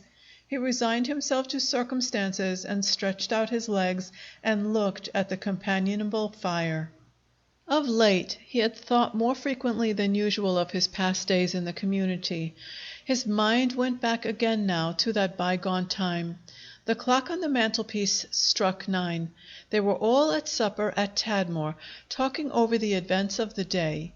He saw himself again at the long wooden table, with shy little Mellicent in the chair next to him, and his favorite dog at his feet, waiting to be fed. Where was Mellicent now? It was a sad letter that she had written to him, with the strange fixed idea that he was to return to her one day.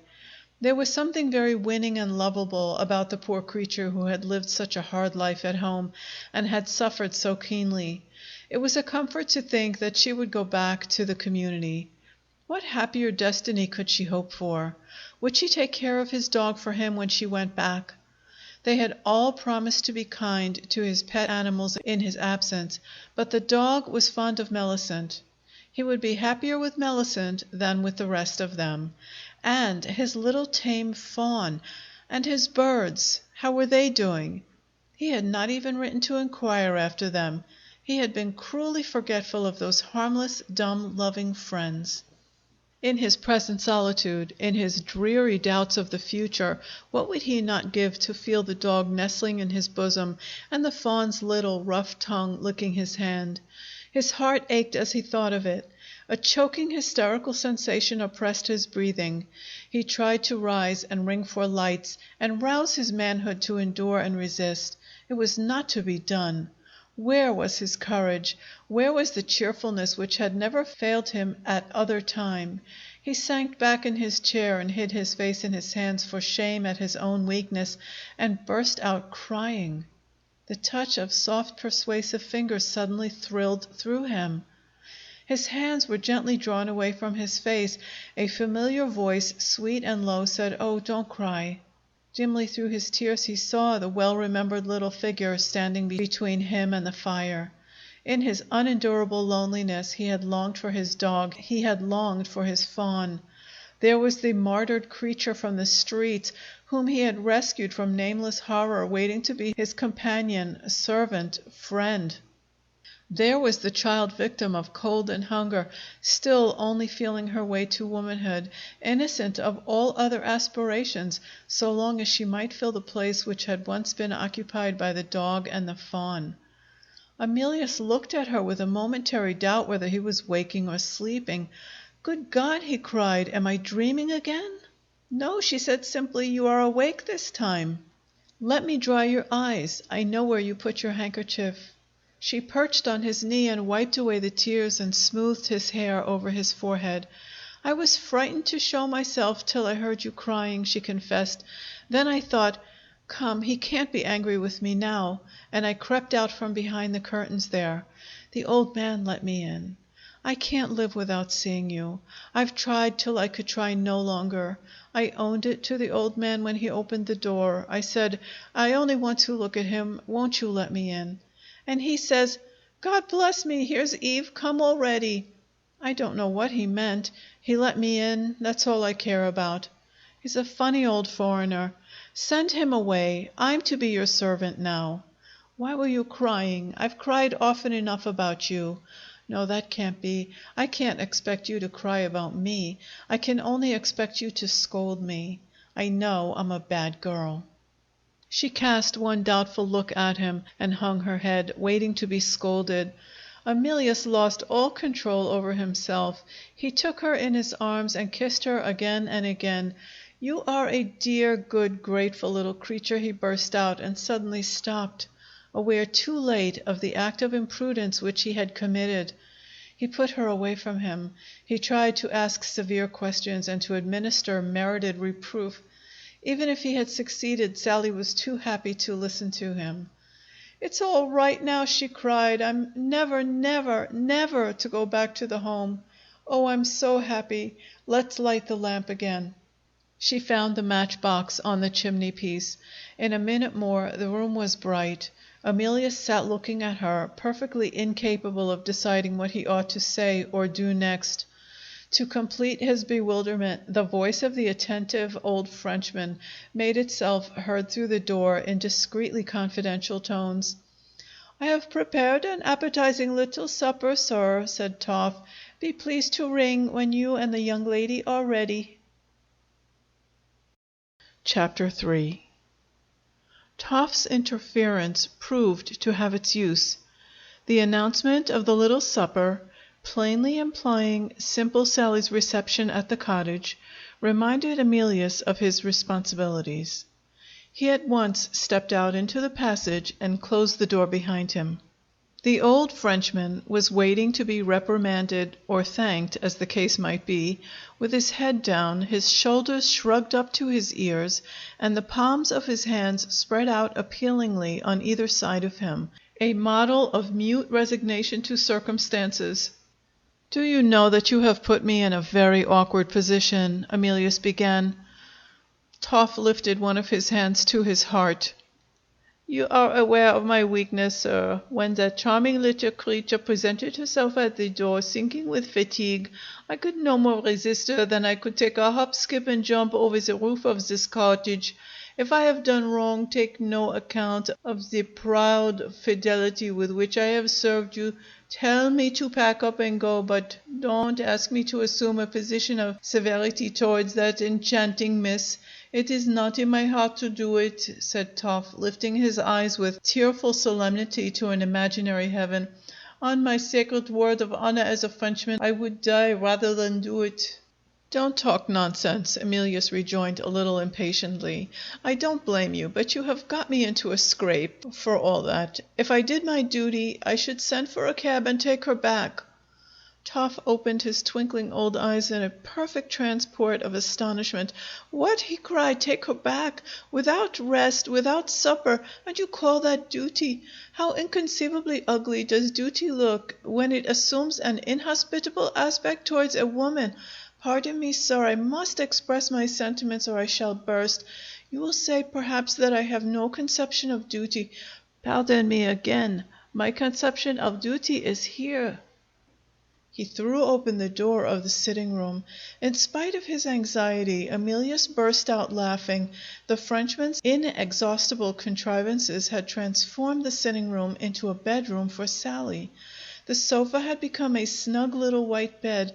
A hairbrush and comb and a bottle of eau de cologne were on the table. A bath stood near the fire with cans of hot and cold water and a railway rug placed under them to save the carpet.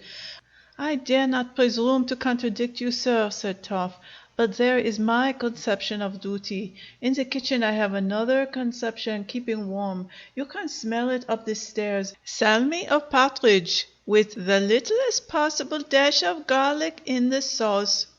Oh, sir, let that angel rest and refresh herself. Virtuous severity, believe me, is a most horribly unbecoming virtue at your age." He spoke quite seriously, with the air of a profound moralist asserting principles that did equal honor to his head and his heart. Emilius went back to the library.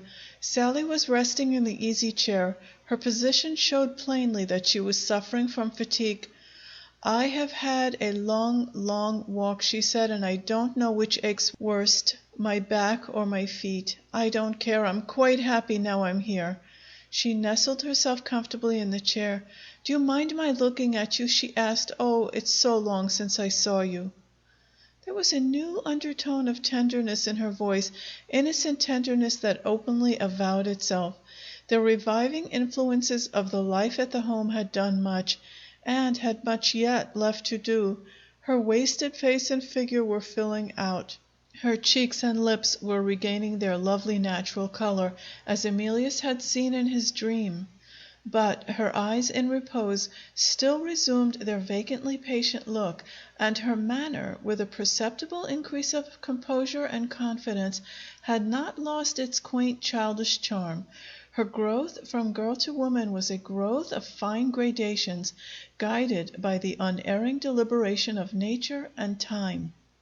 "Do you think they will follow you here from the home?" Emilius asked. She looked at the clock.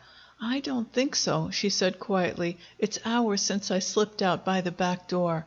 They have very strict rules about runaway girls, even when their friends bring them back. If you send me back—" She stopped and looked thoughtfully into the fire. "What will you do if I send you back?" "What one of our girls did before they took her in at the home. She jumped into the river. Made a hole in the water, that's how she calls it. She's a big, strong girl, and they got her out and saved her. She says it wasn't painful till they brought her to again. I'm little and weak. I don't think they could bring me to life if they tried." Emilius made a futile attempt to reason with her. He even got so far as to tell her that she had done very wrong to leave the home. Sally's answer set all further expostulation at defiance.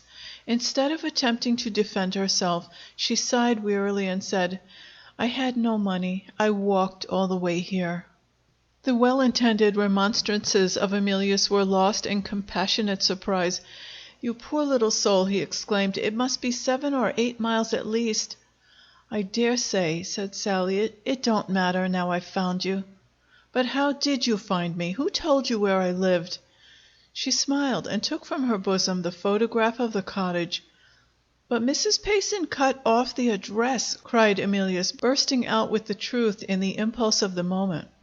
Sally turned over the photograph and pointed to the back of the card, on which the photographer's name and address were printed. "Mrs. Payson didn't think of this," she said shyly. "Did you think of it?" Emilius asked. Sally shook her head. "I'm too stupid," she replied. "The girl who made the hole in the water put me up to it. 'Have you made up your mind to run away?' she says, and I said yes. 'You go to the man who did the picture,' she says. 'He knows where the place is, I'll be bound.' I asked my way till I found him, and he did know, and he told me. He was a good sort. He gave me a glass of beer. He said I looked so tired. I said we'd go and have our portraits taken some day, you and your servant. May I tell the funny old foreigner that he is to go away now I have come to you?" The complete simplicity with which she betrayed her jealousy of Toff made Emilius smile. Sally, watching every change in his face, instantly drew her own conclusion. "Ah," she said cheerfully, "I'll keep your room cleaner than he keeps it. I smelt dust on the curtains when I was hiding from you." Emilius thought of his dream. "Did you come out while I was asleep?" he asked. "Yes. I wasn't frightened of you when you were asleep. I had a good look at you, and I gave you a kiss." She made that confession without the slightest sign of confusion. Her calm blue eyes looked him straight in the face.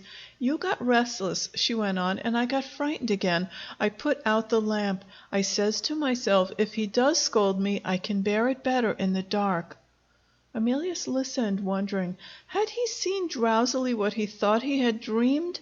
Or was there some mysterious sympathy between Sally and himself? The occult speculations were interrupted by Sally. "May I take off my bonnet and make myself tidy?" she asked. Some men might have said no. Emilius was not one of them.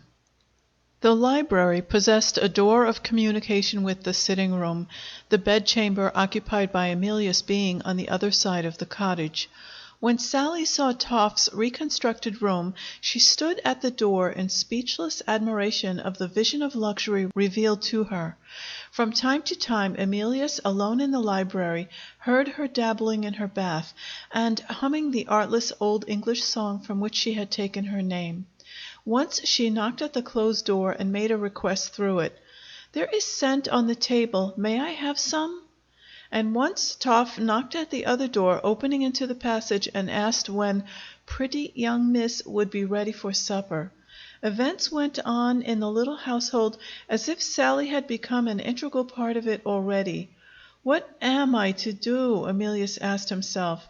And Toff, entering at the moment to lay the cloth, answered respectfully, "Hurry the young person, sir, or the salmi will be spoiled." She came out from her room, walking delicately on her sore feet, so fresh and charming that Toff, absorbed in admiration, made a mistake in folding a napkin for the first time in his life. "Champagne, of course, sir," he said in confidence to Emilius. The salmi of partridge appeared. The inspiriting wine sparkled in the glasses. Toff surpassed himself in all the qualities which made a servant invaluable at a supper table.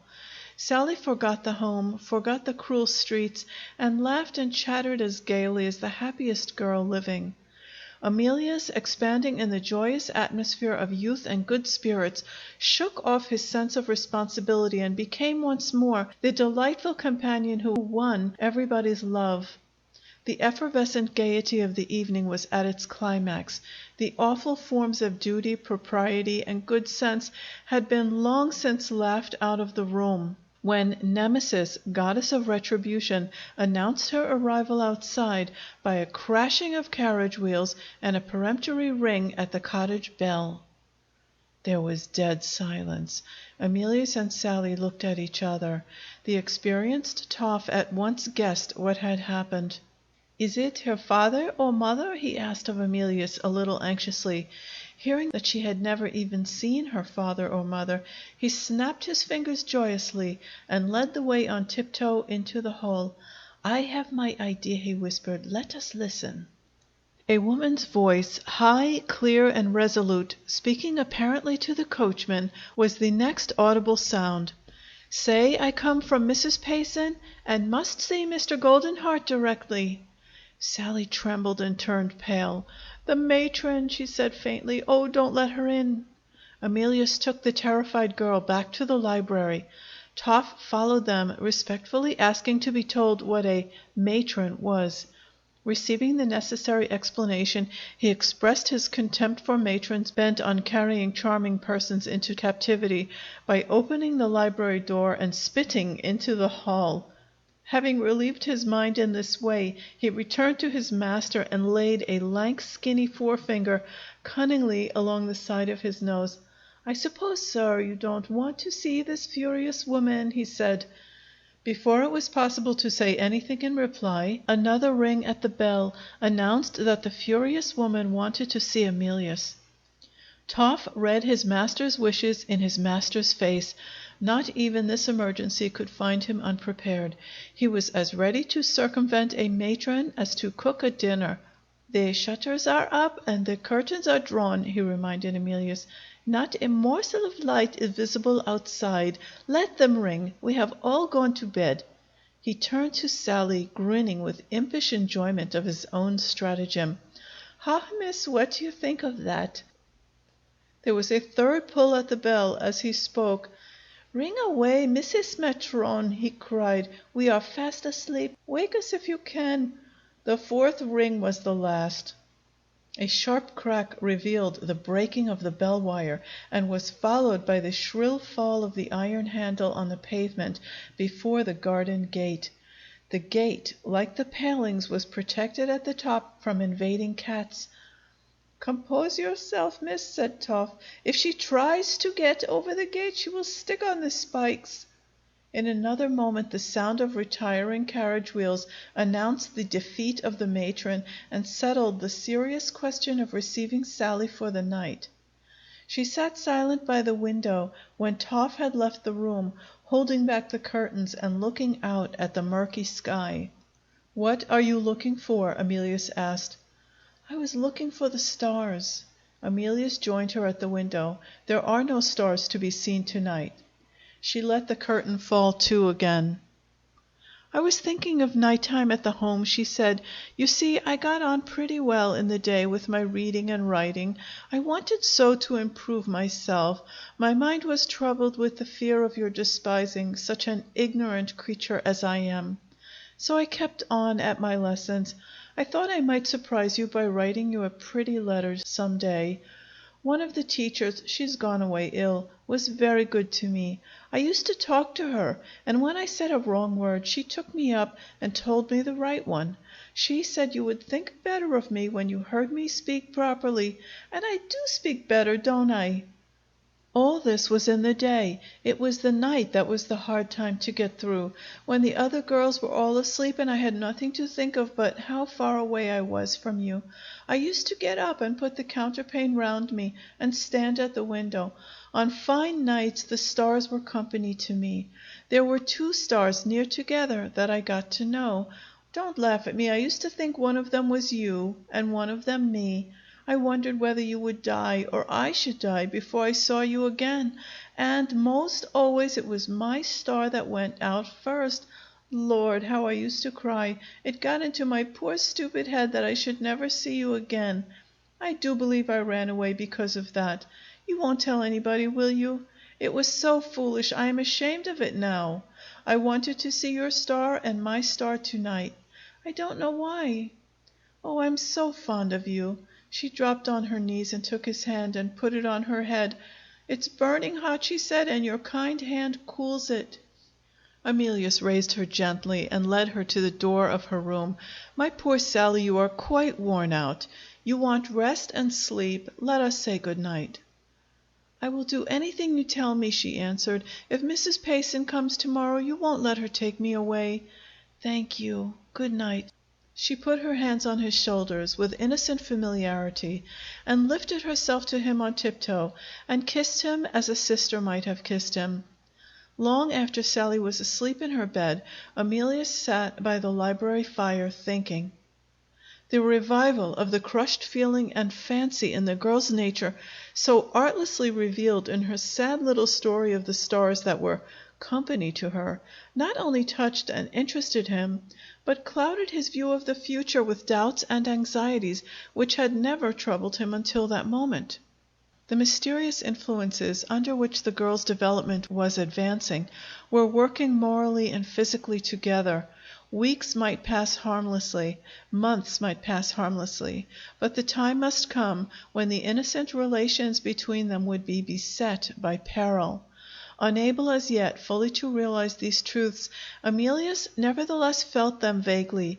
His face was troubled as he lit the candle at last to go to his bed. "I don't see my way as clearly as I could wish," he reflected. "How will it end?" How indeed? Chapter 4. At 8 o'clock the next morning, Emilius was awakened by Toff. A letter had arrived marked immediate, and the messenger was waiting for an answer. The letter was from Mrs. Payson. She wrote briefly and in formal terms. After referring to the matron's fruitless visit to the cottage on the previous night, Mrs. Payson proceeded in these words: "I request you will immediately let me know whether Sally has taken refuge with you and has passed the night under your roof. If I am right in believing that she has done so, I have only to inform you that the doors of the home are henceforth closed to her in conformity with our rules. If I am wrong, it will be my painful duty to lose no time in placing the matter in the hands of the police." Emilius began his reply, acting on impulse as usual. He wrote, vehemently remonstrating with Mrs. Payson on the unforgiving and unchristian nature of the rules at the home. Before he was halfway through his composition, the person who had brought the letter sent a message to say that he was expected back immediately, and that he hoped Mr. Goldenheart would not get a poor man into trouble by keeping him much longer. Checked in the full flow of his eloquence, Emilius angrily tore up the unfinished remonstrance, and matched Mrs. Payson's briefly businesslike language by an answer in one line. I beg to inform you that you are quite right." On reflection, he felt that the second letter was not only discourteous as a reply to a lady, but also ungrateful as addressed to Mrs. Payson personally. At the third attempt, he wrote becomingly as well as briefly: "Sally has passed the night here as my guest. She was suffering from severe fatigue. It would have been an act of downright inhumanity to send her away. I regret your decision, but of course I submit to it. You once said you believed implicitly in the purity of my motives. Do me the justice, however you may blame my conduct, to believe in me still." Having dispatched these lines, the mind of Emilius was at ease again. He went into the library and listened to hear if Sally was moving. The perfect silence on the other side of the door informed him that the weary girl was still fast asleep. He gave directions that she was on no account to be disturbed, and sat down to breakfast by himself. While he was still at table, Toff appeared with profound mystery in his manner and discreet confidence in the tones of his voice. "Here's another one, sir," the Frenchman announced in his master's ear. "Another one?" Emilius repeated. "What do you mean?" "She is not like the sweet little sleeping miss," Toff explained. "This time, sir, it's the beauty of the devil himself, as we say in France. She refuses to confide in me, and she appears to be agitated, both bad signs.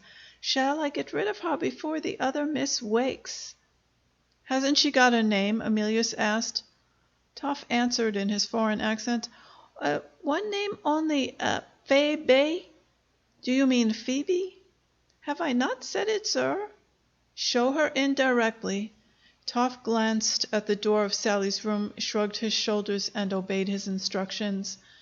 Phoebe appeared, looking pale and anxious. Her customary assurance of manner had completely deserted her.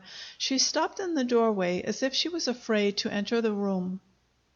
"Come in and sit down," said Emilius. "What's the matter?" "I'm troubled in my mind, sir," Phoebe answered. "I know it's taking a liberty to come to you, but I went yesterday to ask Miss Regina's advice, and found she had gone abroad with her uncle. I have something to say about Mrs. Farnaby, sir, and there's no time to be lost in saying it. I know of nobody but you that I can speak to now Miss Regina is away. The footman told me where you lived." She stopped, evidently in the greatest embarrassment. Emilius tried to encourage her. "If I can be of any use to Mrs. Farnaby," he said, "tell me at once what to do." Phoebe's eyes dropped before his straightforward look as he spoke to her. "I must ask you to please excuse my mentioning names, sir," she resumed confusedly. "There's a person I'm interested in whom I wouldn't get into trouble for the whole world. He's been misled. I'm sure he's been misled by another person, a wicked, drunken old woman who ought to be in prison if she had her deserts. I'm not free from blame myself. I know I'm not. I listened, sir, to what I oughtn't to have heard, and I told it again, I'm sure in the strictest confidence, and not meaning anything wrong, to the person I've mentioned. Not the old women. I mean the person I'm interested in. I hope you understand me, sir. I wish to speak openly, accepting the names on account of Mrs. Farnaby." Emilius thought of Phoebe's vindictive language the last time he had seen her. He looked towards a cabinet in a corner of the room in which he had placed Mrs. Farnaby's letter. An instinctive distrust of his visitor began to rise in his mind. His manner altered. He turned to his plate and went on with his breakfast. "Can't you speak to me plainly?" he said. "Is Mrs. Farnaby in any trouble?" "Yes, sir." "And can I do anything to help her out of it?" "I am sure you can, sir, if you only knew where to find her." "I do know where to find her. She has written to tell me. The last time I saw you, you expressed yourself very improperly about Mrs. Farnaby. You spoke as if you meant some harm to her." "I mean nothing but good to her now, sir." "Very well, then. Can't you go and speak to her yourself if I give you the address?" Phoebe's pale face flushed a little. "I couldn't do that, sir," she answered, "after the way Mrs. Farnaby has treated me. Besides, if she knew that I had listened to what passed between her and you—" She stopped again, more painfully embarrassed than ever. Emilius laid down his knife and fork. "Look here," he said, "this sort of thing is not in my way. If you can't make a clean breast of it, let's talk of something else. I'm very much afraid," he went on, with his customary absence of all concealment, "you're not the harmless sort of girl I once took you for. What do you mean by what passed between Mrs. Farnaby and me?" Phoebe put her handkerchief to her eyes. "It's very hard to speak to me so harshly," she said, "when I'm sorry for what I've done, and I'm only anxious to prevent harm coming of it." "What have you done?" cried honest Emilius, weary of the woman's inveterately indirect way of explaining herself to him. The flash of his quick temper in his eyes as he put that straightforward question roused a responsive temper in Phoebe which stung her into speaking openly at last. She told Emilius what she had heard in the kitchen as plainly as she had told it to Jervie, with this one difference, that she spoke without insolence when she referred to Mrs. Farnaby. Listening in silence until she had done, Emilius started to his feet, and opening the cabinet, took from it Mrs. Farnaby's letter. He read the letter, keeping his back towards Phoebe, waited a moment thinking, and suddenly turned on the woman with a look that made her shrink in her chair. "You wretch!" he said. "You detestable wretch!" In the terror of the moment, Phoebe attempted to leave the room.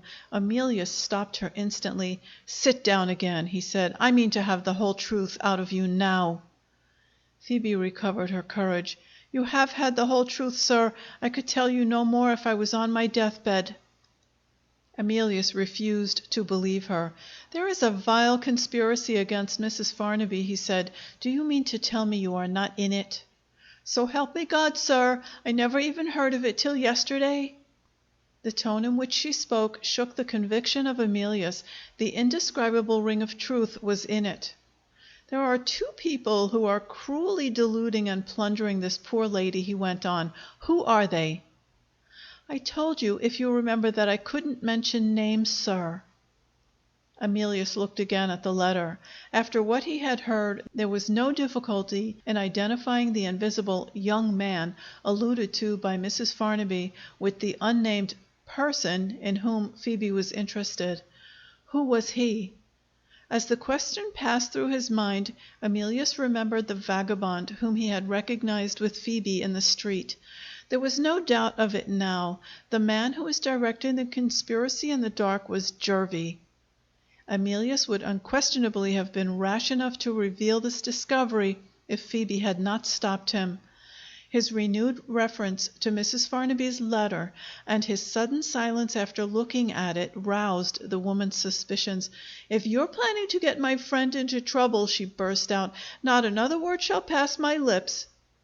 Even Emilius profited by the warning which that threat unintentionally conveyed to him. "Keep your own secrets," he said. "I only want to spare Mrs. Farnaby a dreadful disappointment. But I must know what I am talking about when I go to her. Can't you tell me how you found out this abominable swindle?" Phoebe was perfectly willing to tell him. Interpreting her long involved narrative into plain English with the names added, these were the facts related. Mrs. Sowler, bearing in mind some talk which had passed between them on the occasion of a supper, had called at Phoebe's lodgings on the previous day, and had tried to entrap her into communicating what she knew of Mrs. Farnaby's secrets. The trap failing, Mrs. Sowler had tried bribery next, had promised Phoebe a large sum of money, to be equally divided between them if she would only speak, had declared that Jervie was perfectly capable of breaking his promise of marriage and leaving them both in the lurch if he once got the money into his own pocket, and had thus informed Phoebe that the conspiracy, which was supposed to have been abandoned, was really in full progress without her knowledge. She had temporized with Mrs. Sowler, being afraid to set such a person openly at defiance, and had hurried away at once to have an explanation with Jervie. He was reported to be not at home. Her fruitless visit to Regina had followed, and there, so far as facts were concerned, was an end of the story. Emilius asked her no questions, and spoke as briefly as possible when she had done. "I will go to Mrs. Farnaby this morning," was all he said. "Would you please let me hear how it ends?" Phoebe asked. Emilius pushed his pocketbook and pencil across the table to her, pointing to a blank leaf on which she could write her address. While she was thus employed, the attentive Toff came in and, with his eye on Phoebe, whispered in his master's ear. He had heard Sally moving about. Would it be more convenient, under the circumstances, if she had her breakfast in her own room? Toff's astonishment was a sight to see when Emilius answered, "Certainly not. Let her breakfast here." Phoebe rose to go. Her parting words revealed the double-sided nature that was in her, the good and evil in perpetual conflict which should be uppermost. "Please don't mention me, sir, to Mrs. Farnaby," she said. "I don't forgive her for what she's done to me. I don't say I won't be even with her yet, but not in that way. I won't have her death laid at my door. Oh, but I know her temper, and I say it's as likely as not to kill her or drive her mad if she isn't warned about it in time. Never mind her losing her money. If it's lost, and she's got plenty more. She may be robbed a dozen times over for all I care, but don't let her set her heart on seeing her child and then find it's all a swindle. I hate her, but I can't and won't let that go on. Good morning, sir." Emilius was relieved by her departure. For a minute or two he sat absently stirring his coffee and considering how he might most safely perform the terrible duty of putting Mrs. Farnaby on her guard. Toff interrupted his meditations by preparing the table for Sally's breakfast, and almost at the same moment Sally herself, fresh and rosy, opened her door a little way and looked in. "You have had a fine long sleep," said Emilius. "Have you quite got over your walk yesterday?" "Oh, yes," she answered gaily. "I only feel my long walk now in my feet. It hurts me to put my boots on. Can you lend me a pair of slippers?"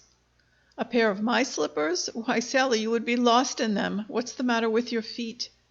"They're both sore, and I think one of them has got a blister on it." "Come in, and let's have a look at it." She came limping in with her feet bare. "Don't scold me," she pleaded. "I couldn't put my stockings on again without washing them, and they're not dry yet." "I'll get you new stockings and slippers," said Emilius. "Which is the foot with the blister?" "The left foot," she answered, pointing to it. Chapter 5. "Let me see the blister," said Emilius. Sally looked longingly at the fire. "May I warm my feet first?" she asked. "They are so cold." In those words she innocently deferred the discovery which, if it had been made at the moment, might have altered the whole after course of events. Emilius only thought now of preventing her from catching cold.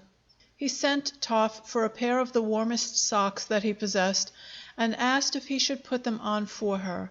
She smiled and shook her head and put them on for herself. When they had done laughing at the absurd appearance of the little feet in the large socks, they only drifted farther and farther away from the subject of the blistered foot. Sally remembered the terrible matron, and asked if anything had been heard of her that morning. Being told that Mrs. Payson had written, and that the doors of the institution were closed to her, she recovered her spirits, and began to wonder whether the offended authorities would let her have her clothes. Toff offered to go and make the inquiry later in the day, suggesting the purchase of slippers and stockings in the meantime, while Sally was having her breakfast. Emilius approved of the suggestion, and Toff set off on his errand with one of Sally's boots for a pattern. The morning had, by that time, advanced to 10 o'clock. Emilius stood before the fire talking, while Sally had her breakfast. Having first explained the reasons which made it impossible that she should live at the cottage in the capacity of his servant, he astonished her by announcing that he meant to undertake the superintendence of her education himself. They were to be master and pupil while the lessons were in progress, and brother and sister at other times. and they were to see how they got on together on this plan without indulging in any needless anxiety about the future. Emilius believed with perfect sincerity that he had hit on the only sensible arrangement under the circumstances, and Sally cried joyously, "Oh, how good you are to me! The happy life has come at last." At the hour when those words passed the daughter's lips, the discovery of the conspiracy burst upon the mother in all its baseness and in all its horror. The suspicion of her infamous employer, which had induced Mrs. Sowler to attempt to intrude herself into Phoebe's confidence, led her to make a visit of investigation at Jervy's lodgings later in the day. Informed, as Phoebe had been informed, that he was not at home, she called again some hours afterwards. By that time the landlord had discovered that Jervy's luggage had been secretly conveyed away, and that his tenant had left him in debt for rent of the 2 best rooms in the house. No longer in any doubt of what had happened, Mrs. Sowler employed the remaining hours of the evening in making inquiries after the missing man. Not a trace of him had been discovered up to 8 o'clock on the next morning.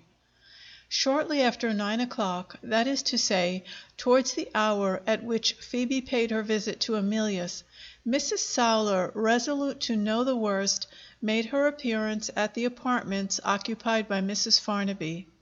"I wish to speak to you," she began abruptly, "about that young man we both know of. Have you seen anything of him lately?" Mrs. Farnaby, steadily on her guard, deferred answering the question. "Why do you want to know?" she said. The reply was instantly ready. "Because I have reason to believe he has bolted with your money in his pocket." "He has done nothing of the sort," Mrs. Farnaby rejoined.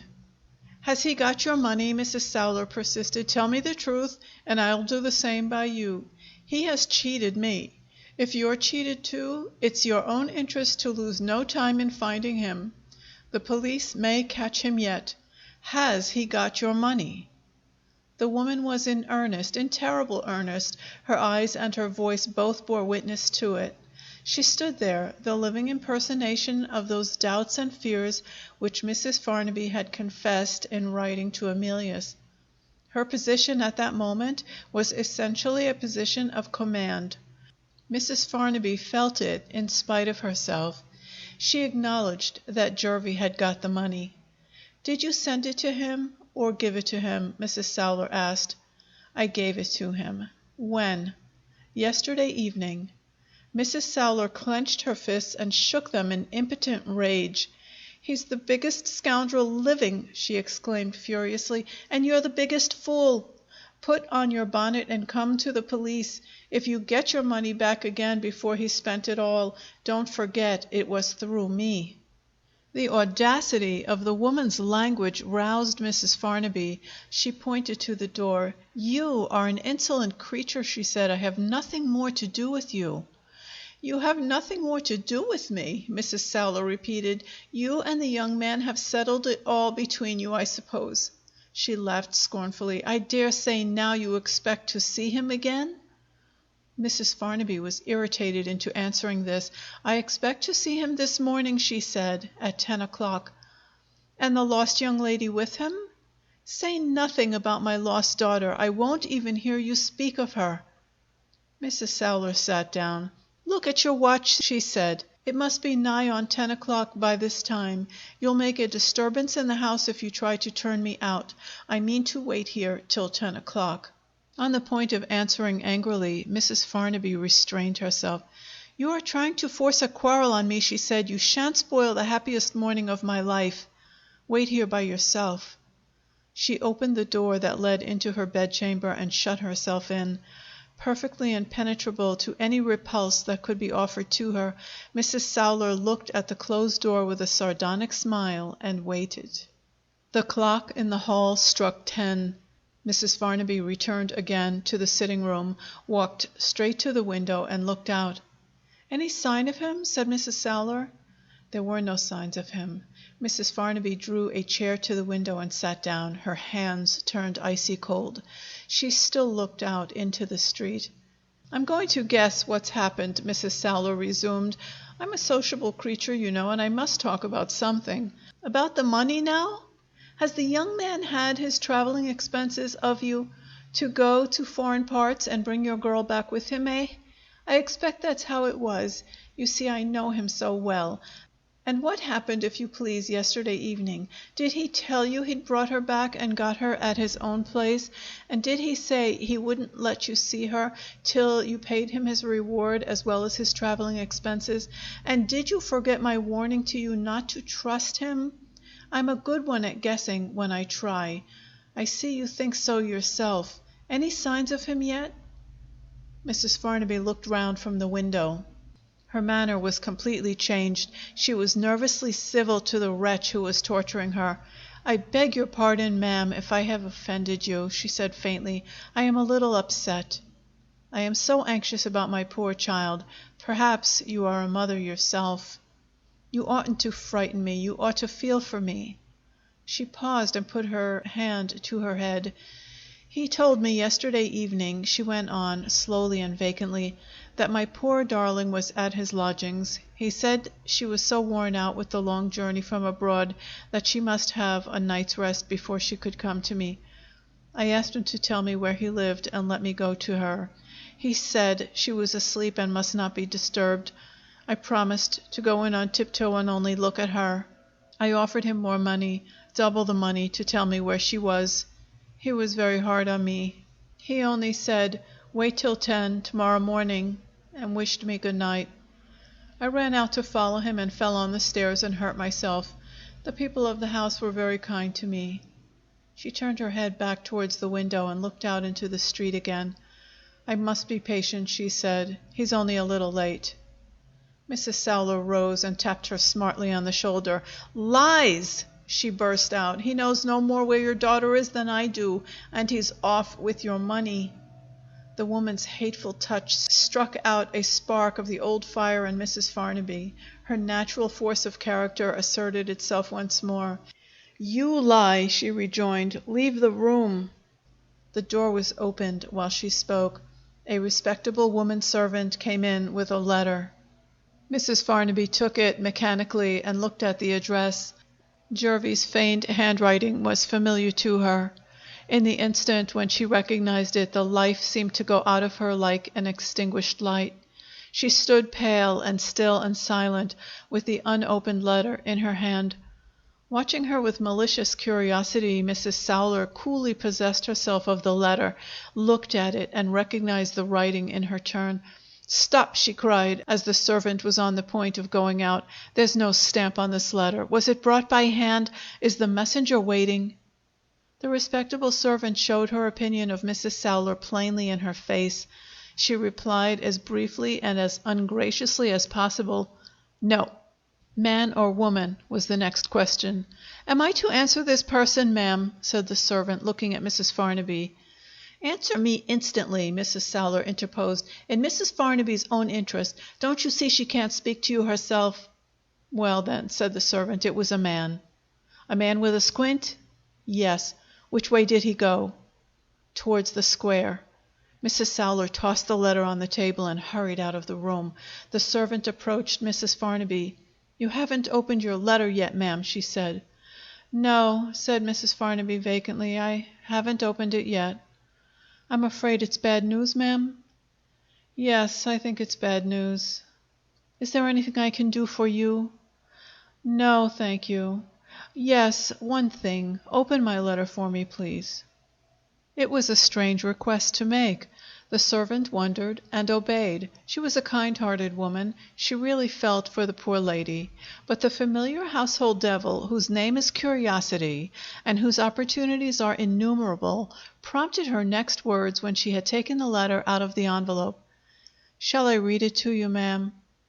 "No. Put it down on the table, please. I'll ring when I want you." The mother was alone, alone, with her death warrant waiting for her on the table. The clock downstairs struck the half hour after 10. She moved for the first time since she had received the letter. Once more she went to the window and looked out. It was only for a moment. She turned away again with a sudden contempt for herself. "What a fool I am!" she said, and took up the open letter. She looked at it and put it down again. "Why should I read it," she asked herself, "when I know what is in it, without reading?" Some framed woodcuts from the illustrated newspapers were hung on the walls. One of them represented a scene of rescue from shipwreck. A mother embracing her daughter, saved by the lifeboat, was among the foreground groups.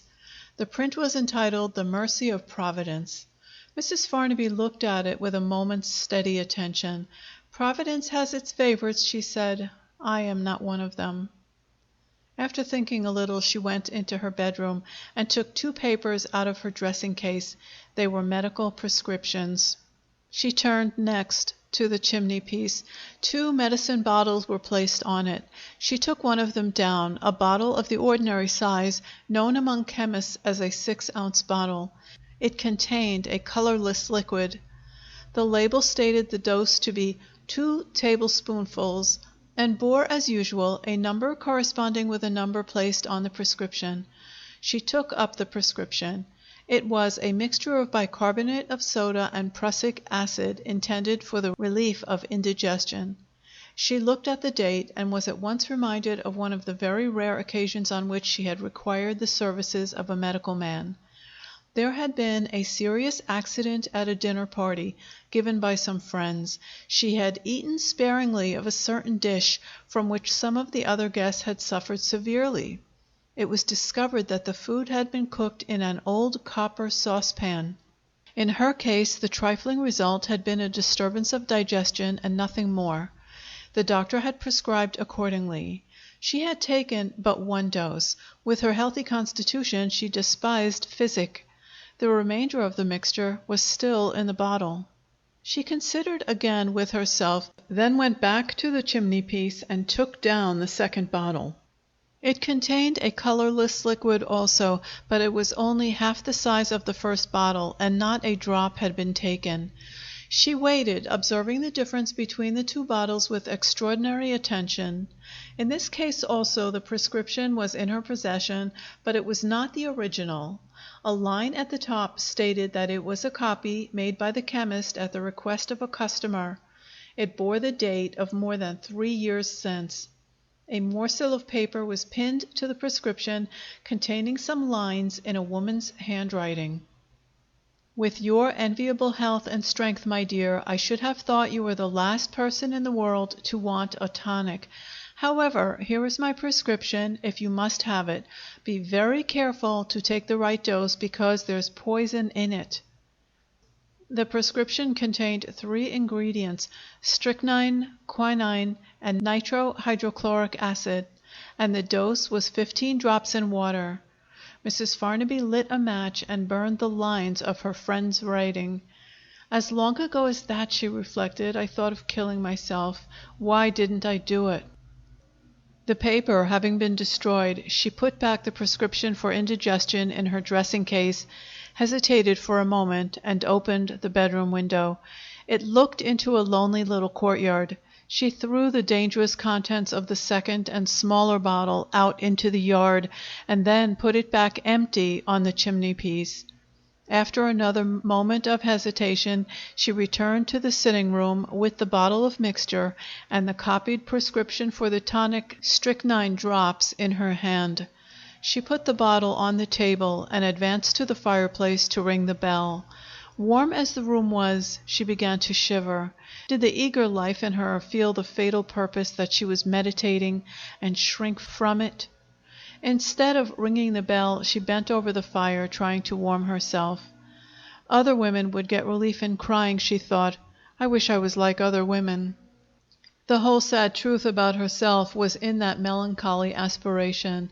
No relief in tears, no merciful oblivion in a fainting fit for her. The terrible strength of the vital organization in this woman knew no yielding to the unutterable misery that wrung her to the soul. It roused its glorious forces to resist. It held her in a stony quiet, with a grip of iron. She turned away from the fire, wondering at herself. What baseness is there in me that fears death? What have I got to live for now? The open letter on the table caught her eye. "This will do it," she said, and snatched it up and read it at last. "The least I can do for you is to act like a gentleman and spare you unnecessary suspense. You will not see me this morning at 10 for the simple reason that I really don't know, and never did know, where to find your daughter. I wish I was rich enough to return the money. Not being able to do that, I will give you a word of advice instead. The next time you confide any secrets of yours to Mr. Goldenheart, take better care that no third person hears you." She read those atrocious lines without any visible disturbance of the dreadful composure that possessed her. Her mind made no effort to discover the person who had listened and betrayed her. To all ordinary curiosities, to all ordinary emotions, she was morally dead already. The one thought in her was a thought that might have occurred to a man. If I only had my hands on his throat, how I could wring the life out of him. As it is... Instead of pursuing the reflection, she threw the letter into the fire and rang the bell. "Take this at once to the nearest chemist," she said, giving the strychnine prescription to the servant, "and wait, please, and bring it back with you." She opened her desk when she was alone and tore up the letters and papers in it. This done, she took her pen and wrote a letter. It was addressed to Emilius. When the servant entered the room again, bringing with her the prescription made up, the clock downstairs struck 11. Chapter 6. Toff returned to the cottage with the slippers and the stockings. "What a time you have been gone!" said Emilius. "It is not my fault, sir," Toff explained. "The stockings I obtained without difficulty. But the nearest shoe shop in this neighborhood sold only coarse manufactures and all too large. I had to go to my wife and get her to take me to the right place. See!" he exclaimed, producing a pair of quilted silk slippers with blue rosettes. "Here is a design that is really worthy of pretty feet. Try them on, miss." Sally's eyes sparkled at the sight of the slippers. She rose at once and limped away to her room. Emilius, observing that she still walked in pain, called her back. "I had forgotten the blister," he said. "Before you put on the new stockings, Sally, let me see your foot." He turned to Toff. "You're always ready with everything," he went on. "I wonder whether you have got a needle and a bit of worsted thread." The old Frenchman answered with an air of respectful reproach. "Knowing me, sir, as you do," he said, "could you doubt for a moment that I mend my own clothes and darn my own stockings?" He withdrew to his bedroom below and returned with a leather roll. "When you are ready, sir," he said, opening the roll at the table and threading the needle while Sally removed the sock from her left foot. She took a chair near the window at the suggestion of Emilius. He knelt down so as to raise her foot to his knee. "Turn a little more towards the light," he said. He took the foot in his hand, lifted it, looked at it, and suddenly let it drop back on the floor. A cry of alarm from Sally instantly brought Toff to the window. "Oh, look!" she cried. "He's ill!" Toff lifted Emilius to a chair. "For God's sake, sir!" cried the terrified old man. "What's the matter?" Emilius had turned to the strange ashy paleness which is only seen in men of his florid complexion, overwhelmed by sudden emotion. He stammered when he tried to speak. "Fetch the brandy," said Toff, pointing to the liquor case on the sideboard. Sally brought it at once. The strong stimulant steadied Emilius. "I'm sorry to have frightened you," he said faintly. "Sally, dear, dear little Sally, go in and get your things on directly. You must come out with me. I'll tell you why afterwards. My God, why didn't I find this out before?" He noticed Toff wondering and trembling. "Good old fellow, don't alarm yourself. You shall know about it, too. Go, run, get the first cab you can find." Left alone for a few minutes, he had time to compose himself. He did his best to take advantage of the time. He tried to prepare his mind for the coming interview with Mrs. Farnaby. "I must be careful of what I do," he thought, conscious of the overwhelming effect of the discovery on himself. "She doesn't expect me to bring her daughter to her." Sally returned to him, ready to go out. She seemed to be afraid of him when he approached her and took her hand. "Have I done anything wrong?" she asked in her childish way. "Are you going to take me to some other home?" The tone and look with which she put the question burst through the restraints which Emilius had imposed on himself for her sake. "My dear child," he said, "can you bear a great surprise? I'm dying to tell you the truth, and I hardly dare do it." He took her in his arms. She trembled piteously. Instead of answering him, she reiterated her question. "Are you going to take me to some other home?" He could endure it no longer. "This is the happiest day of your life, Sally," he cried. "I'm going to take you to your mother."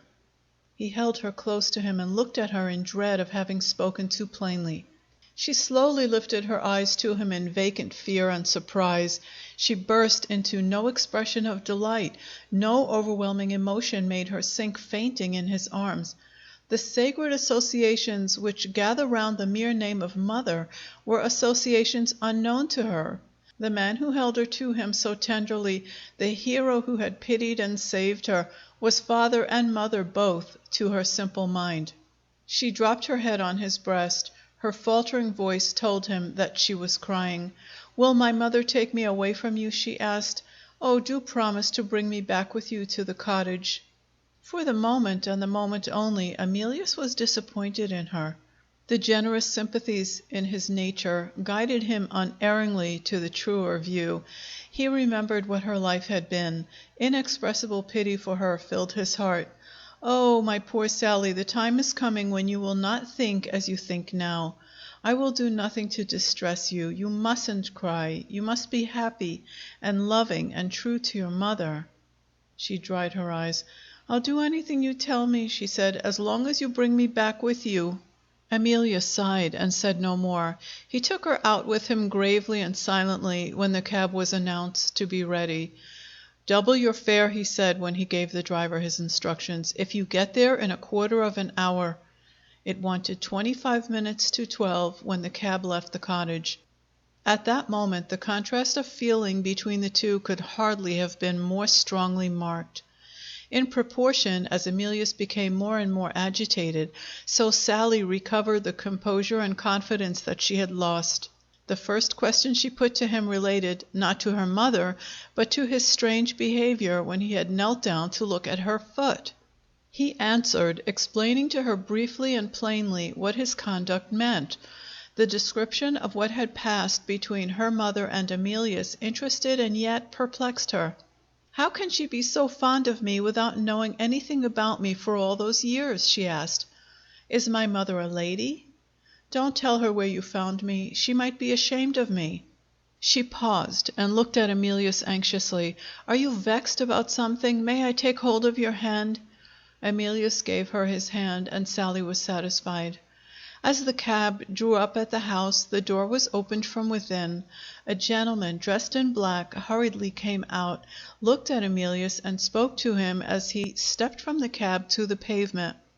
"I beg your pardon, sir. May I ask if you are any relative of the lady who lives in this house?"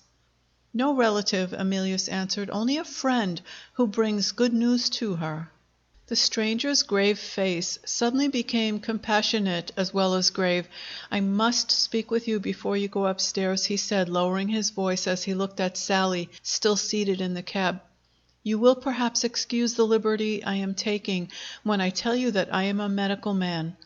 Come into the hall for a moment, and don't bring the young lady with you." Emilius told Sally to wait in the cab. She saw his altered looks and entreated him not to leave her. He promised to keep the house door open so that she could see him while he was away from her, and hastened into the hall. "I am sorry to say I have bad, very bad news for you," the doctor began. "Time is of serious importance. I must speak plainly.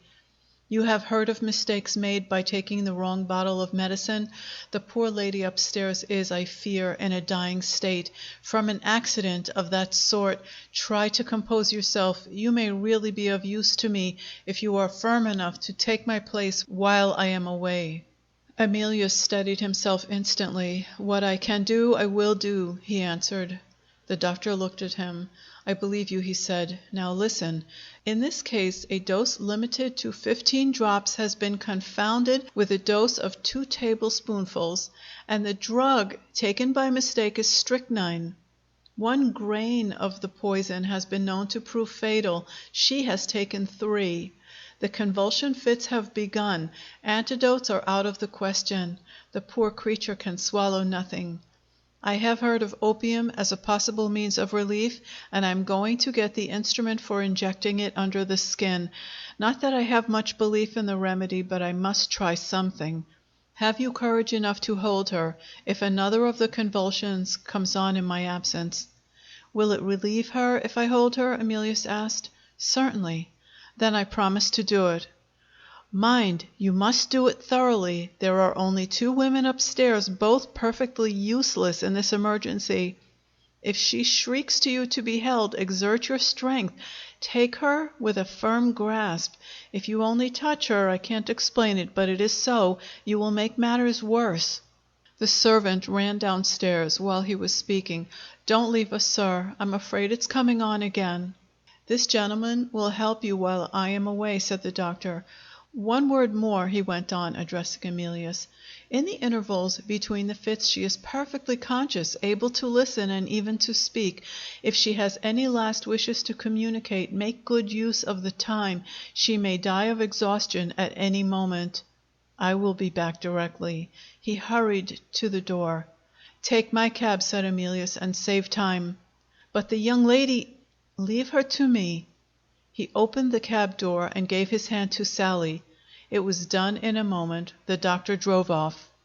Emilius saw the servant waiting for them in the hall. He spoke to Sally, telling her, considerately and gently, what he had heard before he took her into the house. "I had such good hopes for you," he said, "and it has come to this dreadful end. Have you courage to go through with it if I take you to her bedside? You will be glad one day, my dear, to remember that you cheered your mother's last moments on earth." Sally put her hand in his. "I will go anywhere," she said softly, "with you." Emilius led her into the house. The servant, in pity for her youth, ventured on a word of remonstrance. "Oh, sir, you're not going to let the poor young lady see that dreadful sight upstairs?" "You mean well," Emilius answered, "and I thank you. If you knew what I know, you would take her upstairs too. Show the way." Sally looked at him in silent awe as they followed the servant together. He was not like the same man. His brows were knit, his lips were fast set. He held the girl's hand in a grip that hurt her.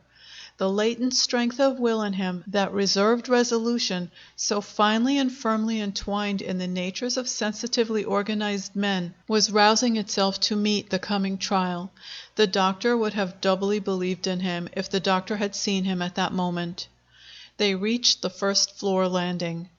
Before the servant could open the drawing room door, a shriek ran frightfully through the silence of the house. The servant drew back and crouched trembling on the upper stairs. At the same moment the door was flung open and another woman ran out, wild with terror. "I can't bear it!" she cried, and rushed up the stairs, blind to the presence of strangers in the panic that possessed her. Emilius entered the drawing room with his arm round Sally, holding her up. As he placed her in a chair, the dreadful cry was renewed. He only waited to rouse and encourage her by a word and a look, and ran into the bedroom. For an instant, and an instant only, he stood horror-struck in the presence of the poisoned woman. The fell action of the strychnine wrung every muscle in her with the torture of convulsion. Her hands were fast clenched, her head was bent back. Her body, rigid as a bar of iron, was arched upwards from the bed, resting on the 2 extremities of the head and the heels. The staring eyes, the dusky face, the twisted lips, the clenched teeth were frightful to see. He faced it. After the one instant of hesitation, he faced it. Before she could cry out again, his hands were on her. The whole exertion of his strength was barely enough to keep the frenzied throbs of the convulsion, as it reached its climax, from throwing her off the bed. Through the worst of it, he was still equal to the trust that had been placed in him, still faithful to the work of mercy.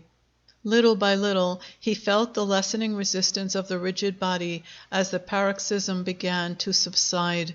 He saw the ghastly stare die out of her eyes and the twisted lips relax from their dreadful grin. The tortured body sank and rested. The perspiration broke out on her face. Her languid hands fell gently over on the bed. For a while the heavy eyelids closed, then opened again feebly. She looked at him. "Do you know me?" he asked, bending over her. And she answered in a faint whisper, "Emilius." He knelt down by her and kissed her hand. "Can you listen if I tell you something?"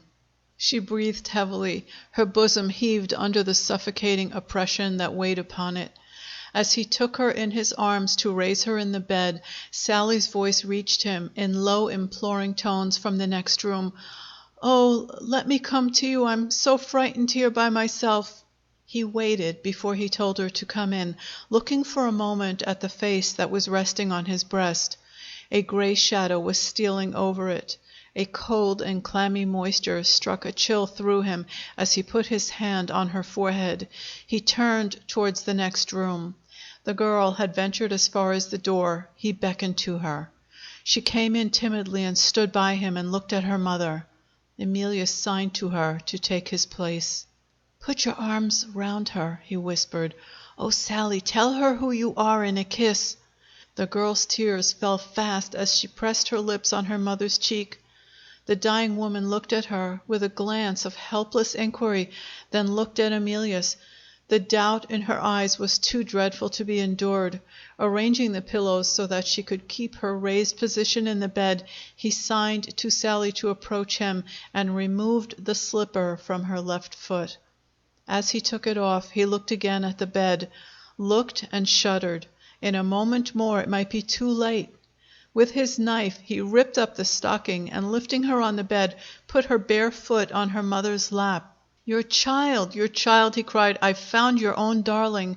For God's sake, rouse yourself. Look." She heard him. She lifted her feebly declining head. She looked. She knew. For one awful moment the sinking vital forces rallied and hurled back the hold of death. Her eyes shone radiant with the divine light of maternal love. An exulting cry of rapture burst from her. Slowly, very slowly, she bent forward until her face rested on her daughter's foot. With a faint sigh of ecstasy, she kissed it. The moments passed, and the bent head was raised no more. The last beat of the heart was a beat of joy.